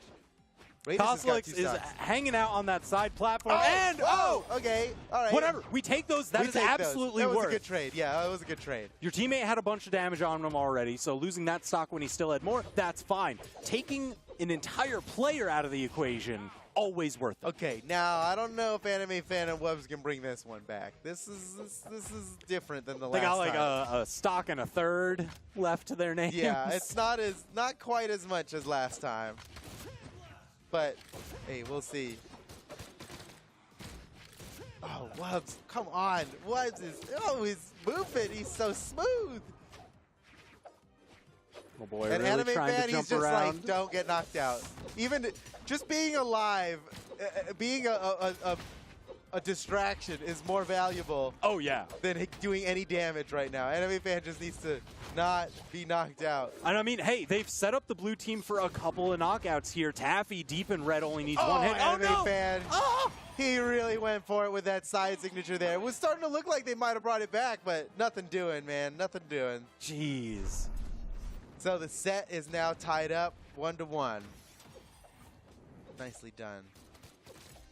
All right. Man, Wubs and Anime Fan are a real force to be reckoned with. Seriously. It's just like, it's just not over when you're in the 2v3 with them. It's the situational awareness, you know. They can always keep the eyes in the back of their head. Yeah. So they're just like, oh, you thought you were setting up for a you punish on thought? me? Oh, no, no, no. Oh, you thought? We're going to really just leapfrog over that and Oh, punish where are we you. going? Uh-huh. We might go to. I wanted to go to Turtle's Lair. I was back to super Great excited Hall. that. This looking like a Great Hall pick. Spirit Realm. If they're going to Spirit Realm, they've got a plan because that All right, is an well- extreme map. It's pretty small for 3v3, right? Oh, yes. And even in those dire situations where you get bounced around down below, you know, it's got the pillar down there, Yeah. so you can't Yep. really just rotate. The Great Hall. This is great. All right, running it back. Same as the first match of the set. Yeah, the first match. Whoa! Oh, man, dude. Get him, get him. Yeah, Everybody, it on, is everybody a on hard call. Coslinks. Everybody on Coslinks. Focus target. Assist me. Assist me. Their voice chat has one name resounding in it, and it's very apparent which one it is. Just look at the damage values up on the top right. The Coslinks he's having his vengeance though. He's really getting a lot off here. He hasn't taken much damage. Much better game for Coslinks on this one, man. Remember, this is an elimination match, right? This is the winner Oh of this. yeah, this is lower is bracket. out. I mean, the loser of this is out of the tournament in 7th place. Elimination bracket is where things get really heated. Where people get eliminated. Ooh. Hence the name. All right, Koslink's very damaged, but look at this. He was the 4th person to lose his stock this time. After Okay. being the first one to lose his stock both times. That is a marked improvement. Oh, Radish was charging that one up, and he released it too late. He was so ready for a huge combo. Okay, he's still finding it though. Wubs trying to make his way back up the stage, finally arms up with the weapon after getting disarmed. And is he going to finish the edge guard? No, rotates for the extra knockout onto Taffy to bring him down to 1. That's huge. This is such a big lead for Anime Fan Wubs and Koslinks. Jeez, just phenomenally played. Oh, man. 4 stocks to the 6 of the red team. Jeez, Okay. Koslinks has been getting to hang around and actually deal some damage this game, and it shows. Oh, Anime Fan's in trouble. Okay, no, he's going around the other side. Megd. Okay, wait, Megd's just catching him. Anime Fan in trouble now. No, okay, the pressure finally relieved. Anime Fan can make it back to the stage. And the moment he gets a breath, he's able to score a knockout onto Megd. Nicely done by Anime Fan. Yeah, Koslink's just holding charge on that left-hand side. Anytime that he can get to the outside of a stage, he will then use that to turn around and cut through the center. His teammates know to jump over Yeah. that side air, but the opponents, they just get caught. And once again, Koslink's first to fall. That strategy has been prevalent through this entire set. Dude, this one's done. I think this is like... Because we've seen what Anime Fan and Wubs do with extra stocks, and right now, they got the lead for and now sure. there's a whole less person to fight this time, too. Oh my gosh. Okay, Wubs turns out to be one of the nicest Blasters players in the game right now. I'm surprised. In all this time, I never really knew Wubs for Blasters. I never thought of him as like the Blasters guy. Right. You know? Plays a lot of other things extremely We well. see the Wub step with Azoth, you know? Exactly. Yeah, Expo, sure, the whole yeah. name for it. But with Blasters, man, he's smooth with it too. He's playing Blasters like they're guitars the way he's moving. Anime Fan looking to take out Megd. Look at the coverage on that corner. Yeah, you couldn't even get behind him. Oh, that was sick. Okay. Woo! GG.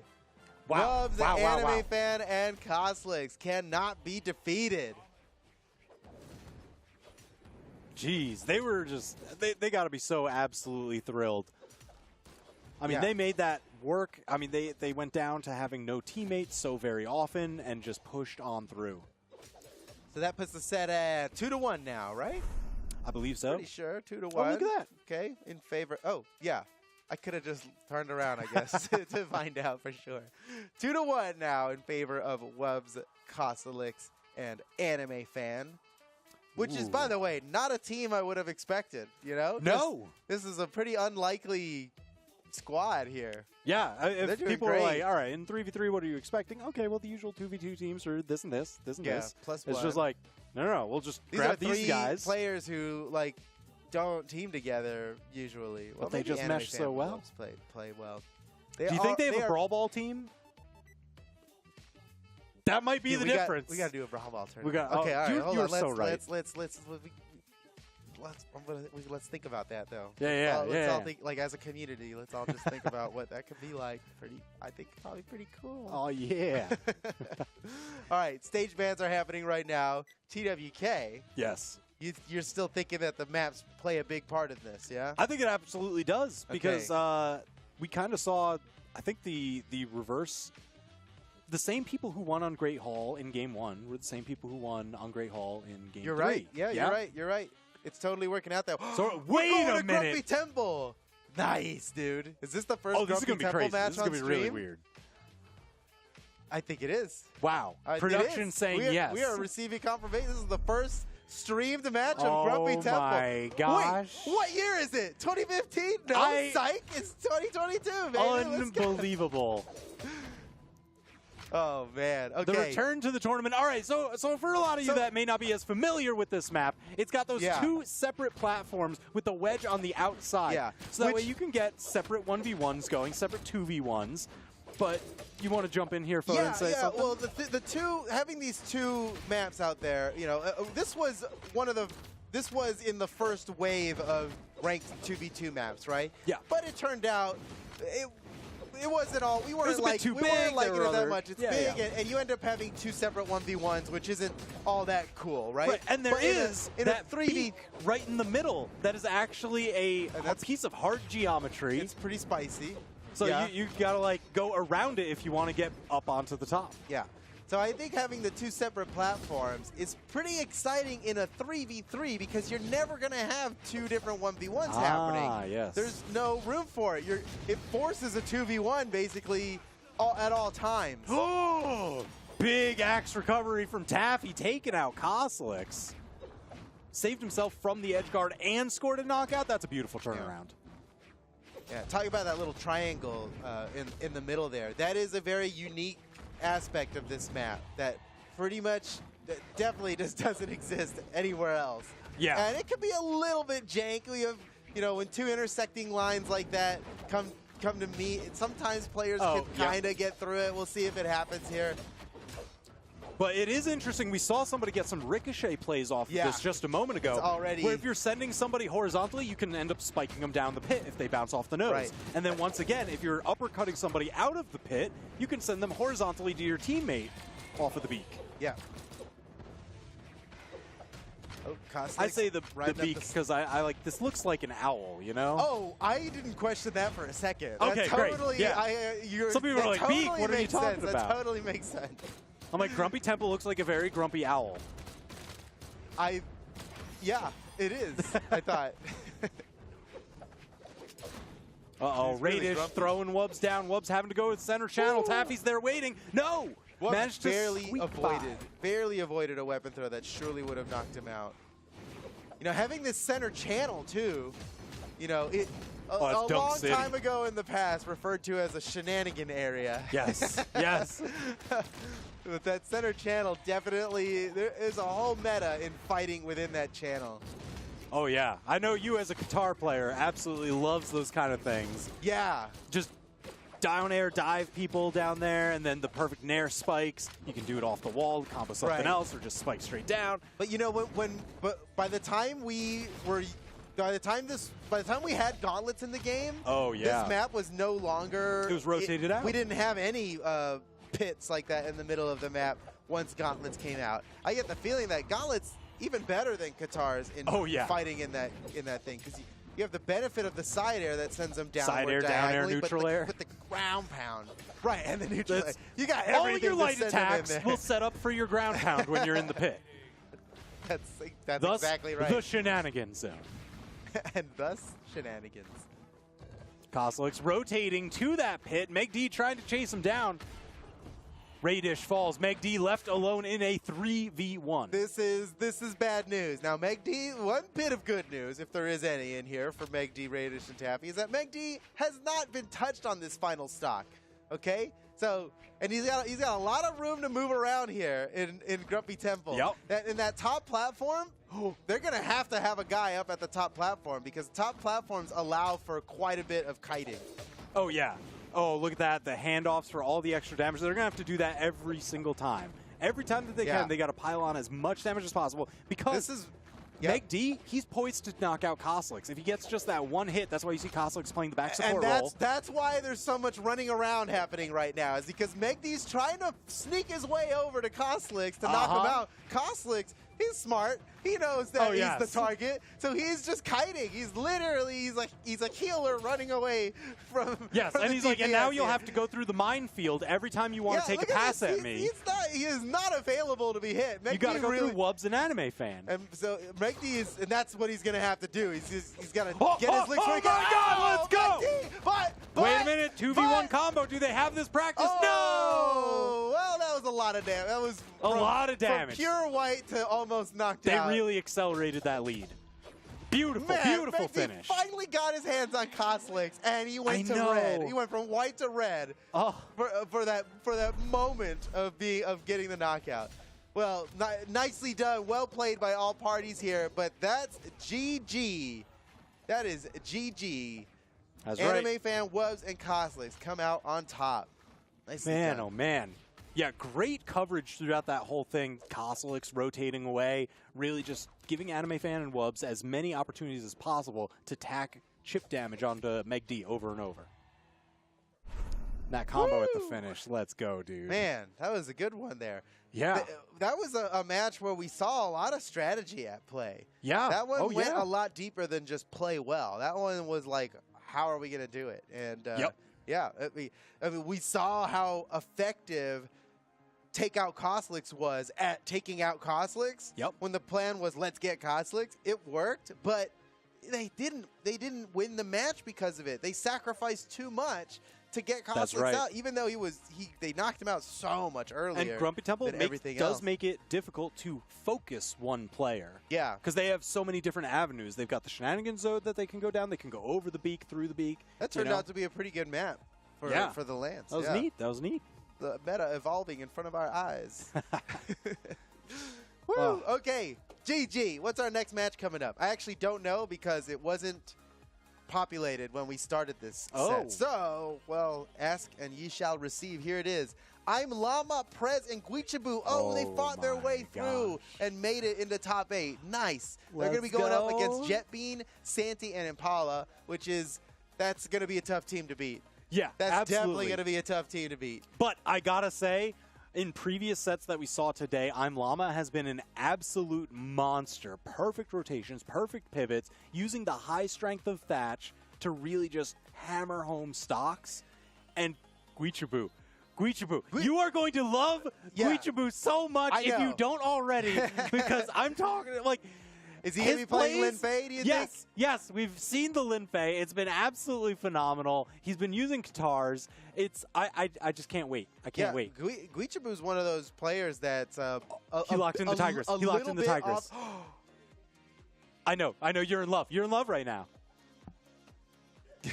That's for all your That's Surrey the- guitar yep, players that's out it, there. That's it. Dude, woo, this is going to be cool. All right, a Oh. Surrey. Nice. Okay, Guichibu. Look, I'm not getting hyped on Guichibu just because he's playing a Surrey. I'm and I getting love hyped a on Surrey. Guichibu because in Great Hall he had this crazy slide charge side signature that just decimated somebody from the other side of the map, and they never saw it coming. How could you? How could you see it coming? Guichibu's one of those players who's been off the radar for a lot of people, but he's about to be on your radar here because I think Guichibu's the next big thing. Oh yeah. Look at that. And let's- Already let's armed up see. with guitars. I'm only watching Guichibu right now. There's like a bunch of other people on the screen. It's all about Guichibu. Let's see what he does with the guitars here. Those other people are all Guichibu's opponents and Guichibu's teammates. There's Guichibu, and then there. Yeah. Oh, What a man, dunk. He's lucky the platform got underneath him there. Don't worry, there's plenty of time. He's going to get That more. could have just been- Unfortunately. So I'm Llama. Here's the danger, right? He does play Thatch, and he Yes. tells everyone else to play Thatch. If Right. you follow his Twitter, play Thatch. Yeah. Not a lot of Uh, people taking that advice. Not a lot of defense, especially in something as chaotic as 3v3 can be. There's a lot of extra damage flying around, so you will bleed out quickly. Yeah.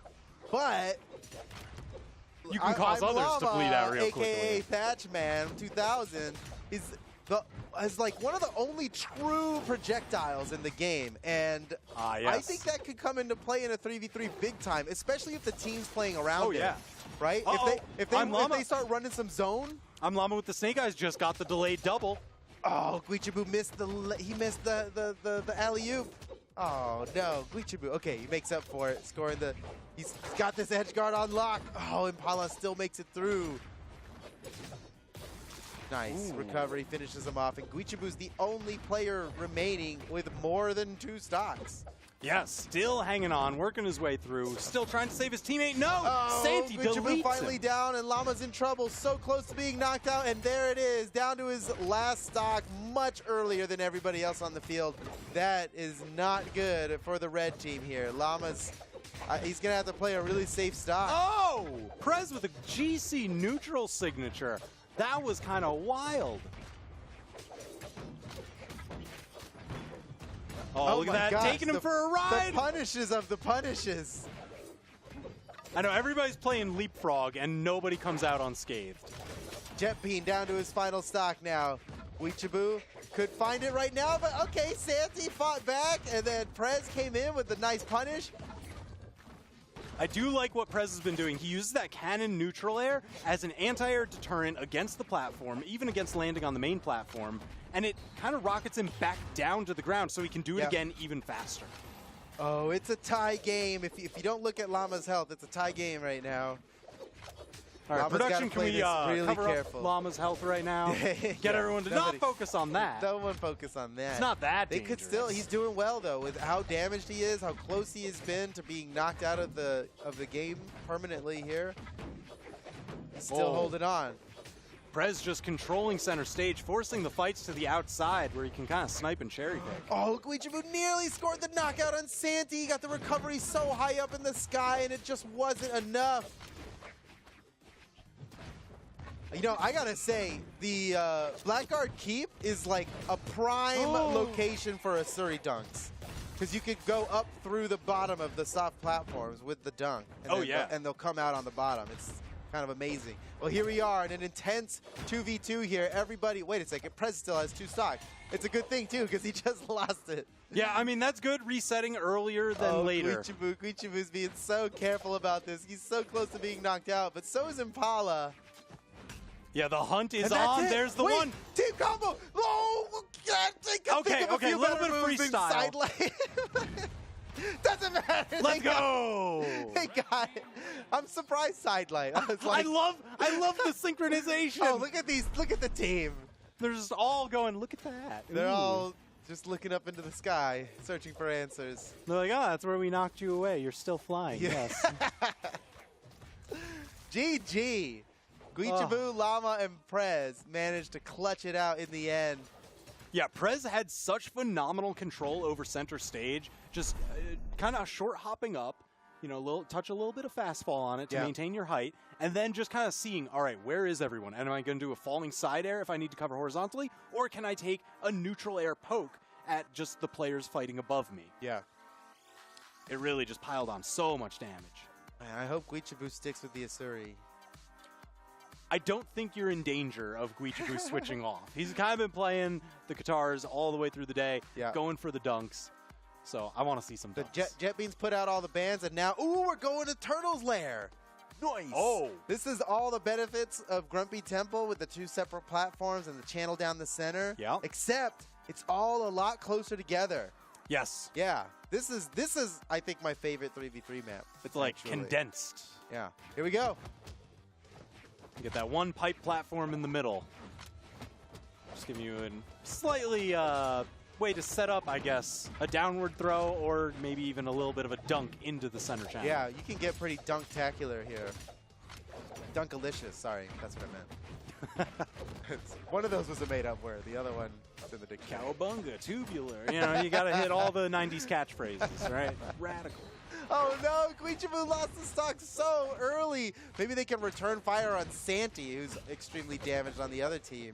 That's right. Guichabu, armed up with the sword, also has a dunking signature in the neutral signature. That's true. What?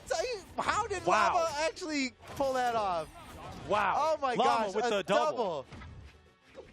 Absolutely on a tear. Oh, Double snipe. Dude, Impala, a beautiful edge guard from Impala. Llama was not expecting such accurate snipes. Yeah, so Impala, I think every time that I think Impala, I think this Kaya here. And the bow snipes have been so perfectly on point. That is a danger, especially since we're on a stage with a shenanigan zone. Beautiful handoff, all the extra damage. Oh! Ooh! There are those grenades, that projectile signature you were talking about. Yep. Yeah, I think that's something for the team to play around. There's a lot of value in that in a 3v3.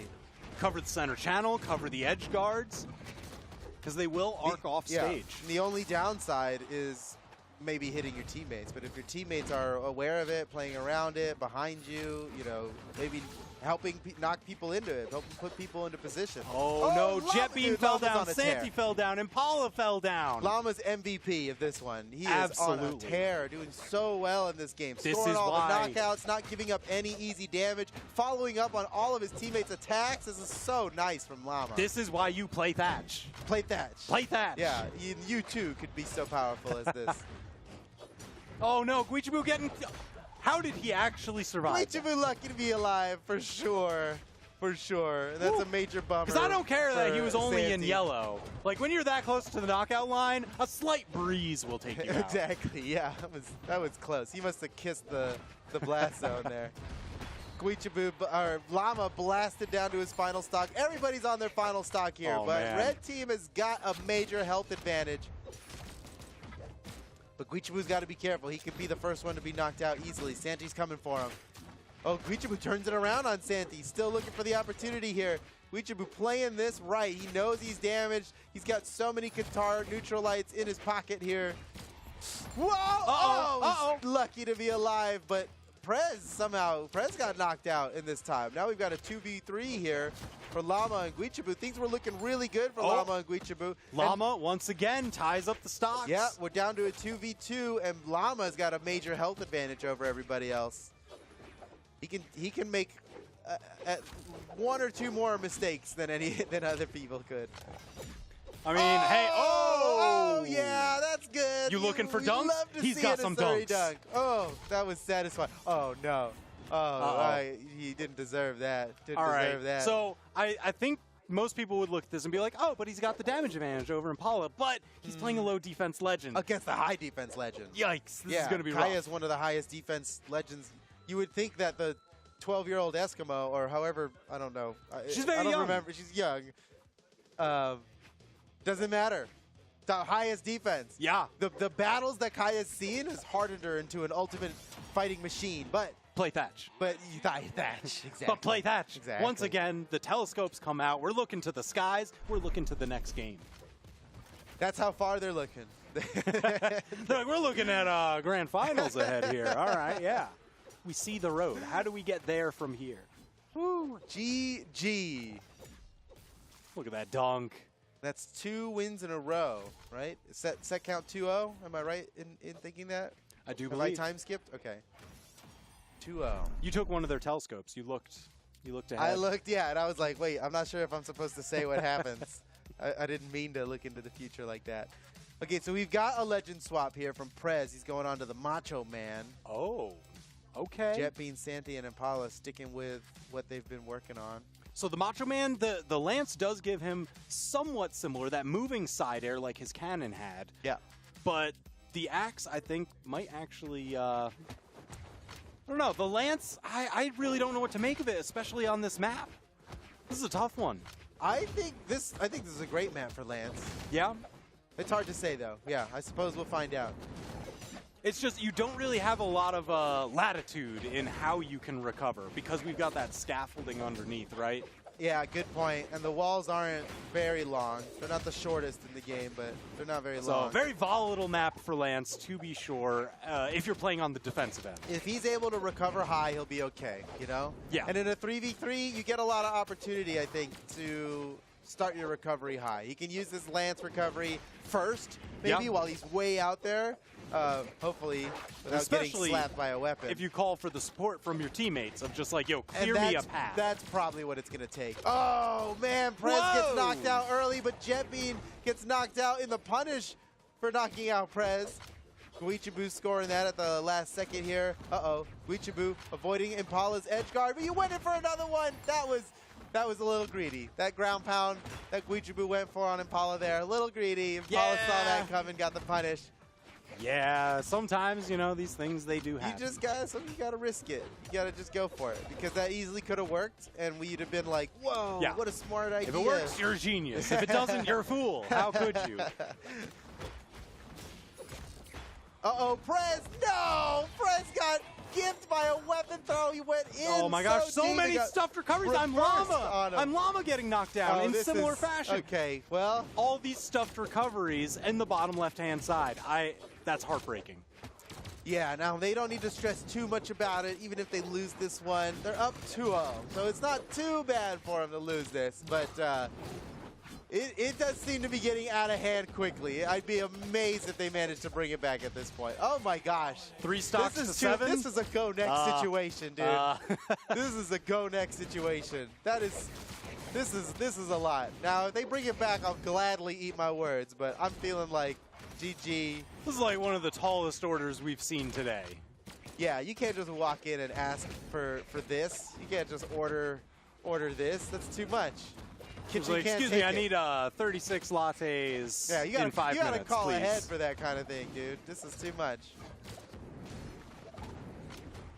But wait, they're actually they're There's a making chance. it work. They're There's making it work. actually a chance. It does not seem like a reasonable expectation.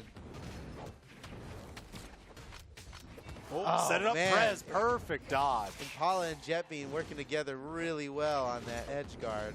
Didn't result in a knockout, but it was nice. Uh-oh. Prez starting to get his flow down, but cut short. He got disarmed. Luckily still has his life, but Llama can't say the same. Yeah, Llama's out. Blast Knuckles are coming out. There goes Uh-oh. Prez. It's all up to Guichibu. Do you believe, Fono? I knew it was going to be a dunk right Come there. on. Wait. A second chance at life? Wait, he can do this. Oh, there was that slide charge side I- signature. you got to go for that side sig sometimes. When it works, it Oh, works. finish him. Oh, come Oh, on. yeah, that was a great opportunity. I would have loved to see that. Wow, really just gambling with it all. Yeah, I think Guichibu he's just saying hi to the fans right now. I'm not sure. All right. yep. GG. Okay. All right. So they put a number on the board. Signs there of now. life. 2-1. Santi, they're getting it done. Santi, Jetbean, and Impala. But There was a they still need quick, 2 wins in a row. a quick ban on Big Miami Dome. Oh. They're like, we are not doing that again. Smart. Get that out of here. That's smart. Yeah, that's smart. That's exactly. You get map bans to remove the maps that you don't think you can win on. Yeah. They've used the map bans very effectively in this case, and they went through them really fast there. I don't know what map's coming up next. Let's see. Okay. All right. How's this one? How's Blackguard gonna change the game here? Well, you were talking about those The gravity Asuri- cancel dunks Yeah, through the platforms. dunks are huge. We didn't see Guichibu going for him at all in the last game, but there is major dunk potential with those platforms. Ooh, he went for one already. Just trying to set up. It's all about finding that moment where they're not going to bounce off of the main platform or one of the side platforms, because that bounce Yeah. really cuts out the knockout potential of the dunk. Oh Nice. my gosh. He got the hit off before getting punished, and I think he definitely came out positive in that. Oh, yeah. Jet Bean. Wait a minute. Recovery off the Oh, top. no. I'm Llama back at it again. So much for coming out positive. Jet Bean's the first one to lose his stock. That spear ground pound, it's been showing up a lot today for people just securing knockouts. Yeah. Okay, Sandy and Impala still rocking all 3 stocks here, along with Prez, but blue team's got a bit of a damage lead as a result of this. Never mind, scratch that. No, wait. the tides are shifting. When the damage builds up, you know, you're going to see all those stocks just fall so rapidly one after another because of the leapfrog of, well, I punish you, and then my teammate punishes them, their teammate punishes them, and round we go. All right, everybody down to 2 stocks here, but Jet Bean is hurting, and he's playing so far over on the side of the stage here. It looks like a big risk. Prez could just take him out. This is the most even match we've seen this set. Oh, yeah. This is like as even as it could be right now. Guichabu, oh, he really tried to make it happen. Off the Llama? side there, but couldn't find it. Not enough for the knockout yet. I'm Llama has been smacking Jet Bean away time and again. It's just a matter of time before the final one. Oh, no, the friendly fire? Oh, It's all okay, right. but He made it even. it evened out pretty quick. Yeah, it's okay. It's okay. Uh-oh, Jet Bean down to his final stock now, and Paul is the only one left on the blue team with more than 1 stock. High defense legend, so able to poise, set themselves Yeah. up. Yeah, I love that rotation from Impala, taking the pressure off of Santi, letting him get back up on the Oh. platform, renew his jumps. A nice neutral stick by Impala, scoring the knockout, evening up the stocks. Damage pretty even as well. Yeah, this could go either way, man. But if Guichabu, Prez, and Llama win this, they'll just move on. They'll knock Jet Bean, Sandy, and Impala out of the tournament. And it could happen here when you consider that Jet Bean and Sandy are both very close to just being eliminated right now. They're both deep in red on their final stock. How is Jet Bean going to get around all this edge guarding? But he's just trying to find a weapon. He's just trying to find a weapon. Okay, he's got it. And it's the blasters. We're doing great with the blasters so far here. All right, nice yeah. combo with his teammate. Quick little handoff, stick and move, stick and move. They're bringing it back. Jet Bean and Sandy have held on to these stocks. They've been in knockout range for so long here, but they still haven't been knocked out. Never mind. Guichabu just finally got it. There's the first one. The stocks are about to fly. Jet Bean and Impala barely clinging on to life here. They don't really have any of their opponents in knockout range yet, but they're close. They could still bring this back. Even though it's a 2v3 here, they could bring this back. All right, hanging out on the right-hand Guichabu side. really committed Yeah. to that. He knew. No. Wow. Guichabu, no. Wow. Just like that? All right, well, that was a quick trade, so we maintain the advantage for the red team, 2v1.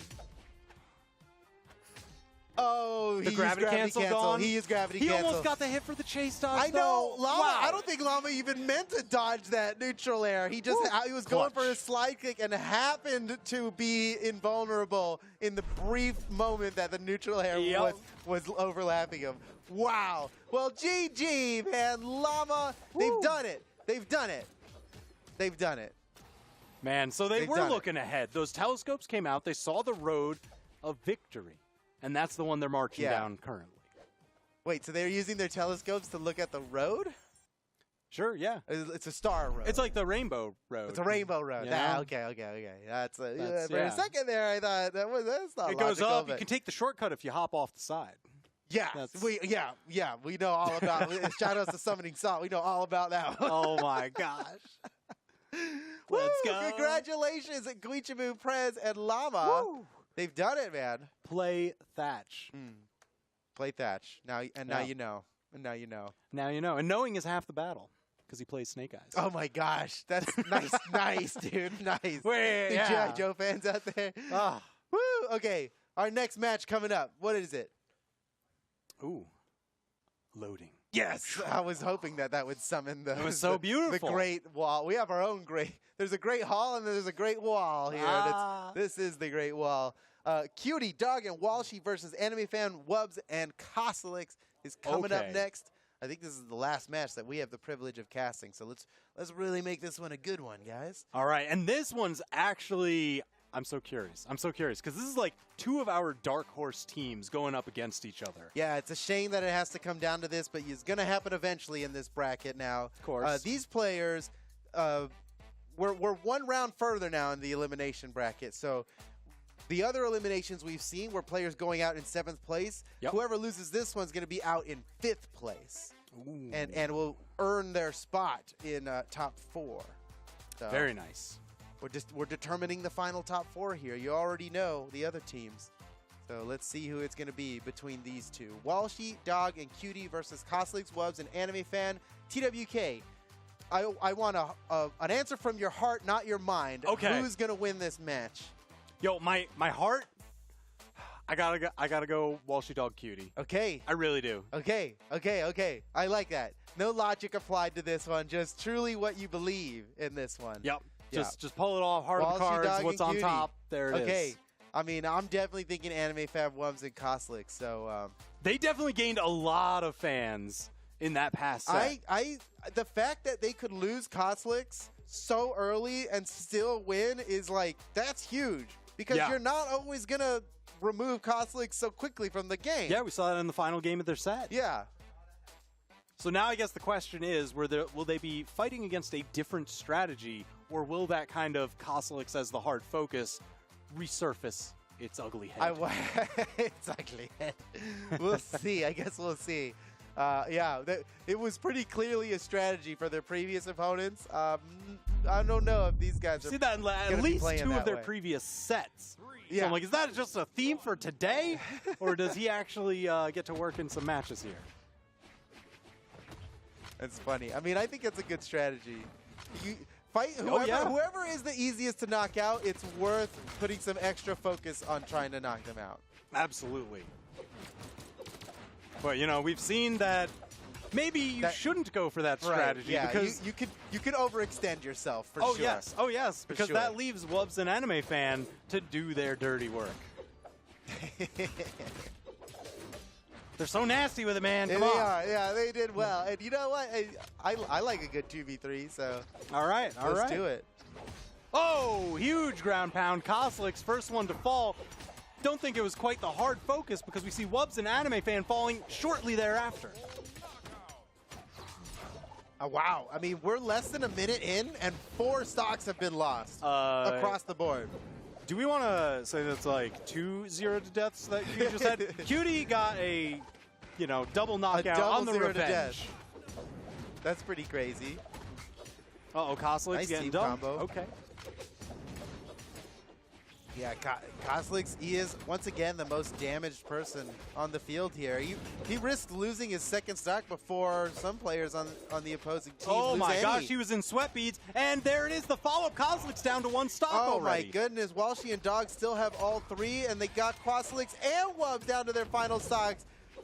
Your heart was onto something, GWK. Well, the heart wants what it wants, and it looks like so does everybody else. Or at least the people in this match. Walshy, Cutie, and Dog have been absolutely dominating. 6 stocks to 3. Man, it's good that you have your heart and your mind so aligned here. 'Cause I know your brain was also thinking.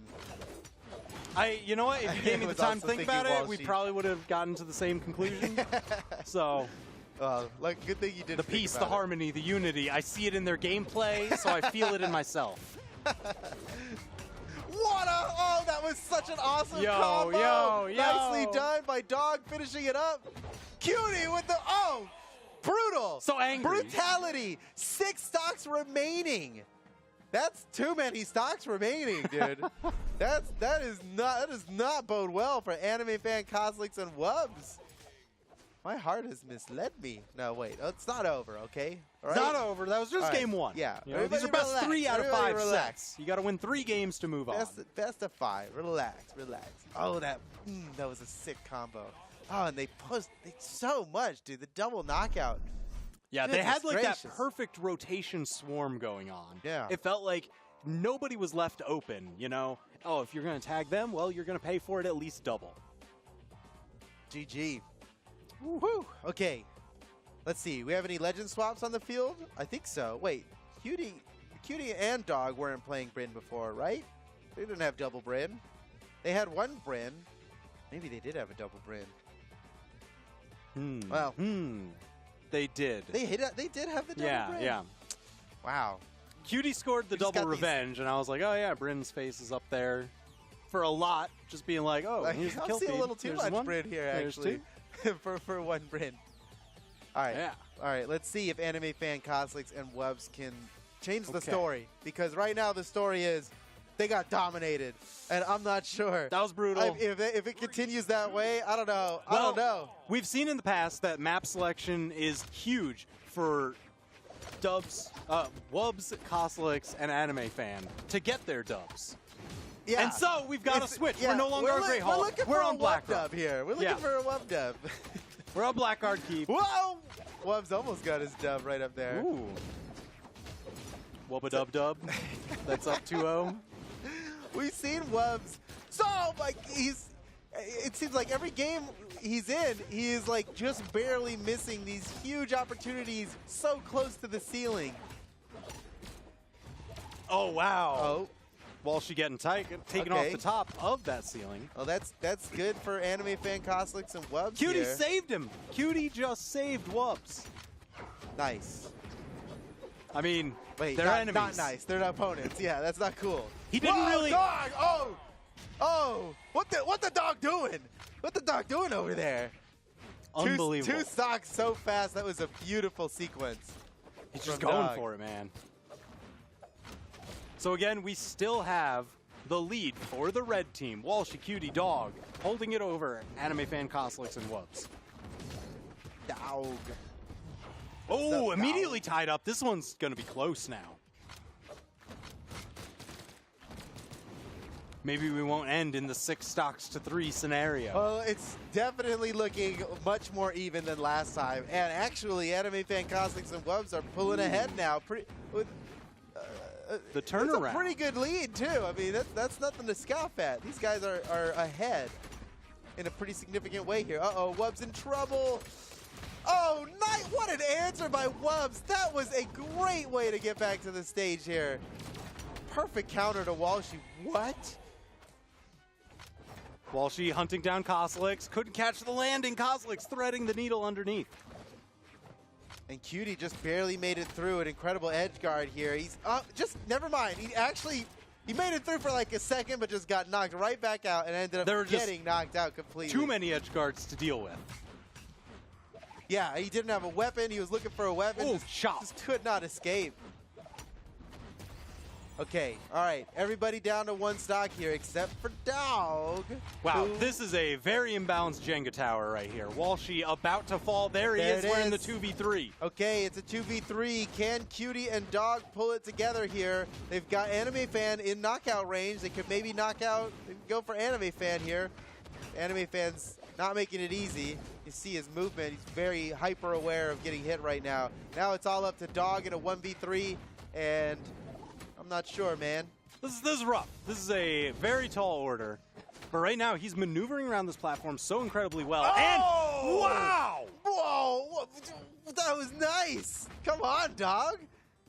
He just actually went for it. I mean, that was like one of the craziest charges I have seen. Got him. Whoa, wait a second. Aha. He's in. That was a great catch by Anime Fan, though. Dog burned his dodge. I think Dog's going to wish he didn't throw his weapon right there. Ooh, looking for the next weapon Whoa. drop. Perfect dodge Oh. against that side light. You know, it's funny. Even though that weapon wasn't there, even though we couldn't see it, Uh-oh, dunked. I kind of knew that weapon was there off to the side from the subtle changes in the camera. Yes. You can, even though you don't actually see it spawn, you Yep. know that a weapon spawned because of how the camera moved a little bit. Yeah, it'll shift to be like, there's a subtle- thing subtle over things. here. Yeah, subtle things. And these pros know it too because they went over there and grabbed it. Oh, yeah. All right, so that ties up the set Man, look now, at right? this 1-1. off the side, just slide charge. That was nice. That was nice. That would have knocked out like any damage. I was pretty much ready for the dog 1v3. He was pretty close to getting it. All right, set count tied up 1-1. We're going back to Grumpy Temple. This worked out really well for Ooh. Koslix's team last time. Coming to this map. See if that works for him again. So yeah, it seems like any set that has Koslix, Wubs, and Anime Fan in it, very counter pick heavy on the stages. Yeah, much more than usual. We've seen a lot of these 3v3 tournament sets go where every match in the set, Run it back, run and it back, run forth, it back. is played on the same map over and over. But these guys are serious about their map counter picks. Koslix's getting a lot of damage out without taking Oh much my this gosh, time. and the knockout too. 40-second KO on Walshy. That is early, man, and a nice lead for Anime Fan, Koslix, and Wubs. Yeah, this is working out phenomenally for Koslix. I feel like he's been able to get his feet under him, get that horizontal domination. Ooh, he almost, man, Wubs almost Almost got the two double? there, yeah. The double knuckle sandwich, it's a double The decker. double knuckle. I'm gonna deck you both. Dude, Wubs is popping off.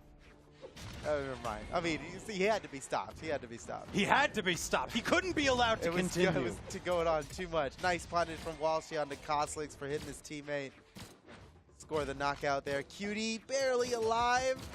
Coming back to the stage here. Cutie definitely at risk of being knocked out soon. Got my eye on Cutie. Koslix. Oh, wow! What a pickup! Koslix to Anime Fan. What a handoff. Oh, and he almost got another one. These guys are popping off. They just ascended. It seems Grumpy Temple just it's their map. That's their It's map.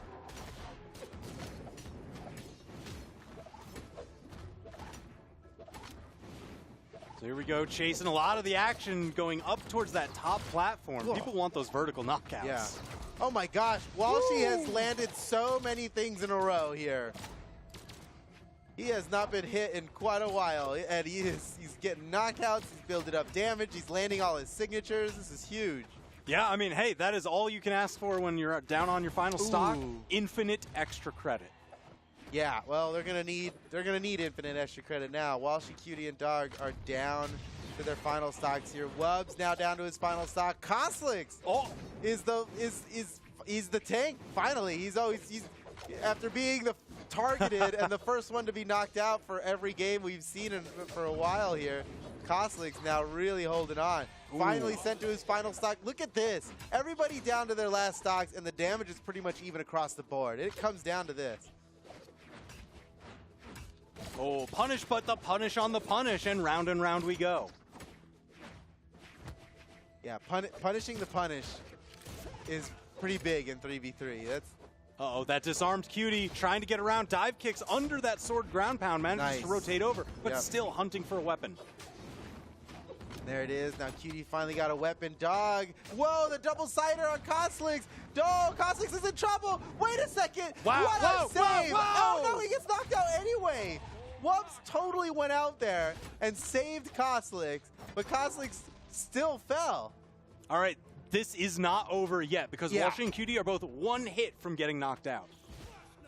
And that hit would definitely do it. that would have signature done it. hit so hard. But it is risky to gravity cancel like that. Burn your dodge for 3 whole seconds there without a dodge Dicey. in a 3v1. Whoa! There's one. Uh-oh! Uh-oh! Wubs he's got a plan.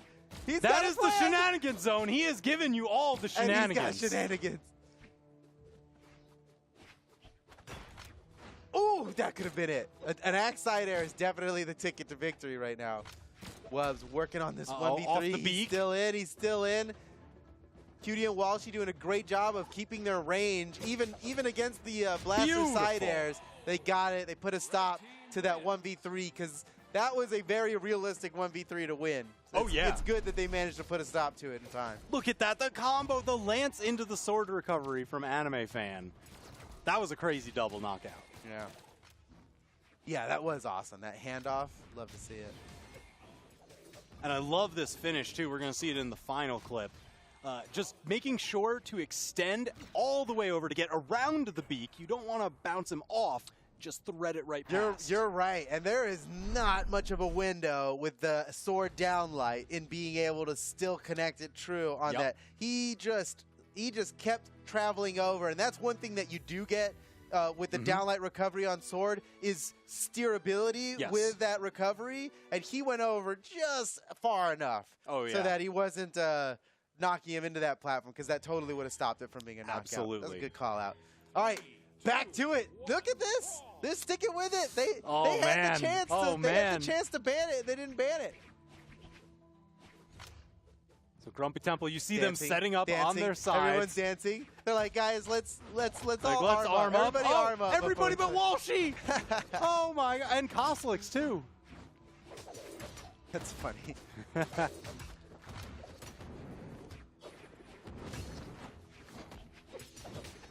Oh man, Walshy still looking for a weapon, manages to knock Koslix away from it. Arm it up, he's got the gauntlets in the shenanigan zone, looking to take out Koslix, almost did it by interrupting the Lance ground pound.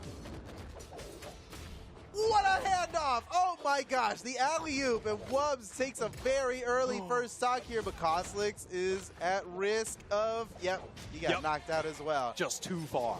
All right, so Walshy, Cutie, and Dog keeping things close Whoa. here. More than close. Whoa. Triple Whoa. knockout! Whoa. Walshy, let's go! Yeah, Walshy with 2 L's on that one because you're not getting by him on the corner. Walshy, because he owns this wall. Yeah. Get it? He is the wall. He's got the broad shoulders for it.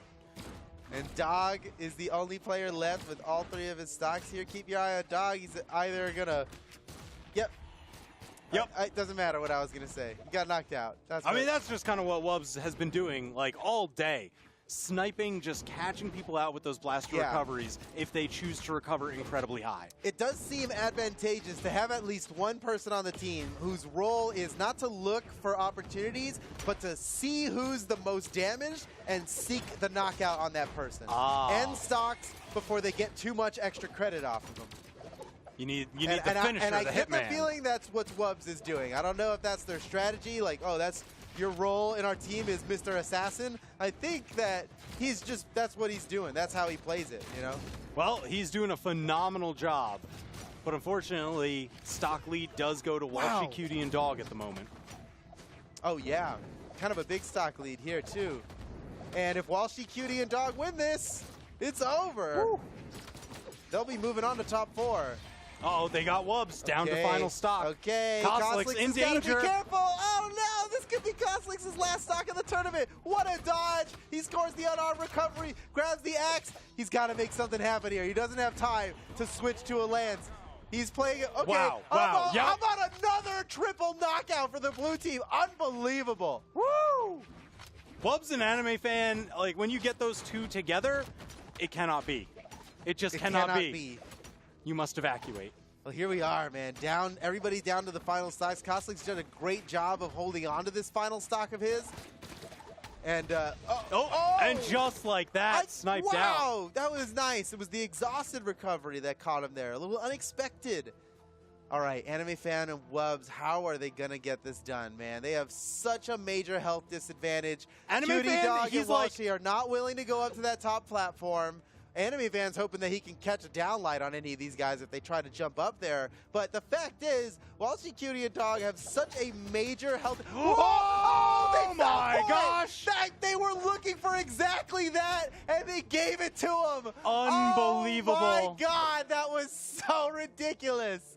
They want the Oh, handoff. They've no. done it so many times before today. Well, now they can't really afford to wait. They're no longer in the lead. They could have stalled for 4.5 minutes and won before, but now the fight's got to play out or it's going to go to a tiebreaker. Yep. Considering that Walshy and Cutie have such a big lead here, it's not an advantage for them to wait. They went at for this the point. pincer attack. They got Anime Fan in the shenanigans Oh, zone, got and he's him, out got of him. here. Dismantled. Oh, that was such a smart play by Wubbs and Anime Fan, and it looks like it might not even pay off here.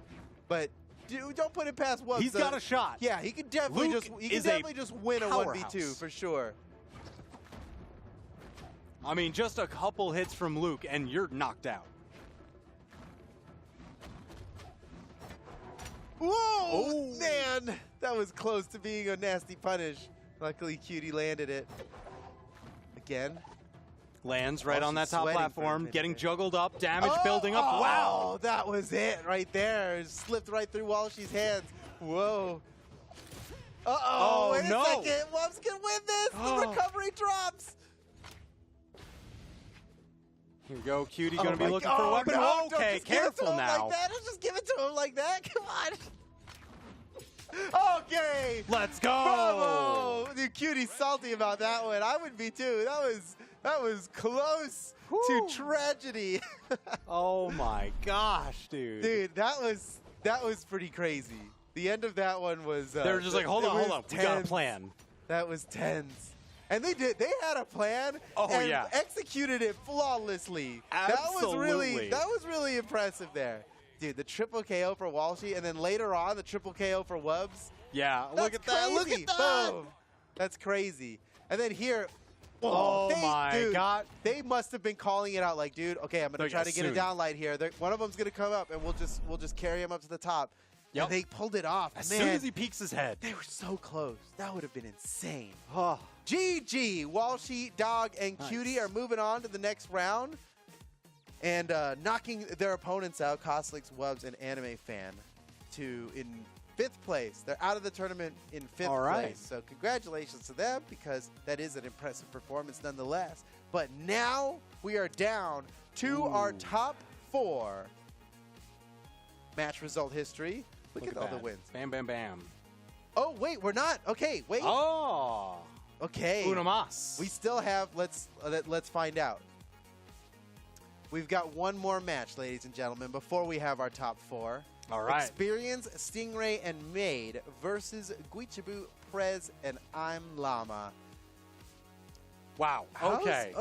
Okay. I'm thinking people are looking at Experience and Stingray to take this one. Experience, Stingray, and Maid to take this one. Yep. But Guichibu's got Katars, so but wait, Experience has Katars though. Oh. That balances it out. Does it? It's The anyone's the game scales now. are balanced?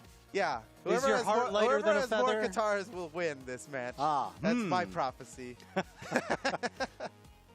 Well, let's find out. Let's find out. It's going to be a good game here, I think. Is the I'm Llama play Thatch going to be strong enough to overcome the higher seeded team? And you know Llama's going to be playing Thatch, and it looks like we could see him locking into Oh, it yeah. right Oh, now. look. Play Thatch. He's just Play so Thatch. beautiful. Play Thatch. Look at those whiskers with. Is that a nose? Yar. I can't believe that's actually his nose every time. My gosh. He's a handsome devil. It's a handsome devil. All right.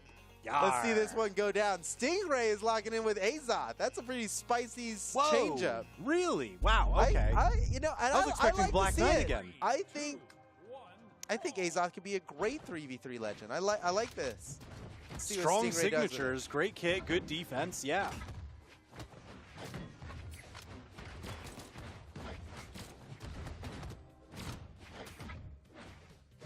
Scramble in the center, damage building up on everyone except for, well, I was going to say except for Maid, but then he got tagged time and time again. I do like seeing Experience over on the Amethyst? oh yeah, the Yeah, Amethyst, just yeah, because the me cannon too. gives so much stage control in the center, the falling side airs or those quick anti-air neutral airs. Oh, Experience nearly knocked out. Who's going to lose the first stock? It's Prez. Prez goes down. Llama and Guichibu in trouble on the left side of the stage, completely unarmed, close to the blast zone, and at risk of being knocked out. They're barely clinging on right now. Oh, wow. Still, Llama's still up. Guichibu, oh, everybody's flying now. Plate Experience thatch, out plate as well. thatch. Oh, not the delayed double. I'm Llama going for it, gets the Yeah, delayed double. Triple? And Maid down as well. Llama is dominating.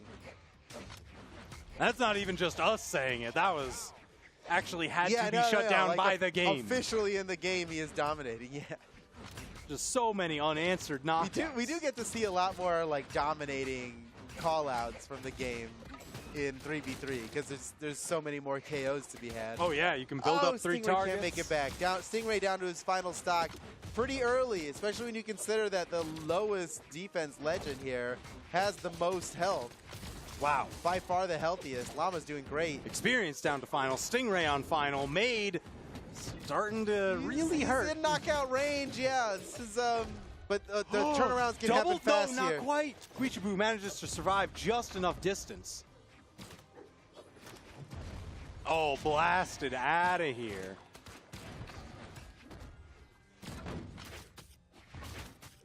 Stocks are tied up. Very tenuous lead for the blue team.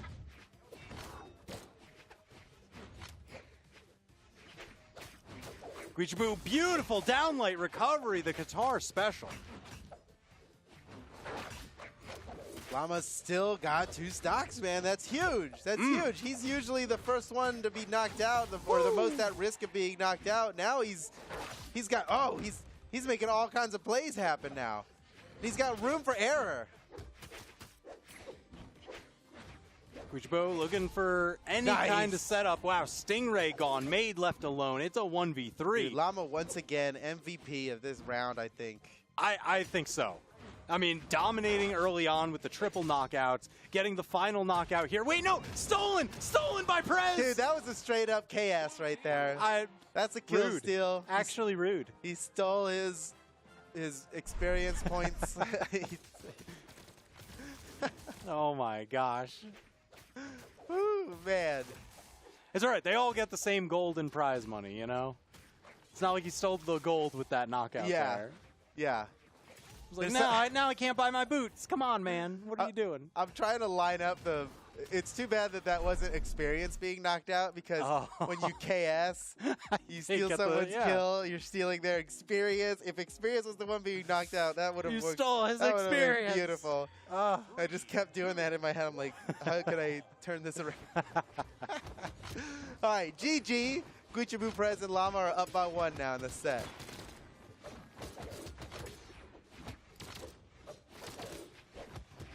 All right, again, starting with that center scramble. Everybody looking to just get that leapfrog damage to really accelerate these first stocks. Made taking a lot of damage here so far. Oh, man. He hasn't really been able to land anything, only getting punished for trying. Made starting to play way outside now, and Llama's going to get a super early knockout on Made. Oh, man, that was just domination. Made was... That was unlucky for me. Just every time he came in, he kept getting blasted out by somebody, and then Llama comes in with a beautiful finish. Uppercut almost took out 2, but Yeah. at least 1's good enough. He turned it around, man. That was a great job by Made. He lost that first stock, but he went and took a stock to even it up quickly. All right, now that everybody's first stock has been built into the red, you're going to see them fall very quickly. Half the field has fallen. Oh, no. Now we're going to the back half. Speaking of falling, there goes Stingray. Got experience in Guichibu. Still holding on to their first stocks here. Guichibu without a weapon. He's seeking it. Oh, scores an unarmed recovery to knock experience pretty hard, but experience still hold on to that stock. Who's it going to be? Guichibu or experience? And they're fighting each other too, so it's going to be one. Guichibu comes out on top with the Qatar recovery for the finisher, but Guichibu gets blasted off just as fast. Meanwhile, Llama went down to his final stock, putting red team at a pretty significant lead now. Yeah, that is incredibly dangerous. You see them really hunting down I'm Llama now, trying to catch every single landing. Experience and Made both rotated over for a little bit, and now Experience trying to clean him up. Man, the pressure on I'm Llama is ridiculous. They want to end him. He's getting taken up towards the top. Oh, whoa, whoa, whoa. A little pinball action there. Dude, Llama's in trouble. This is definitely looking like a dub here for Experience, Made, and Stingray. But it's too early to call. You never know with Llama. He's definitely playing like way outside. Yep, I've got the blaster's range. Wow, beautiful double knockout. Really just bringing it back. Prez saving I'm Llama and turning the stock count around. They really are taking this back now. Llama, man, you got to give props to Llama holding on to this stock for so long. He's been in knockout range for a while now. Yeah, playing just it right. so evasive, not getting hit, and also steering the opponents towards his teammates.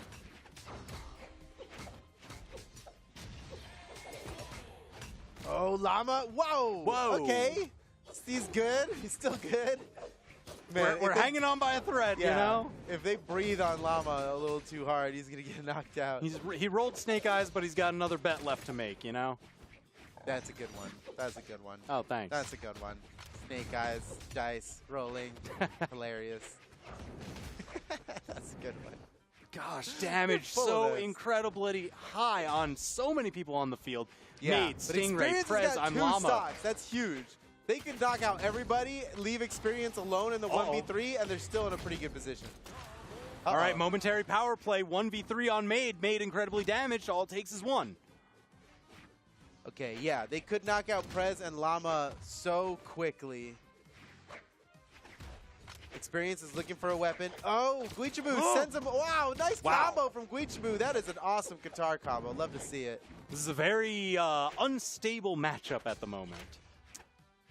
Oh no, Experience just wasted his weapon, and they're stealing the weapons away from him. Guichabu tried to sneak in with a sword side signature there, but they caught on to it. Nice punish by Guichabu. Guichabu in trouble.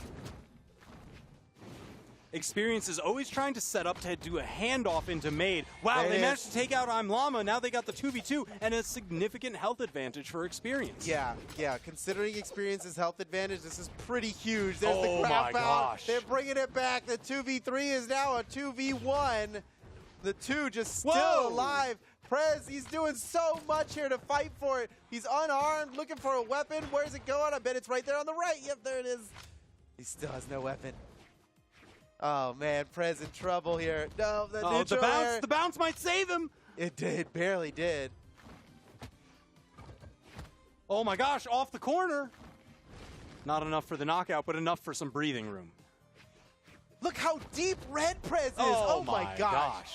gosh. That was licorice colored. It was like, that was such a deep, deep red. It was basically black at that point. Wow. That's the closest you get on like the red slider bar of lightness. Yeah. For it to not be black, but like basically it has no color anymore. So look at that. It's not. It got even darker. It's like, than that. I Look how think- dark that health bar is on Brez. I That's think if they insane. showed the graph of damage, everything else would have to go to like a different scale just to fit him on there. I don't think it gets any darker than that. It eventually caps out, and that was it. Yeah. Woo! Okay, let's go. Next game. Set count is tied 1-1. They've both proven that they could win this game, and now they just who's gonna play better? Every time that Guichabu does those slide charge side signatures on sword, I love it. I love it so much. Hearing the growl, just seeing the speed of movement, and it always lands. No, that Asuri sword side sig is a great move, man. Even when you're just letting it rip real quick, it's a fast move. Oh yeah. Made. Oh, that's Slapped. a great guitar, but He got the touch. He touched the wall. Uh-oh, but Oh, options nice dwindling. weapon Goes for the throw. save. Couldn't get it. Almost paid. Experience gets knocked out for trying to save his teammate. Oh, no. That is a big lead now for Guichabu, Prez, and Llama. Yeah, great capitalization. Oh, big signature. Okay. Starting to bring it back. They need but that. Yeah, they need Llama that. and Guichabu are barely I harmed. know. Look at Guichabu. He's so healthy. Scores the knockout, going for another. Dangerous off stage, getting handoff to handoff.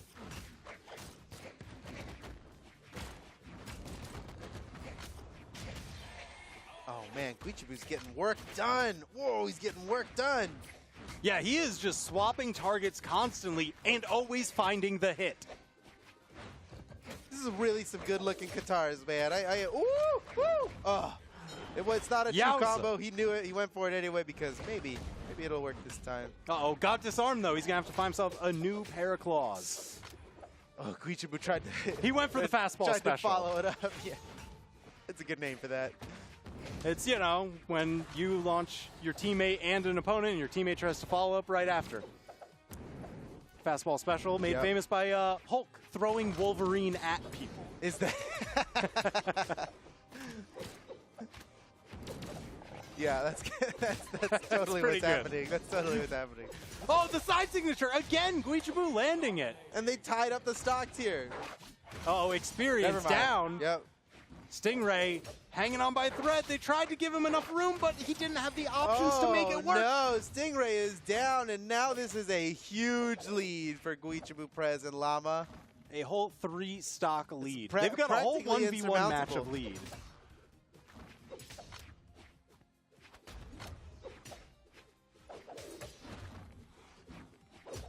You see Experience trying to play a little bit of a support position, picking his moment to come in and strike as Made deters the blue team.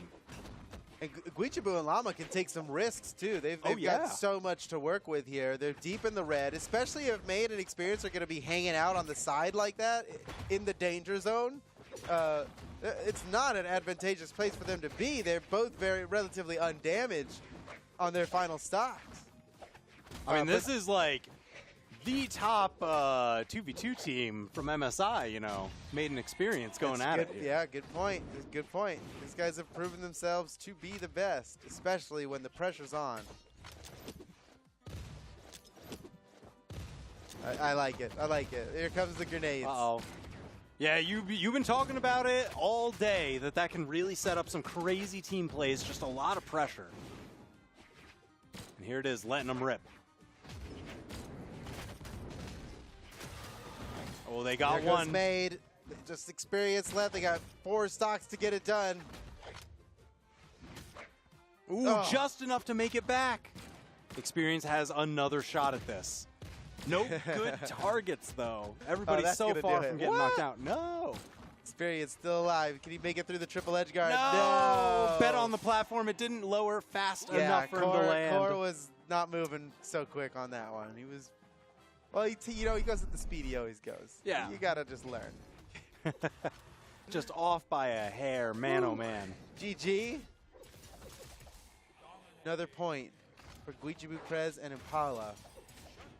Man, Impala is ridiculous with these edge guards. It seems like his awareness and dodge ability just goes up tenfold. Yeah, and his usage of the signatures is so impressive. Boom. Woo. GG. 4-stock Woo. victory. That's pretty healthy. Yep. All right, we're going to Great Hall for this one. Uh-oh. Let's do it. Guichibu, Prez, and Prez on Ulgrim now. Yep. Everything else stays the same here. Okay, here we All right. go. I love this map just for Guichibu, just because I want to see more slide charge side sinks. Yeah. Yeah. Dude, I want to see a dunk. We still haven't had like a proper Asuri dunk. And You know, that's you're all right. that's all I came here to see. I wouldn't have come in today if I didn't. You're like, I need my Asuri It's dunks. like, wait, you said Guichibu's playing guitars? Okay, I'll be. I was promised some dunks. Where are my dunks?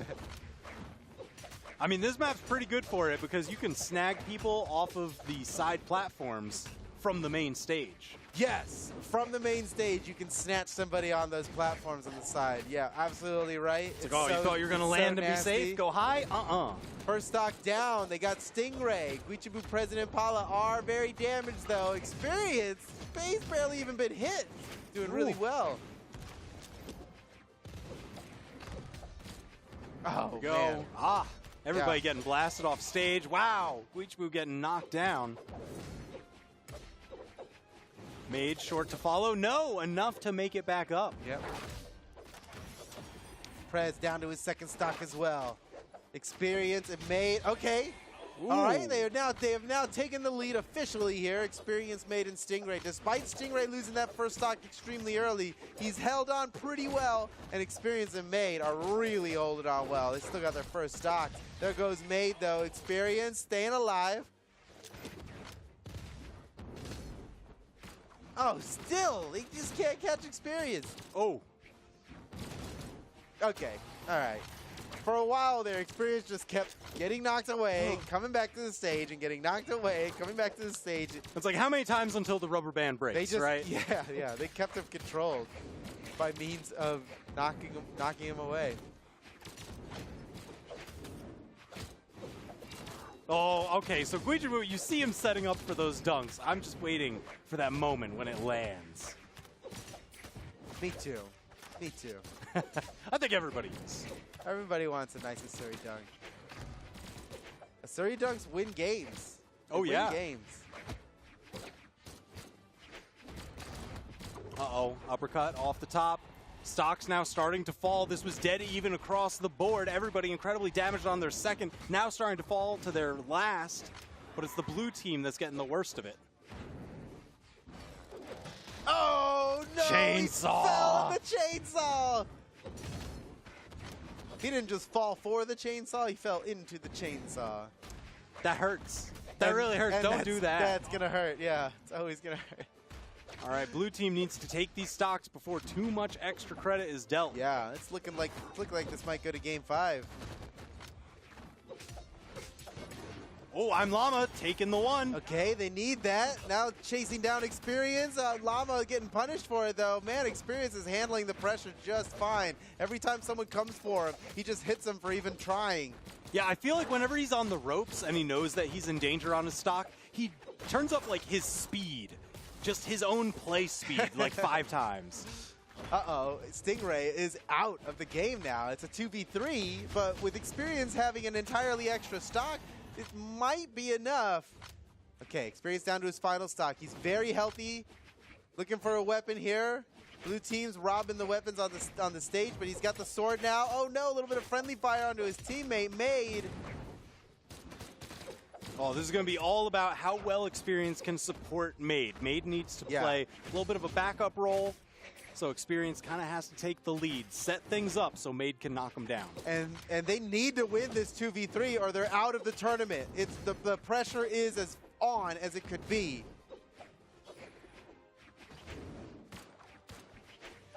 Trying to poke his head up. Made coming around. You know he's got the strength for it, but he's gone. Out of Okay, here. are you ready for an Experience 1v3? Okay, wait, that counts. We take those. We definitely take those. Absolutely. We take those on credit. We take those. We take those. We just take those. We just take them. I'm telling you, we take them. So, all right, so Experience, he's won some crazy 1v2s in 2v2 tournaments, Oh, that so was- he's no stranger to this. Uh-oh. Oh, that's it, ladies and gentlemen. Llama, they've done it. Llama, Prez, what? Prez and Guichabu. I love this. I love this. I don't think anybody was expecting these guys to go so far. Man, I mean, so this ruins part of my predictions, Yes. but I'm here for it. Yes. I absolutely love this. The Dark Horse team pulling it out. Yeah, this is huge, man. So they've made it to top 4. What? No, Ah. no one was expecting this team to make it into top 4, No. man. Nicely done. Llama, Prez, and Guichabu. Top 4. Wow, wow, wow, wow. Bravo, man. And that was a nice set, too. Because Experience Stingray made no major errors or anything. No. Nothing that you can point to is like, if they just did that differently. You really should. It That was really a bad just call. came down It's like, to no. these guys played better. They win. GG. That was awesome. You know? Great well set. fought all Great around. show.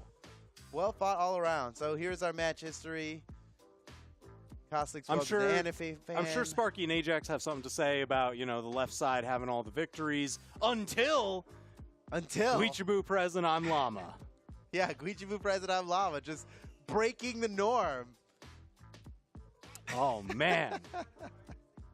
All right, so now we've boiled it down. We've got the top Now 4 teams. we're in top 4 officially. Yeah. Ah, yes. This is good. This is good. This is gonna be really cool. Yeah, this is going to be a really amazing top 4. Who's going to win this tournament? It seems like all of these teams who are left are capable of winning now. Yep. So you're really just going to have to watch and see. But before that, we're going to take a super quick break, get some new casters in here, and don't go anywhere because we're coming right back with the grand finale of North American 3v3 Championship. We'll see you soon.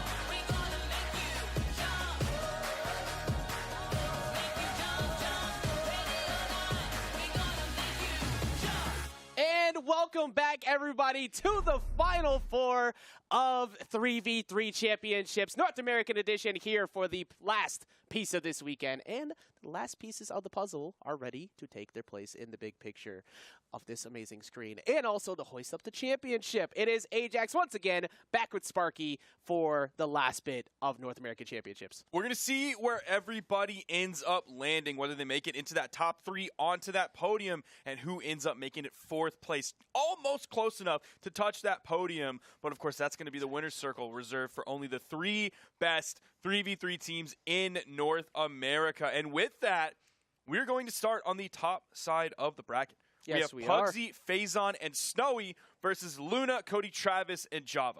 I am super looking forward to this one. This is one that we're looking at preemptively. Now, don't get me wrong. I definitely expected Experience's team to possibly be in the spot. Me too. I thought that the way that they were playing, that they were going to get there, and that's why I had them lined up in my predictions as such. But Pugsy, Phazon, and Snowy have proven wrong on that regard, and not even that much of a surprise at the fact that they're here in Winners Finals. I can't wait for this because I think we've had a lot of 3-0s today, and also they have left side Which of side? the graphic advantage Okay. currently because that All has right. only 2 teams, by the way, who haven't been on the left-hand side of this have won. So let's make that clear. We're still correct about that. So But, I have Luna, Cody Travis, and Java winning in my predictions. I So do. could we yeah, flip that? Yeah, we're a little bit like, Maybe, please, just a help us little out bit. here.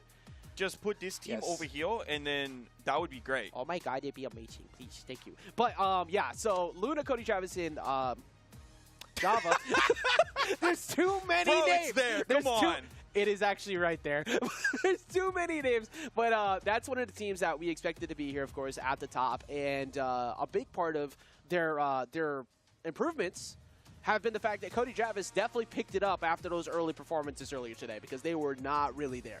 He's going to have to keep that going, though, for by far his toughest opponent. Yeah, the whole team is going to have to step everything up because you're having some super seasoned players here. Yes, in 3v3, but definitely in 1v1s, definitely in 2v2s, definitely in Brawlhalla throughout its entire history, through all of the meta changes, through all of the legend changes, through all of the weapon changes. You have truly like some of the absolute best players in all of Brawlhalla who have made their mark on Brawlhalla esports history. All of them are, well, not all of them, but a lot of them are Yeah, here. they're a good amount standing right there. Yeah, hey, What? look at they're over there now. We love that. Yes, Yep. W's. Appreciate it. Even though I yelled at Toast earlier, he must have forgotten that. I appreciate that. Thank you, Toast. Hey, look, it was a two-person ask, okay? Yeah. He couldn't deny both of That's us. true. That's pretty much all it was. Now, hopefully, we didn't commentators curse that beforehand, and then this side wins. And there's a complicated story that we make out of that somehow. But I think that honestly, with the way they've been playing, it's been phenomenal. I think if I'm Luna, Cody, Travis, and Java, my 2 primary focuses early on are figuring out who's popping off this game. Is it Pugsy or Phazon? Because Snowy's been consistent. But each game, it's one of the 2 of them who has been going crazy. Phazon with the bow actually completely changing our mind on that earlier today. And then Pugsy, well, I think there's been like 5 times today where Pugsy's had 5 knockouts to himself. So, yeah, kind of a problem. And a big problem with that, of course, happening right here on Blackguard Keep. It's going to be a big match, so there is the possibility for major separation between all of these players where we could possibly have 3 different 1v1s, but we also have some serious 2v2 players here on these teams who have achieved the greatest greats in all of Brawlhalla history, so they may just really opt for that 2v2 and then the 1v1, or Pugsy's just going to grab a super early KO like that, at least in game 1. The problem player so far, if you're red, is going to be Pugsy. My early look at what was happening was Cody's ability to kind of slow down Phazon for a sec. And then the blue team just got a hold of Luna. And, of course, it ends up being the teammate breakup there. It was Pugsy who ended up smacking Luna off the screen. Now Cody is over here with the attempt to take out Pugsy. Pugsy going over back to the middle of the stage as far away from the blast zones as possible. We're seeing a lot of damage coming out onto the blue team. We could see a full team wipe soon, but also, dude, Luna is dangerously close to going onto his second stock when really only a minute has passed in this game. Pugsy's going to fall. Phazon's going to fall. Seeing the dare coming out from Cody, they aren't able to hold on to that and actually get the stock away from Snowy. And the most difficult part, too, is when you go back to chalk it up later, if things do fall for the red team for any reason, right? Luna's put on actually a good amount of damage. I've seen him involved in many team combos. He's just taken so much after he finishes 10 team combos that it's been costing him. But you have both Java and Cody Travis not giving up their stocks at all. Pugsy has dropped 2 already. Amazing switch ups. Luna could be also giving up another one right now. All of the red team currently on the left. Snowy gonna have to dip out, but gets the reverse hit of that recovery to get at least 1. Java's going to fall. They're going to be looking for this KO on Luna. You saw Phazon was hunting for it. Can they take out Cody here as well and get the team wipe? I think it's not going to be too far off. You see Phazon hovering back to try and go for those spear side airs. That is going to be it right there. Just simple options. No reason to go anything complex. Space him out, and that gets them on the board. The lead is heavily favoring the red team. Phazon super damaged, Snowy super damaged, and now Pugsy, man, despite grabbing that super early KO, very damaged on a very low defense. Legend, nice side sig coming out. Snowy is also going to fall off of that. Pugsy fighting essentially the 1v3 for just a moment, and that might be all the time that they needed to clutch this one out. They were able to take out Pugsy. They have Phazon on the edge. They're putting the punishment on Snowy. That was one of the few times today we've seen a really good 3v1 off stage to force a knockout. And Phazon did everything he could to save, but Java has just been so strong in this first game. Even with that poor performance from Luna at the start, it doesn't matter. Cody and Java have just been impossible to hit, and their team combos have been amazing so far. Dude, Java's down air to take away that stock from Snowy was just so nice. It was truly so clean. He didn't wait for, like, the end of the signature to happen where, like, you know where your opponent is going to be. You have plenty of time to react to it. No, he sniped it halfway through that arc of the neutral signature to grab that KO. And Cody going over to the Diana pick, the bow, you know, it was working. The blasters, of course, it was working as well. And 555 damage to boot on that. Both the other team at 3 and 4, I think, in it. But the fact that Luna was able to slow down the bleeding, got hit quite a bit at the start of that match. I thought things were going to go very heavily in favor of Blue's team if you're slowing down Luna like that. But this is what we were talking about before the match started. Cody, at the beginning of the day, pretty slow to start. Cody now, exactly why we were so scared of the potential strength that this team has. Now, one thing that kind of shocked me at the end of last game was I ended up seeing the blue team losing that one, and I was sad for a moment, and that's because I'm a Pugsy fan till the day I freaking die. But I have Luna, Cody, Travis, and Java coming out in first place, so I don't. It's like I don't really know. I don't really know why I was so conflicted because this is working for the prediction so far. They take that first game. I'm loving this Java Hattori, man. I hope that makes its way more into 1s and 2s now that Bodvar is not quite as viable of a pick as it was previously. Currently, it's going to take a trip outside of the screen, but you're right. I mean, nice. It worked before, but great coverage right there from the D-like ground pound from Luna, answering back on what Pugsy did to him earlier. Put that boy down. He's on your team. Cody getting caught in the middle of the string there, but still, like you said, Java's Hattori has been looking amazing every single game we see it. That first interruption was super clutch, though, because Phazon was about to go to work. He got the dodge read and was about to take his opponent into the sky. Even though there was a little bit of team damage that came out from Java towards the end of that, the first interruption was super clutch. Dude, what is going on? What happened to Java? We're a minute 20 into the game, and he's on final stock. We don't need to question it. Most of it actually was Phazon just out. Like, honestly, his spear gameplay has just been better here in game number 2, separating both of them, putting them deep off stage. We talked about one thing that does come from Hattori is the low defense legend, and although Pugsy was suffering from that a little bit earlier, actually, okay, good save from Phazon to at least send Snowy back up to keep that third stock going, but Snowy is the full stock tank at the moment. Oh, that neutral signature ended up actually hitting Java, sending him below the soft platform, putting him in a little bit of a rough spot. There was no one there to really capitalize on it, and he's pretty healthy on this final stock. Pugsy's going to meet him there as well. Snowy finally losing his first. This is in the favor of the blue team, but not too far, depending how much damage they can add up on the 2 stock havers. Red team get an amazing combo right there, at least 4 hits along the way to get some damage up, but it wasn't enough to push them into the red, just enough into the orange. So they're doing better. But Luna's inability to kind of avoid getting caught in the center, that's been a big problem for him so far. Because earlier, he was one of the people who was impossible to hit on the Onyx. More of late on the Val, he's been getting caught a lot, like whenever he tries to gang up with everyone. And there goes another one. Pugsy closing it out. A double KO. Pugsy. making sure he has an impact in this game before he possibly gets taken out. But Java is going to be the first one to lose all 3 stocks. Luna and Cody now on their final stocks here, as the lead is massively in the blue team's favor. I feel like I said it was in red team's favor, and then literally nothing changed for the blue team. They just took everything away from red. Yeah, now, I mean, 2 stocks did fall, and Snowy's not that far off.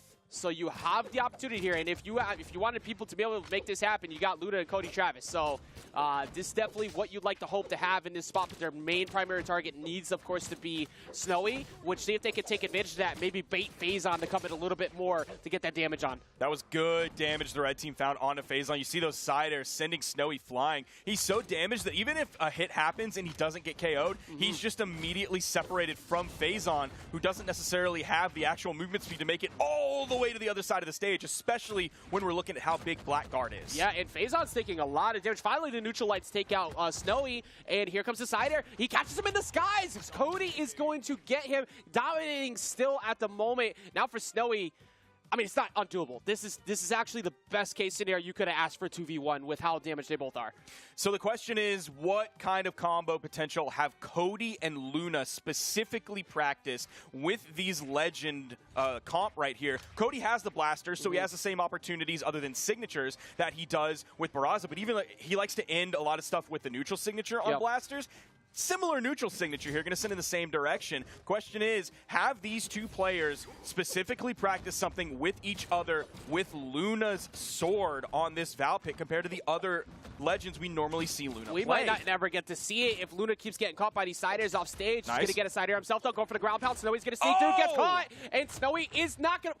Actually sent him back up, so he's forced to go for the wall touch himself. Snowy gets to live for a little bit longer, but they got a lot of damage on him in the midst of all that. Oh, Snowy. Oh, what a toss from Luna. I was going to say Snowy, the luckiest person in the world, because that weapon spawn came in all the way on the left side of that platform, but what a toss that came out from Luna. Yeah, that actually stalling him a bit longer. He does, however, sneak through, gets those gauntlets, weapon toss coming in. You already know the Snowy special. Going for another one, though. Yeah. That actually a little surprising. Side air will be enough, though. That's going to take him out on the left. You were talking about the combos before. Most of what I saw throughout that set was a lot of Luna setting up an air and Cody finishing it with a side air. You needed bigger combos, of course, in that spot because he was at the white. He had absolutely no damage on him. It ended up coming from Snowy occasionally getting Luna to go and try and get him, and Cody punishing him enough times for it that they were able to get him. That could have gone very poorly, though, if Luna did fall to one of those side airs off the bottom of the right side soft platform.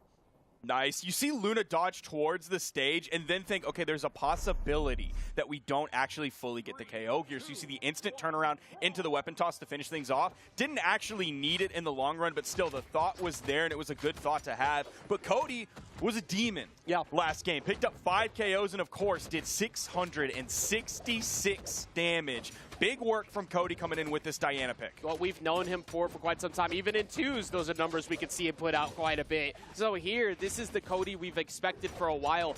And that game 2 is after you pointed out very early that the blue team had a massive lead to start. They actually couldn't finish their food. Most of that was from Pugsy falling really early 2 times in a row. At least the damage this game is even all across the board. We'll see if Pugsy ends up falling early again. It's actually Java again, who was the first player last game to be totally taken out, to lose all 3 stocks. Luna is going to fall. 2 stocks now unanswered, though everyone on blue is heavily damaged. We're seeing Phazon with the bow in his hand. Of course, Cody with those blasters doing so well. His blasters play.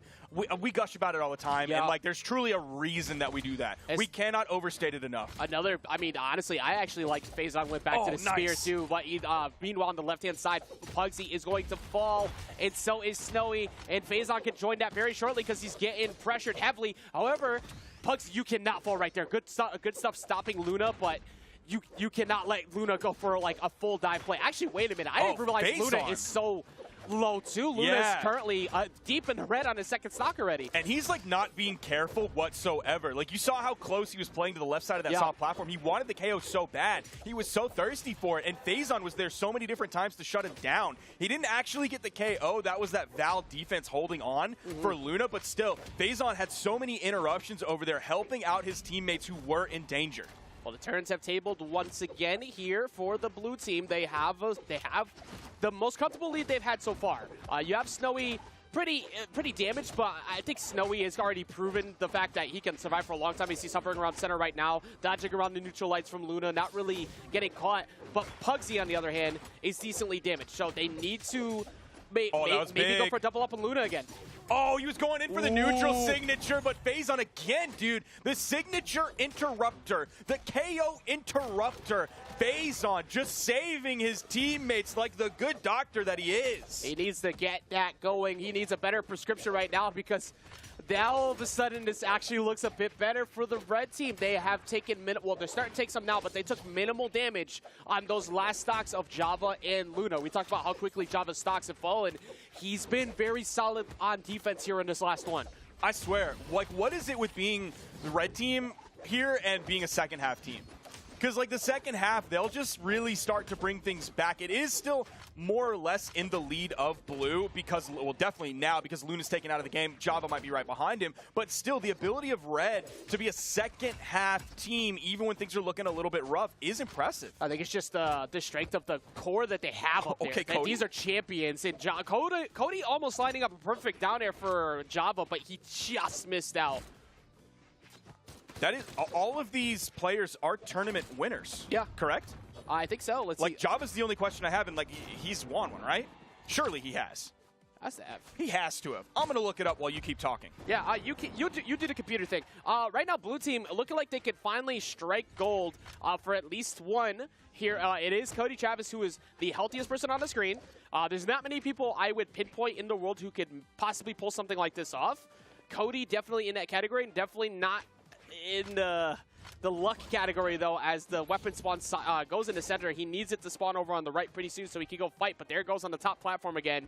So, yeah, they can kind of wait this out for the 4 minutes until Cody decides to move forward. Yeah, Cody just chilling. He's going to be the more patient one here. He should be the more patient one here, hoping that, like, Snowy is going to get impatient and go out there and try to contest him, and then he can get, like, a D-Light side air, even though he's without a weapon. Oh, this is this is going to be rough. Because Pugsy is going to keep juggling these weapons. That is going to completely prevent a weapon spawn from coming in that could possibly go to Cody Travis. So this is just really smart, tactical, calculated play.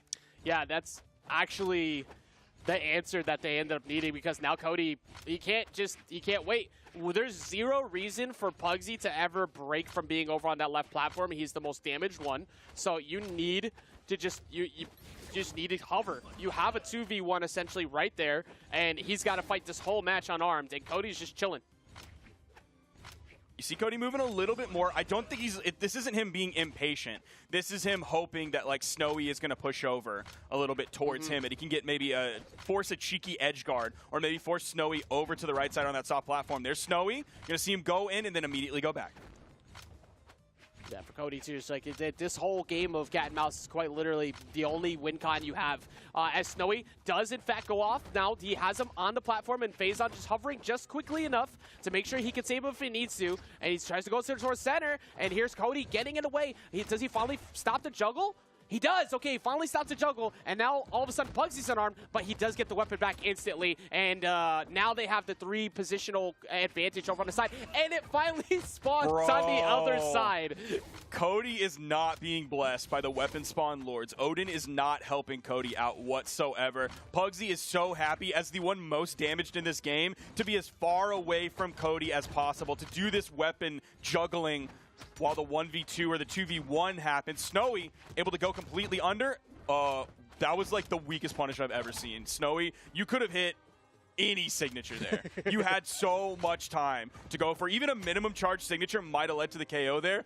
I believe blue team's still going to be able to clutch this one out. Like, a lot of things would have to go wrong for them and go right for Cody. Yeah. There, off of the bounce from the down air, Phazon grabs the recovery. That's one of those literal best case only scenarios where Cody walks away. Because if Cody was able to get a weapon spawn over on his side, maybe not as unachievable as that situation seemed. But the fact that he never got an opportunity to get one, yeah, you're never going to get them to move. They have zero reason to move off that center platform. You can't bait them to move over there, especially at this point. They understand, look, this is what you got. We are facing elimination. We have a guaranteed W here. You got to come to us. We'll wait out these 4 minutes. We still got more games to play. Yep, most everybody did exactly what they should. Yep. That game. Right there, Cody needs to be the one stalling off stage, trying to make the other team impatient and hasty and make mistakes. The other team needs to make Cody be the impatient one. You saw the immediate move over from Pugsy, start juggling those weapons, keeping him at the weapon disadvantage. Really smart tactical play. It's not the flashiest thing. It's not the most fun thing to watch, but if you're a player, that's the decision you should be making. If there is another W in the win column, that's what matters. You get make sure you stay in the winner's side and continue to hold on to that bracket. But now we got game number 4. We're going to see. That was a good amount of time for the red team to think about what happened, as Cody took a bit of time to try and keep something in the game. Yeah, you're right. That gave them plenty of time to think and talk.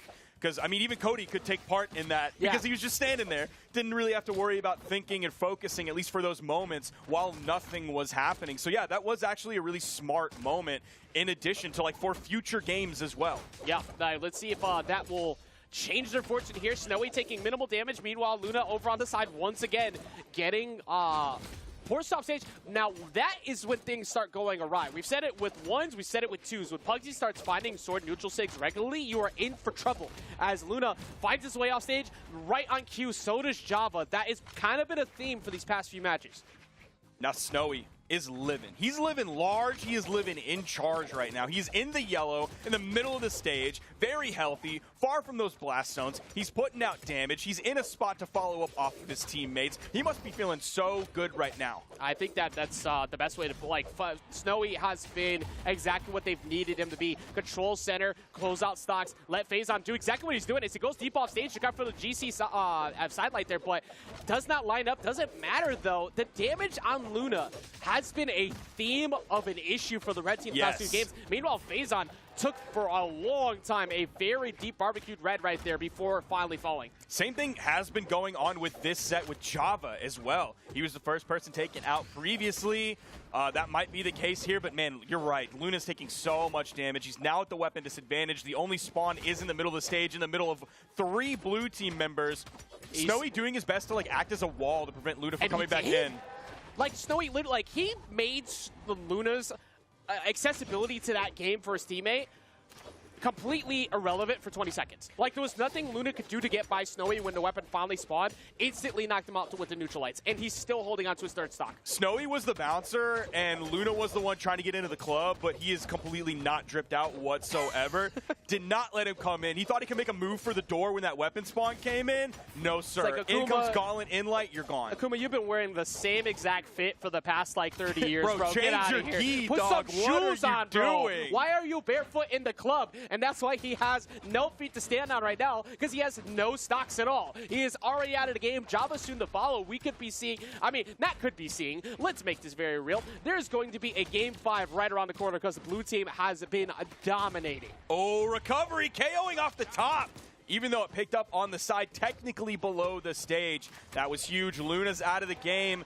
5 stocks for the blue team compared to the 2 on red. Faison just kind of standing in the middle of the stage. Doesn't even really need to rotate over, at least right now, because what a follow-up from blue. Meanwhile, Snowy just doing work on the Java, taking him out. He barely even did anything to him either. That's the crazy part.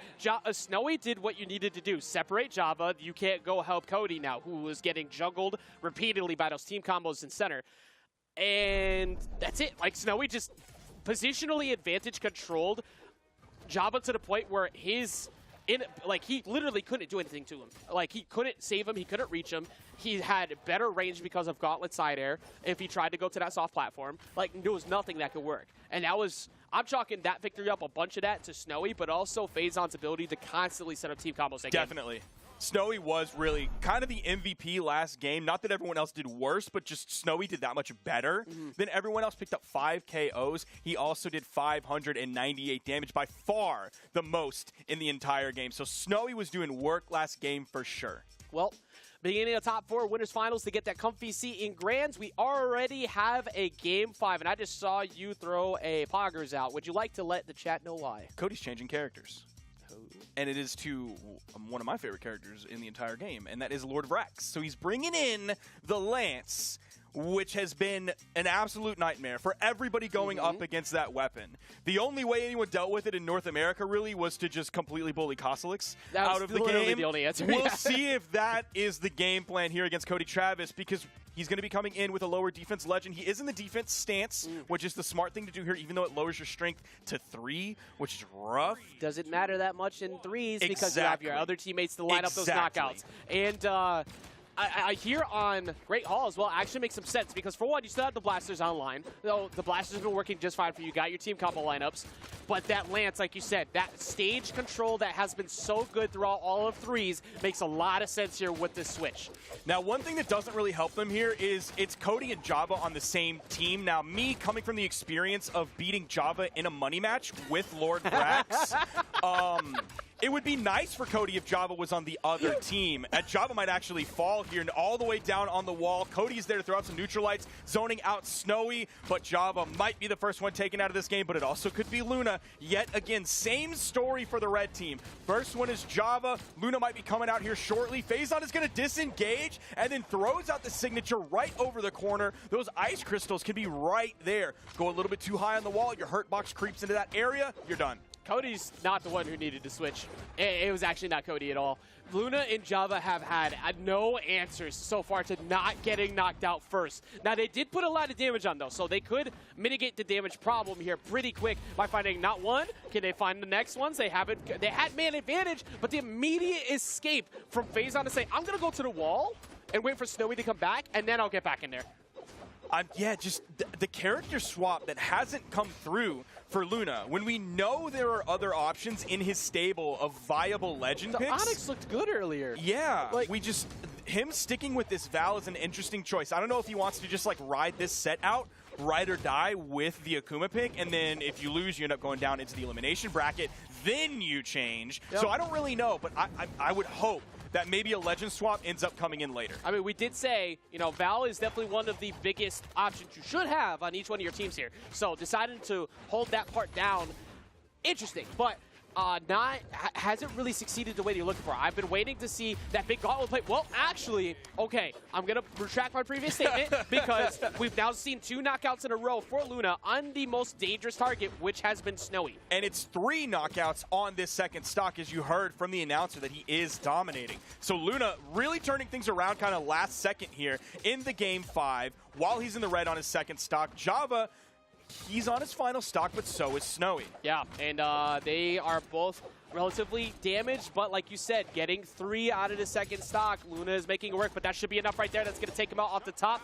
Phazon looking to pressure Java too, who gets set the other way, and instantly, who's there to try and go help him out is Pugsy, but luckily Cody got in the way. This is a big play for Java. Okay, good spike from Cody there, hitting the down air. Cody needed to find a KO move. Yeah. And he was not finding them for a very long time. He was poking Pugsy back and forth with a side light while Pugsy was already super red. Any of that damage you add up, that's not really doing anything for you at this point. So he needed to find a KO move. He did with the down air, spiking straight down.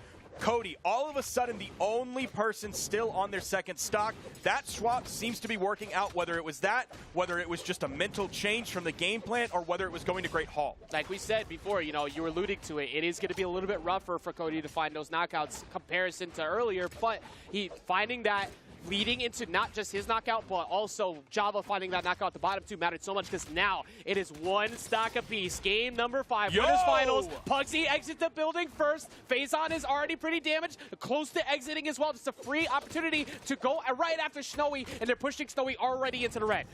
And this is that moment that we talk about. When someone is so damaged, even if a side air doesn't knock them out, it completely splits Phazon off so they can go after Snowy and add that damage. They hit Snowy, that completely splits him off, and they're able to take that game. So close to trying to help Snowy survive there. Was Phazon with that weapon toss on the bottom of the screen. Did not matter, though, because Luna got through to him first. And even after, at the very beginning of the game, once again, Java and Luna fell so quick.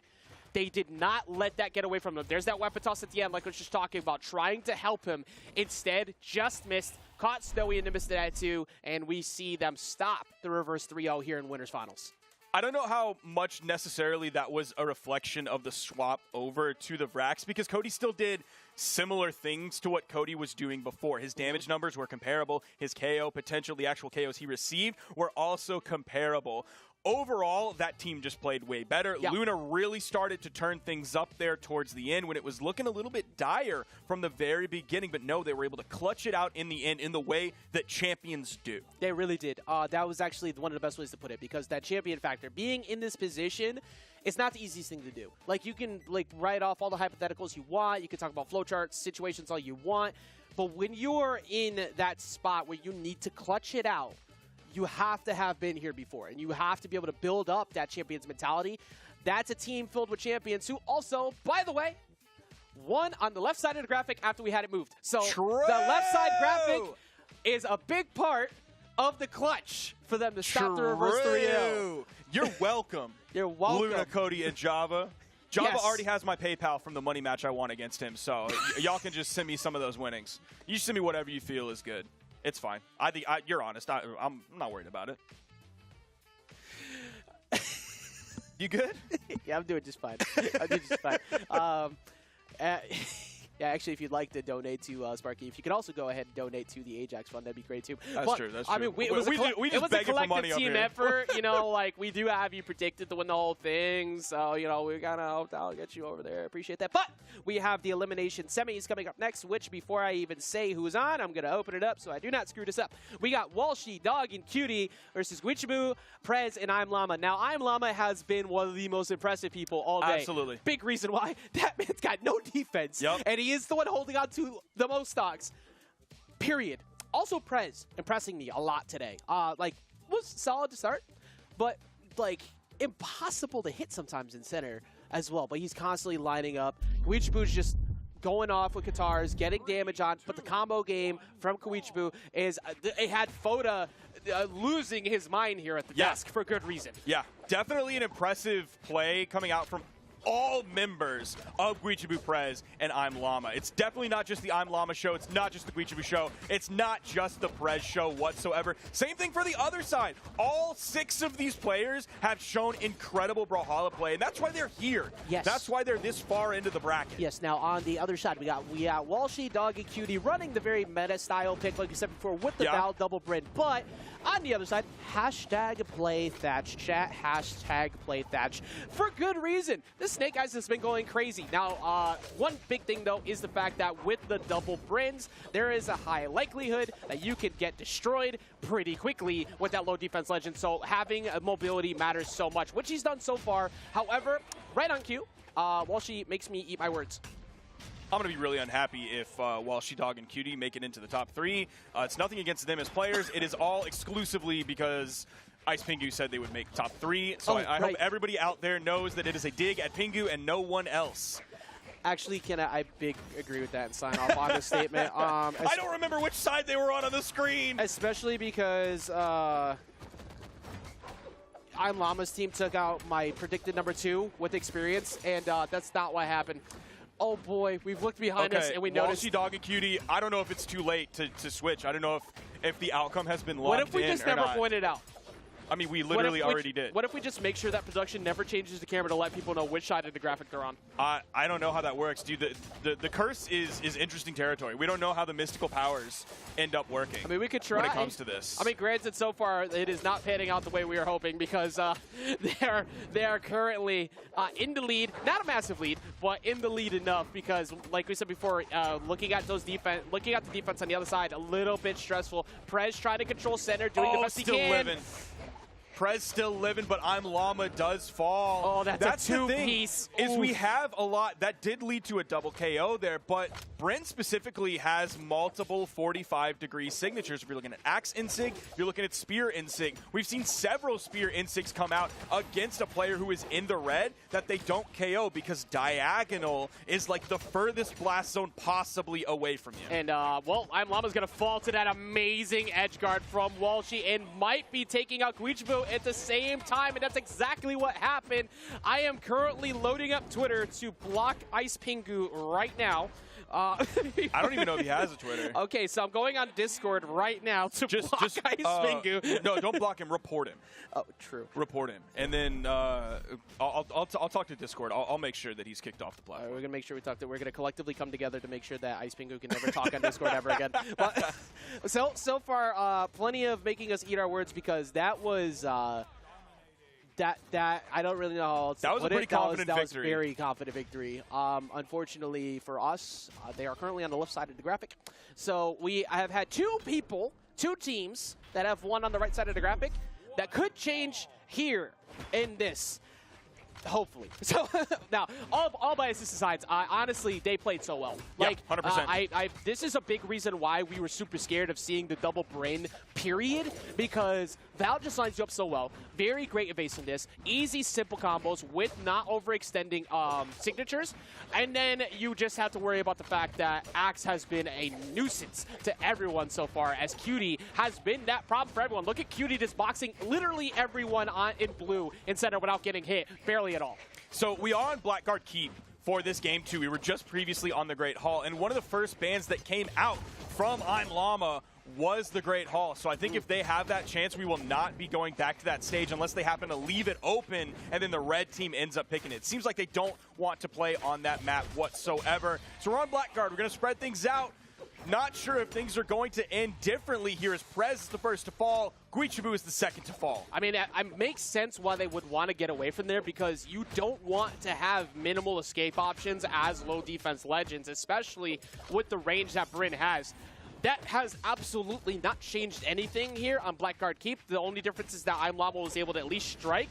I'm Llama is going to fall, but Walshy and Dog are not that far off, but Prez is taking so much damage before they get rid of him. So if we're looking at Great Hall, those soft platforms tend to like funnel things and keep things towards the middle, unless you're like physically sent really far away from them. Who can cover that territory with Axe Insig really well? I'll give you a hint, Ajax. I'm sure you know the answer. It's Ivor. Bryn.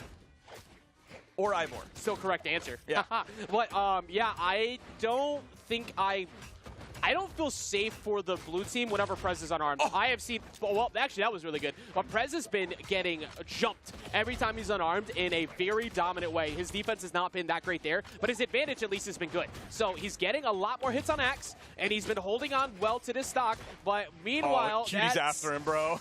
Cutie's coming after him, looking for that side air, wants to find the KO on an extremely damaged Prez. Walshy is the first, though, to enter final stock. You see that Insig coming out. You see how damaged I'm Llama is. You know how low that defense is, but still, 45-degree angle signatures, especially in 3v3, man. We're on these gigantic maps. Those blast zones are so far away. Yeah, get a little bit more survivability, but that is going to actually lead to everybody's flying. We saw Guichabu finally take out Cutie, and then Dog falls quickly too. So even if Guichabu falls here, which is going to happen, we now have an even game. Yes, we do indeed. Way different than when it started. I think, honestly, a lot of that came from Prez holding on to that second stock for a very long time.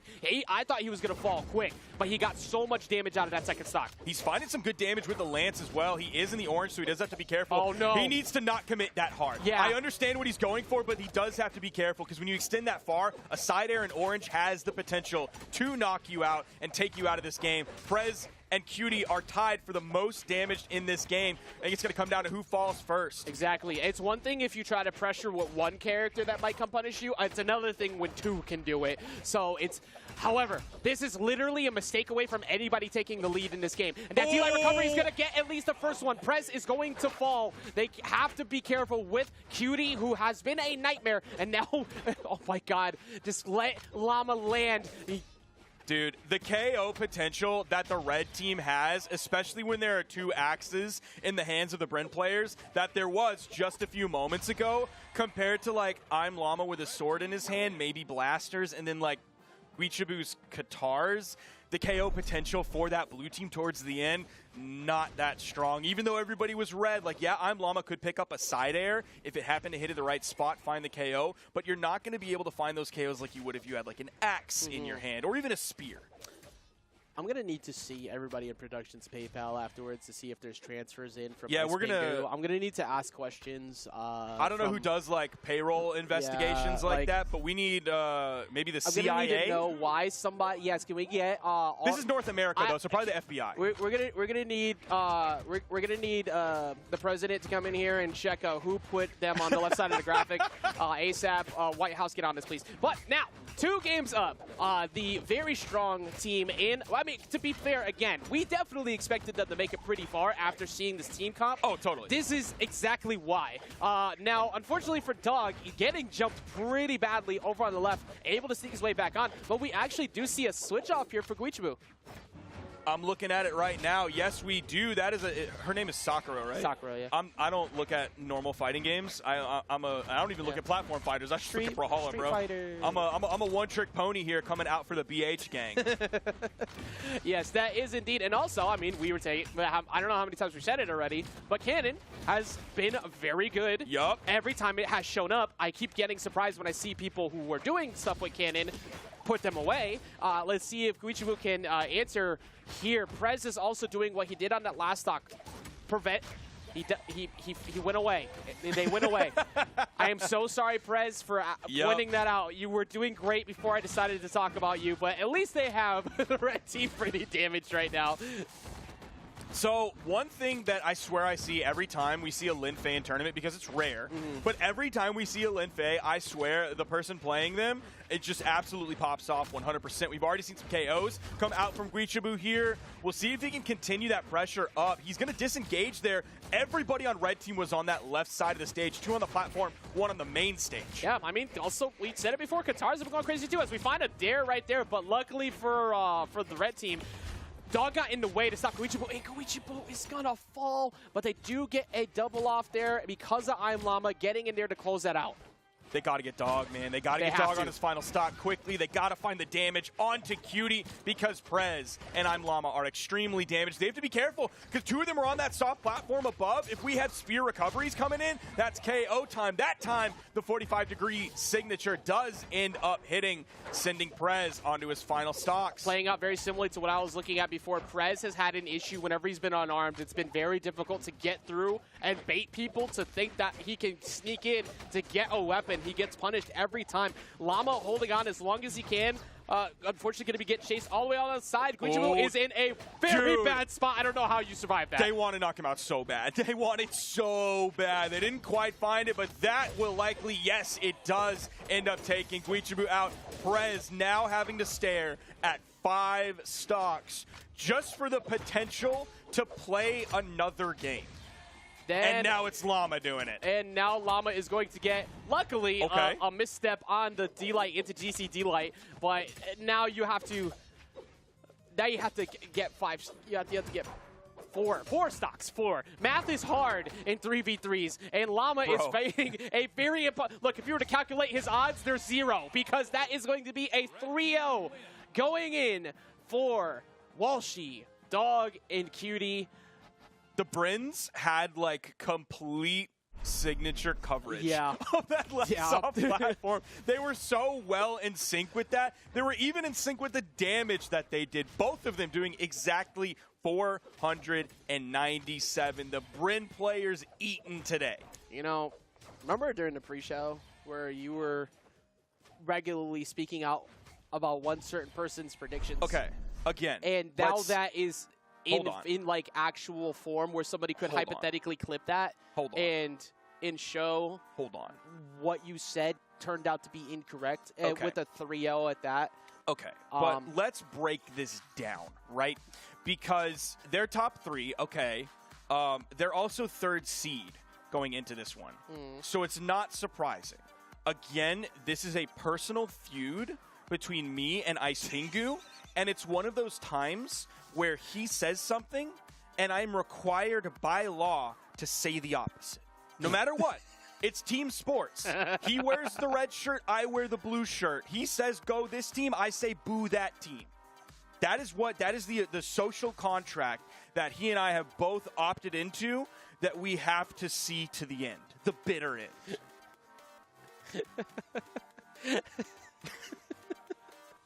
That was like the best form of Yeah. a save I've ever heard. Yeah. It's still, I mean, you got to take the cap off your head currently because I don't believe you. I've never But- capped a single time in my life.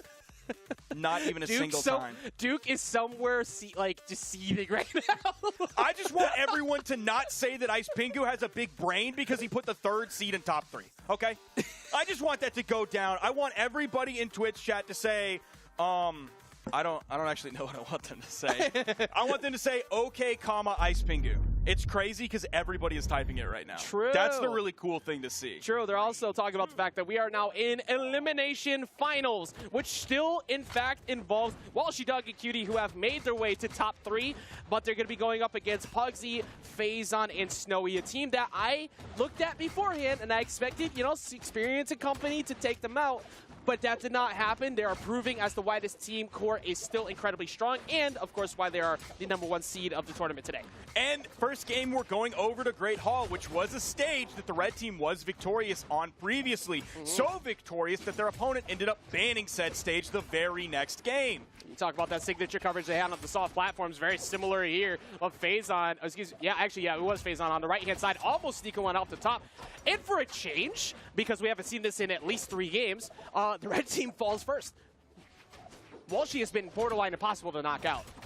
Actually, they had no answer to him. Or Cutie, for that matter. And Phazon, Pugsy, and Snowy not really trying to replicate what happened with them a little while ago. Phazon still living. I'm telling you, man, every time that Walshy has hit like a neutral signature that sends at 45 degrees, 9 of those end up not KOing, and then 1 of them does. Those 45-degree angles, I cannot stress enough how tough that can be sometimes to knock out, especially in 3v3. It kind of changes a lot, specifically with 3v3 on the bigger maps that aren't the same as like 2v2 maps. Yeah, also, I'm very impressed by Dog's play. Not only where he got that reversal ground pound off the side of the screen before, but he has been in dead center with the most damage and says, that's fine, I'm ready, I want all the smoke. He is boxing with everyone and still hasn't fallen. He's still Schlivin. We'll see if he can make it through Pugsy's second stock as well. Pugsy over on the wall. In comes Snowy. Axe Inlight, hoping to hit the bottom side of that recovery and send Cutie down. Pugsy on final stock. We could see Walshy there pretty shortly, though. Same thing for Cutie, but also same thing for Phazon. Yeah, I mean, this is a pretty common theme that's happened to Pugsy, too. Difference is that Pugsy at least gets a lot of knockouts in the midst of all this. So, see if Phazon can hold on to that second one. Cutie is pretty damaged as well, trying to avoid that recovery. Pugsy covering, though, as soon as he saw that he used the jump, figured that he would not try to commit to a dodge or something there. Lead now favoring blue team. We have a 2v2 happening on the left and a 1v1 happening on the right. We're seeing Cutie seems to be focused a little bit more on the left than Pugsy, who's on the main platform. Oh, a little bit of a team damage coming out there. Ended up hitting on the main platform, so bounced off of that rather than going straight down. That could have put, I can't remember who it was. It might have been Snowy in a really bad spot off of that bow ground pound from Phazon. Well, it's a great W right now for the blue team, taking out Walshy early, and Dog is currently suffering as well. So he's going to fall, but Dog, again, still so damaged, and Cutie's taking that much more each time. But we get rid of Phazon. Dog held on for a long time on that stock. It is going to finally fall here, though, Sparky. Cutie doesn't take too much damage during the time when he was alone as Dog was spawning back in. Neutral Sig gonna lead to the KO. It's now Dog in the 1v3. The best hope is to take out Pugsy, but I think if we see what we saw previously in the Cody Travis set, Pugsy's going to play this one back, play carefully. Yep, just only throwing out dares, not trying to go anywhere near. Team combo line up for them up at the top. They got plenty out of it. Recovery going to force them to have to take a very safe route on the way down. And there he is going out to Pugsy, but instant neutralize into a punish. Great job forcing their hand to try and go at them. That was incredibly strong 3v1 play, because that is something that if you're on that top platform, it's not far-fetched that Dog can sneak out a KO off the top if you overextend. They never let him get it, though. Yep. He tried it. He wanted it. That's probably the right choice to make in this moment. That at least leaves Pugsy down on the main platform, so you're fighting the 2v1 rather than the 3v1, because you see once he moved down, all of a sudden, Pugsy's now activated. Pugsy's in the game, and even though Pugsy tried to run away for a moment, immediate turnaround into the sword neutral light, which led to the combo, ending in Pugsy's neutral signature, taking off the top. Yeah, Pugsy understanding, look, I don't need to engage. I just need to be there to finish the job, and that's exactly what Pugsy's Pugsy's been doing well as a teammate throughout this, and that was what led them to the game one. I am in no way, shape, surprised, though, that we ran it back here because this stage worked out well for them earlier. Yeah, they held DL on the first game. Doesn't mean that it can't work for them here in game number 2. Game 1 is certainly not always the determiner for the outcome of the set. But again, last game we have Snowy doing the lion's share of the work for this team. 700 plus damage, 5 KOs as well. So Snowy is going to work. It's kind of what we expect out of Snowy, too, with the Dhalsim. Like, he is going to be one of the main ones getting the job done outside of when he lines it up for Pugsy. Phazon has been incredibly solid at team combos too, but he's also been able to take the wheel when he needs. Tries to catch Cutie. Cutie misses the wall on the way down. That could have easily been a wall touch. Unfortunately, just misjudges it, and that's actually 3 falling shortly after. Phazon has the weapon spawn in the middle of the field. Snowy without one. Walshy actually comes back in, and he's able to grab it before Snowy. There is a weapon spawn in the field. Snowy kind of slowly making his way over, grabs the gauntlets. We are going to see a KO on Phazon from Dog. Snowy doing his best to box between the two of them. Walshy not able to find a knockout with that recovery, even as high up as he was. Phazon taking 3 hits pretty quick. Oh, this could be rough. The back-to-back inlights, that's going to add like 38 to 40 damage on these stocks. And now just, I mean, Pugsy's at least doing slightly better, taking less damage, but what a call from Snowy, taking him out off the top. And the red team already really unhealthy here too. Cutie actually, excuse me, that was Dog in center trying to find his way back down to a weapon, hopefully, but they are just weapon starving so well. That's dodge burn from Walsh. He's able to get back to the main platform, so the dodge is off of cooldown now, but that dodge came out super early. That could have been rough for Walshy. Maybe he felt safe enough because Cutie was there right on the corner to provide that relief. Phazon is going to find the KO onto Walshy. Dog in danger of being taken out of this game, possibly giving the victory to Pugsy, Phazon, and Snowy, leading them to a 2-0 lead. Yeah, Cutie doing his best to try and break up every team combo he can. He broke up at least one at the top and throwing up plenty of recoveries and nairs to try and stop them from getting the Dog. But Dog is in the most dangerous spot of them all. That is not a stock you could afford to have drop right now. If you could get rid of Snowy's, it's not so bad, but Cutie's going to fall. That's one less person to help out Dog. Exactly. And Dog sneaks his way in. That's the really scary thing, is you take out Cutie, okay, he has 1 stock left, but that gives the momentary power play with the man advantage to then focus on Dog and take him out. They weren't able to do it in the meantime. Snowy has Dog over on the corners there. Weapon toss that comes out. No! He was hunting for the second side air, hoping to maybe get some overlap in the red team and pick both of them up. Yeah, this is essentially a 3v1, and now it definitely is because there was not much that Cutie could really do to help Dog. Dog couldn't engage, and that's going to lead at least to 1 knockout, but they have no other options as the D-Light into side air is going to take him out off the side. 2-game lead for Pugsy, Phazon, and Snowy. Again, Snowy doing the most damage on his team. Picked up half, well, a little bit under half of the KOs. This time it was 4 versus 5. So Snowy, he's just doing so much work here. I swear, Snowy is like a pickup truck, but he's like maybe he's like a F-350. Because, like, he's able to haul, man. He's able, you hook up a big old trailer, you're like, there ain't no way that truck's going to pull that trailer. Snowy pulls that trailer. While still being efficient. Absolutely. Somehow fuel efficient is Snowy. Going through all of these teams. No stamina issues. This man is going ham with, 2 teammates that we looked at. We talked about earlier, like, hey, this is kind of like a breakup of all the big teams. And the strength of Pugsy and Phazon has always been really good, but it's been with the normal pairings. And now here with this, it's like, hey, look, we still got the ace up our sleeve with Snowy. And they have all been in great synchronization. They have been working phenomenally together. That's why they're currently up 2, and we're going to see a change of pace. They still want a box, though. It's going to be on the Turtles' lair. We'll see how they end up playing this map, because we've seen it a few times this weekend. I actually don't remember how much we saw it in South America to see how they play it. But we'll see if they kind of spread things out a little bit more. They have been going to Great Hall several times, which is a little bit more of a claustrophobic map. So they might not be afraid, but they also seems like they want to spread out just a little bit. We actually just saw 2v1s happening, and then like 1 person kind of rotating back and forth in the middle. Yeah, that's what we expected to see on the stage the most, but most of the time everybody's just like fighting for their lives over on the right platform. We've only seen a few times where Small Grumpy Temple kind of came in, which is a very similar stage layout, but less room to work with in the middle, that higher platform up in the center. I think for Dog, Walshy, and Cutie, they wanted to try and pull off that big coverage play they had with Bryn earlier. It's not been too far off, but it's actually, never mind. This is an extremely even game all of a sudden.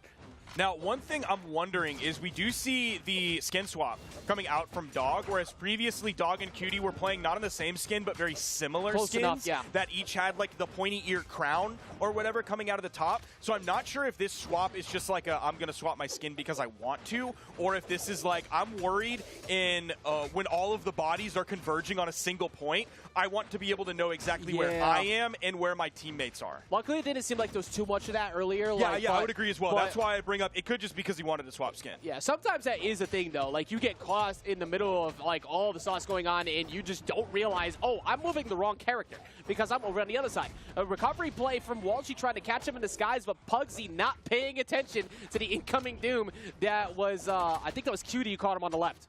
So one thing that is scary about this map is that middle area, especially because we have so many axes on the board. An axe recovery or an axe ground pound can cover so much of that area. You also have slide charge options there, so if we're looking at a Bryn down signature, I mean really on either weapon, but I'm looking specifically at spears, that's what we just saw, that covers so much of that area as well. Right now, the problem has just been Snowy existing, period, as he gets him over on the side. Instantly switching his target to Cutie, knowing that Cutie wanted to go in and help Dog. His mental awareness of everybody around him has been such a problem. However, they do double. find one. Can they get two? Yes, they do. That's what gets them back in the game. And we're basically tied here, but Pugsy, Phazon, and Snowy are up 2-0 in this set. Seeing Phazon trying to put in work on the Dog. Dog taking some serious damage. Same thing goes for Cutie. Edgeguard set up. Phazon doesn't pursue it. He actually turns away, throws a sider in the other direction, wanting to fend away any blue team players or red team players that are coming in to try and provide some relief. I think that's been my favorite thing about Phazon all day is his ability to stop pressuring when his reward is happening, because what matters more is that your teammate survives. And Pugsy with that weapon toss down, almost lining up, but Dog got in the way to try and do exactly that. Now, however, Walshy in the worst spot you could ask for, a 3v1 down with everybody pretty healthy. You have to hope for a Gimp, and that's probably not going to happen here instead of the way they're controlling all the platforms. So we have the opportunity for two players to stay on each main platform. It doesn't actually end up happening as he moves up, goes to the left, and Walshy ends up being taken out, and that's going to be the 3-0. But the possibility for the ending there is you have one player on the left platform, you have one player on the right platform, and then you could have Snowy just going down in, throwing out gigantic axe hitboxes. Okay, maybe you get through, and you're safe from that.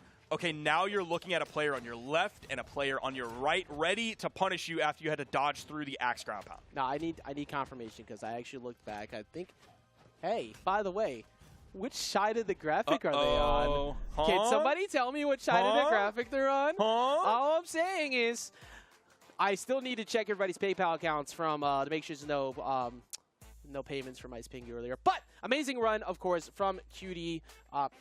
We just watched them. Cutie, Walshy Walshy, and Dog. It's okay. We It's literally okay. just watched them, and I'm already forgetting. It's But, okay. It was me earlier. Yeah, now it's your turn. There's so many names, but also so many names who did a great job all day today. Yeah. They got all the way to the third. Like you said, third seed, and proven that third seed well, literally getting to third place here today. And now we're going to see the run back of that winner's final set earlier, which I believe went to Game 5. It did go to Game 5. That was an Yes. incredible set. And that was after they almost had the reverse 3-0. Now it's all coming back to me. So Luna, Cody Travis, and Java were able to shut it down, but that was close to not happening. They almost got reverse 3-0'd, and now they have a full set to play with. Yeah, this will be an interesting one going into it because Pugsy, Phazon, and Snowy will have to, of course, because this is a double elimination tournament, have to win 2 best-of-5s, whereas Luna, Cody, Travis, and Java only have to win the single one. That's sort of the winner's bracket blessing that you get for not losing a set the entire day. Yes. Also, just really quick, since we're coming to the final portion of the day. I love this. I love this whole thing. I love Yeah, the new this is great. studio. I hope you've been having fun They with win, us this though. whole time. By the way, They this win looks- there on that side. They yeah. win. They're the Wait, I winners. just realized y'all have had it on Sparky's side winning this whole time. Well, like it's because I stay winning, dog. that's They this said L. I did actually choose where I stood, so I guess I am holding up the They L. say L plus ratio plus you fell off plus you have hair. Which everybody knows is cringe. I do. I literally didn't even get a haircut for here today too, so I have like more hair on my head than Yep. normal. So I too got a haircut on Thursday. Yes. So apparently this is my fault. I'm so sorry for everybody who's been on my side of the board here today. But we have one final set here to go, Sparky. We have grand finals of the North American Championship for 3v3s. A lot of money on the line, of course. Let's see who can take it out. Just all jokes aside, they have the comfort of that reset. Yep. They were able to clutch it out before. The pressure's on now for them to force the reset. Let's see if that even happens in the first place as we get ready to get started. Now, I love all the incredible performances we've seen from this weekend and last of those sort of like third wheel players. I'm looking at the Teds. I'm looking at, Legend of Ted. a lot of the like Walshy Dog and Cutie. I'm looking at a lot of different players in a lot of different regions.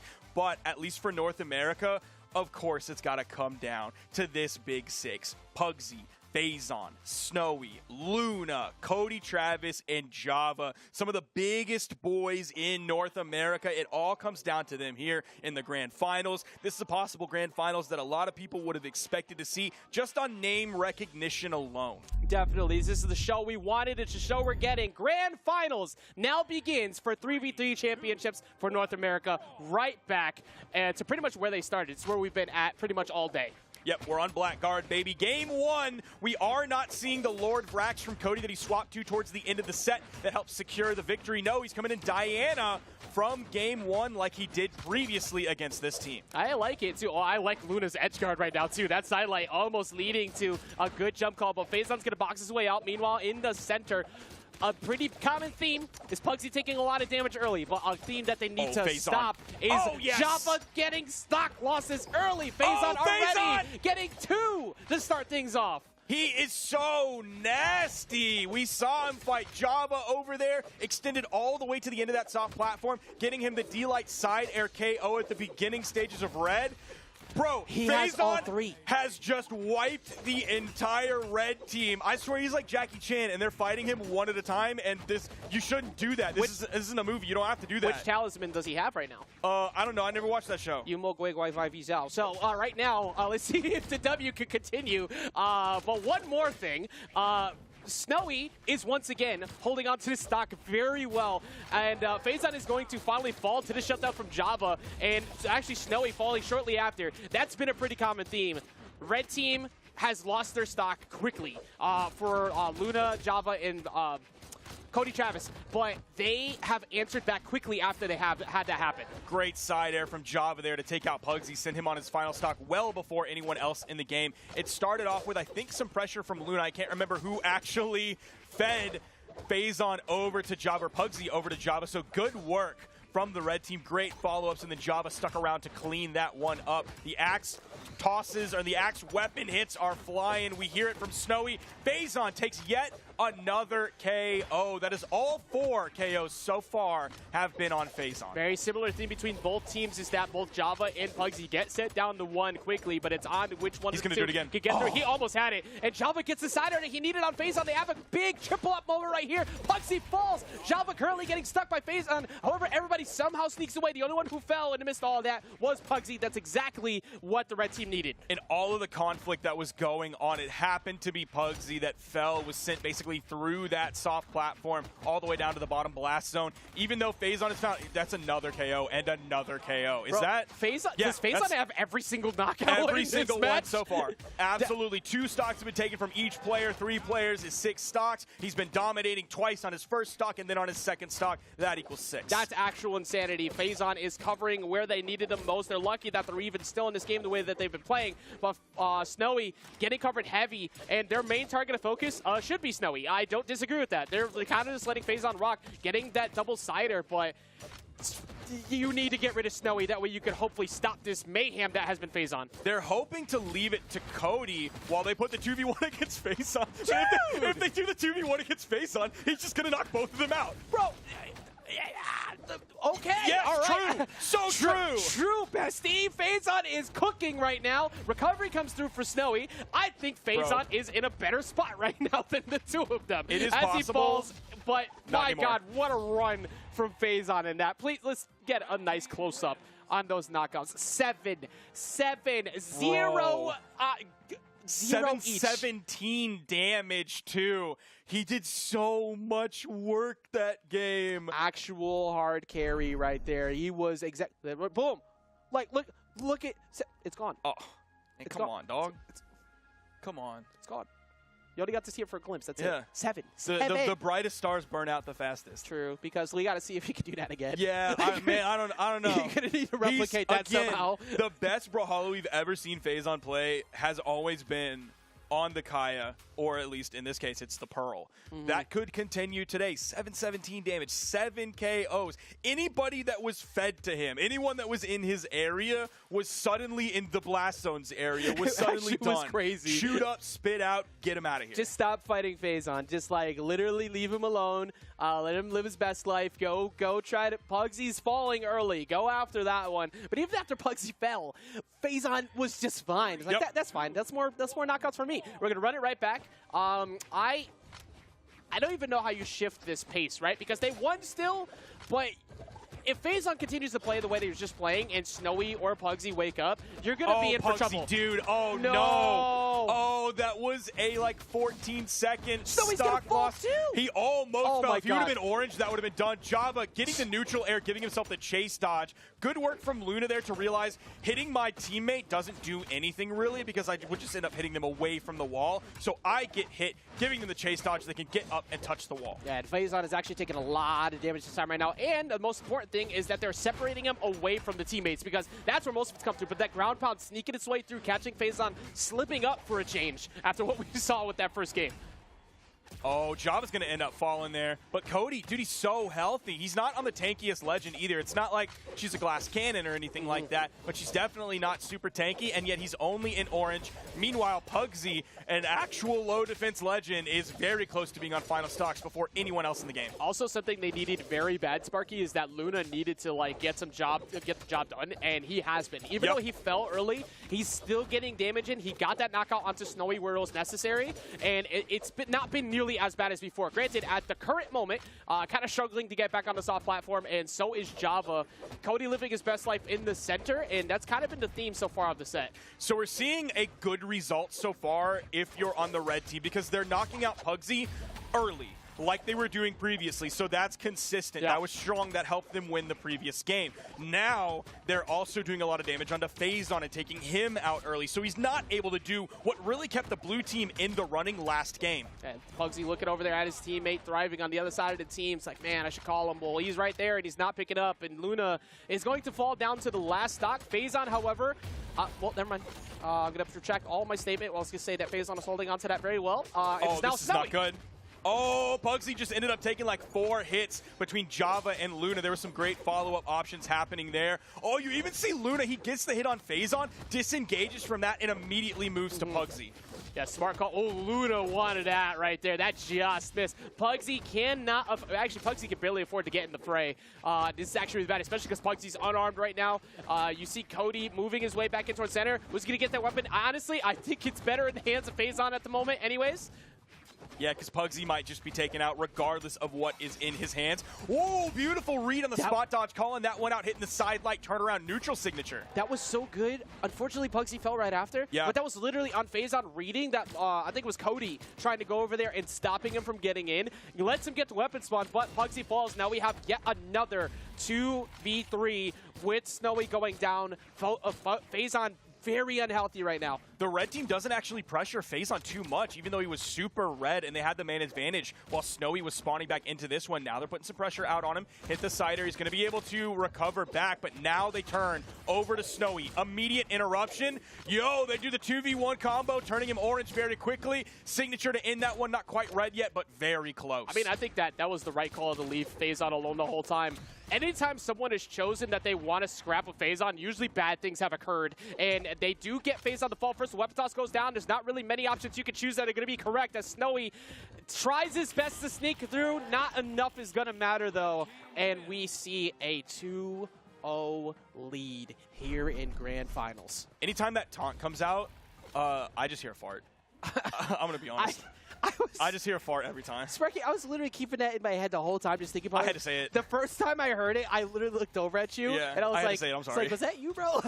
Look, I'm sorry. I had to say it, or otherwise I was going to laugh. Chat, I just need you to know. I've been mature all day. I just need you to know how much Sparky's being judged in our ears by production right now. That's all you need to know. Look, man. Lin Fei Cannon side signature also sounds like a fart. Try it again. Okay. Try it again. All right. Well, you know, all it is all right, look, he's just gassing up the fact that the Luna, Travis, Cody, Travis, and Java are doing amazing right now. Yep. And I mean, like, I don't really know how much else we can find and answer around, like, what they've been doing. Pugsy has been getting, like, swamped every time. He also, like, losing that stock very early. I think it's in, like, the orange tops. When he fell on that first one, everything started derailing past that. As we get into game number 3, see if we can finally find an answer to keep them in the game. Now, we are seeing no character swaps whatsoever coming out from this blue team, and we're not seeing a map swap either. We're still going back to Blackguard. I don't think a map would necessarily change too many things I don't think so. going on, because we're seeing a lot of team follow-ups that are happening, even though we're on a gigantic map. We're seeing occasional 1v1 play, like we're seeing on the left side here, but in comes Java! Let GC Pugsy- neutral signature. He can't play. Let Pugsy play the game, okay? He joined the tournament to stop unplugging the controller. But Pugsy literally has been, every single time he's in a bad spot off stage, there's 2 people who go after him because they've just realized you are currently the weakest link. Goodbye. Take him out of the game, and he can't do anything. Like, Pugsy has the clutch factor. We've seen him do it, even though he plays low defense Legends. We know it happens in 2v2. We know it happens in 1v1. We know it has the potential to happen in 3v3 unless they go so hard and shut him down, and also shut down Phazon, and also shut down Snowy. Sparky, there's currently a song going through my head. It goes by Look Away, because there is a whole series of unfortunate events happening to the blue team. Pugsy already pretty damaged. Phazon's great clutchness that he had that first game has been getting cooked. That said, though, unfortunate events aren't actually that bad now all of a sudden. The red team all losing their stocks 3 in a row. Eyes are still on Pugsy on this one. Snowy fighting Java on the right side. Pugsy sent very high possible juggle opportunities coming out. Sent off screen.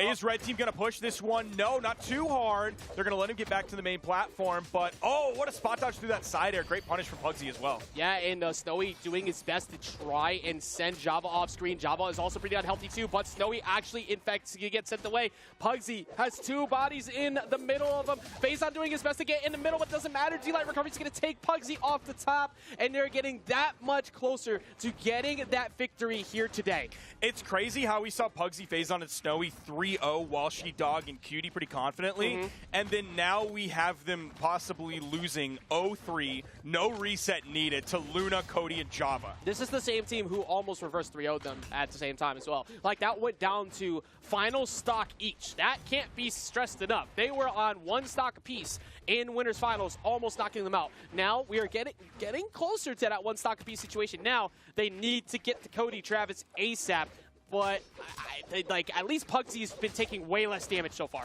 That is true, but I mean, same thing kind of goes for Cody. The Cody survivability factor is not an issue anymore. Yeah. He has seemingly remedied that situation altogether. He is in the red, but I mean, look at everybody else. Pugsy's taking the damage. Snowy's taking the damage. Phazon's taking the damage. Java also taking the damage. This one could be down to the wire if not for Cody being on his second stock. That's actually a great point. I mean, that happened yesterday with TM, right? And it's happened here today. There was one point where we looked at that graphic and Cody had 200 damage and 500 taken. Yeah. This today has completely shifted as we look at the red team getting ready to seal that victory, and we have your North American 3v3 champions. That's going to be Luna, Cody Travis, and Java.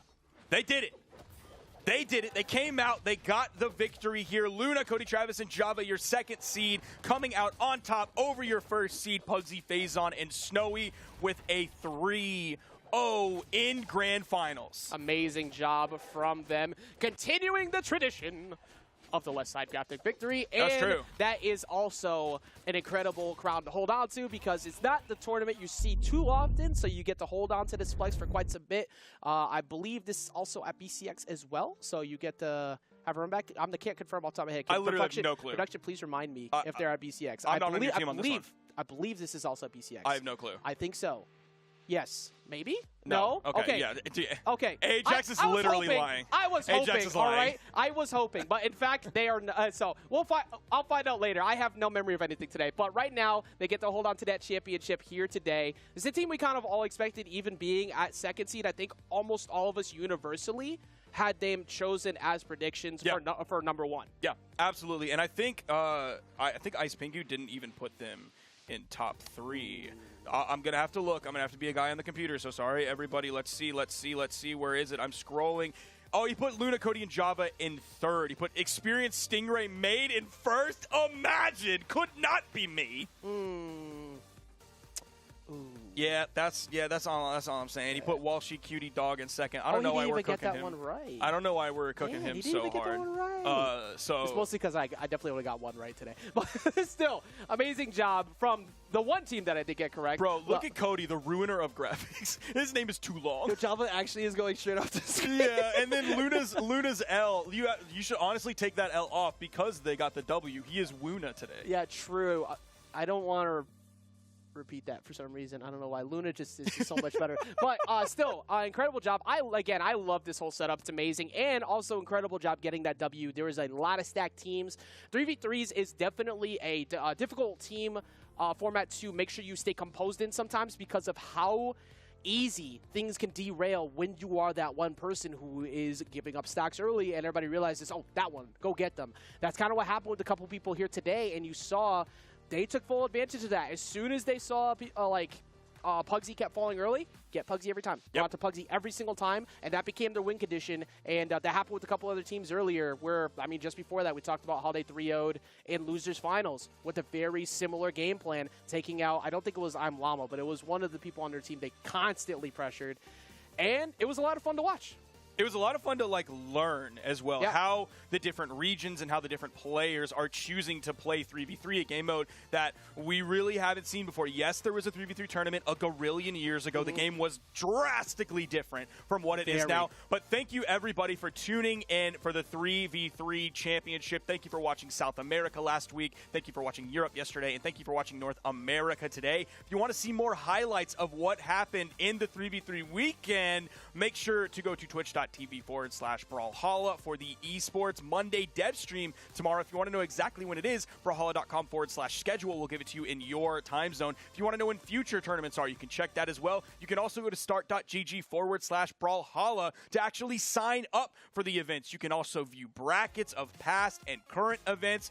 The brackets haven't been published for future events, but you can go there when the future is actually the present and see what's going on. Everybody, put your thoughts for the tournament on Twitter, #BH Esports. You won't see it pop up on stream because the stream is over, but we want to know what you are thinking about this beautiful 3v3 event. Thank you so much for joining me on the desk. Ajax, do you have anything to say? Well, speaking of future events, make sure you sign up for Autumn, which is right around the corner. That will be a future event we're going to see all of you at, but for now, it's been a phenomenal time as always, Sparky. We said it yesterday, but again, happy birthday weekend to you. Thanks. And happy birthday to anybody else who had this weekend too. And appreciate every single one of you tuned in. Sandwick's birthday was yesterday. Yeah, Sandwick's and Blue birthday as Guys' birthday was today. Yes, happy birthday to everyone. And also, chat, we appreciate you, of course, for writing this out with us the whole time. We all hope you have a wonderful rest of your night. We're going to go ahead and sign off. See you in Autumns.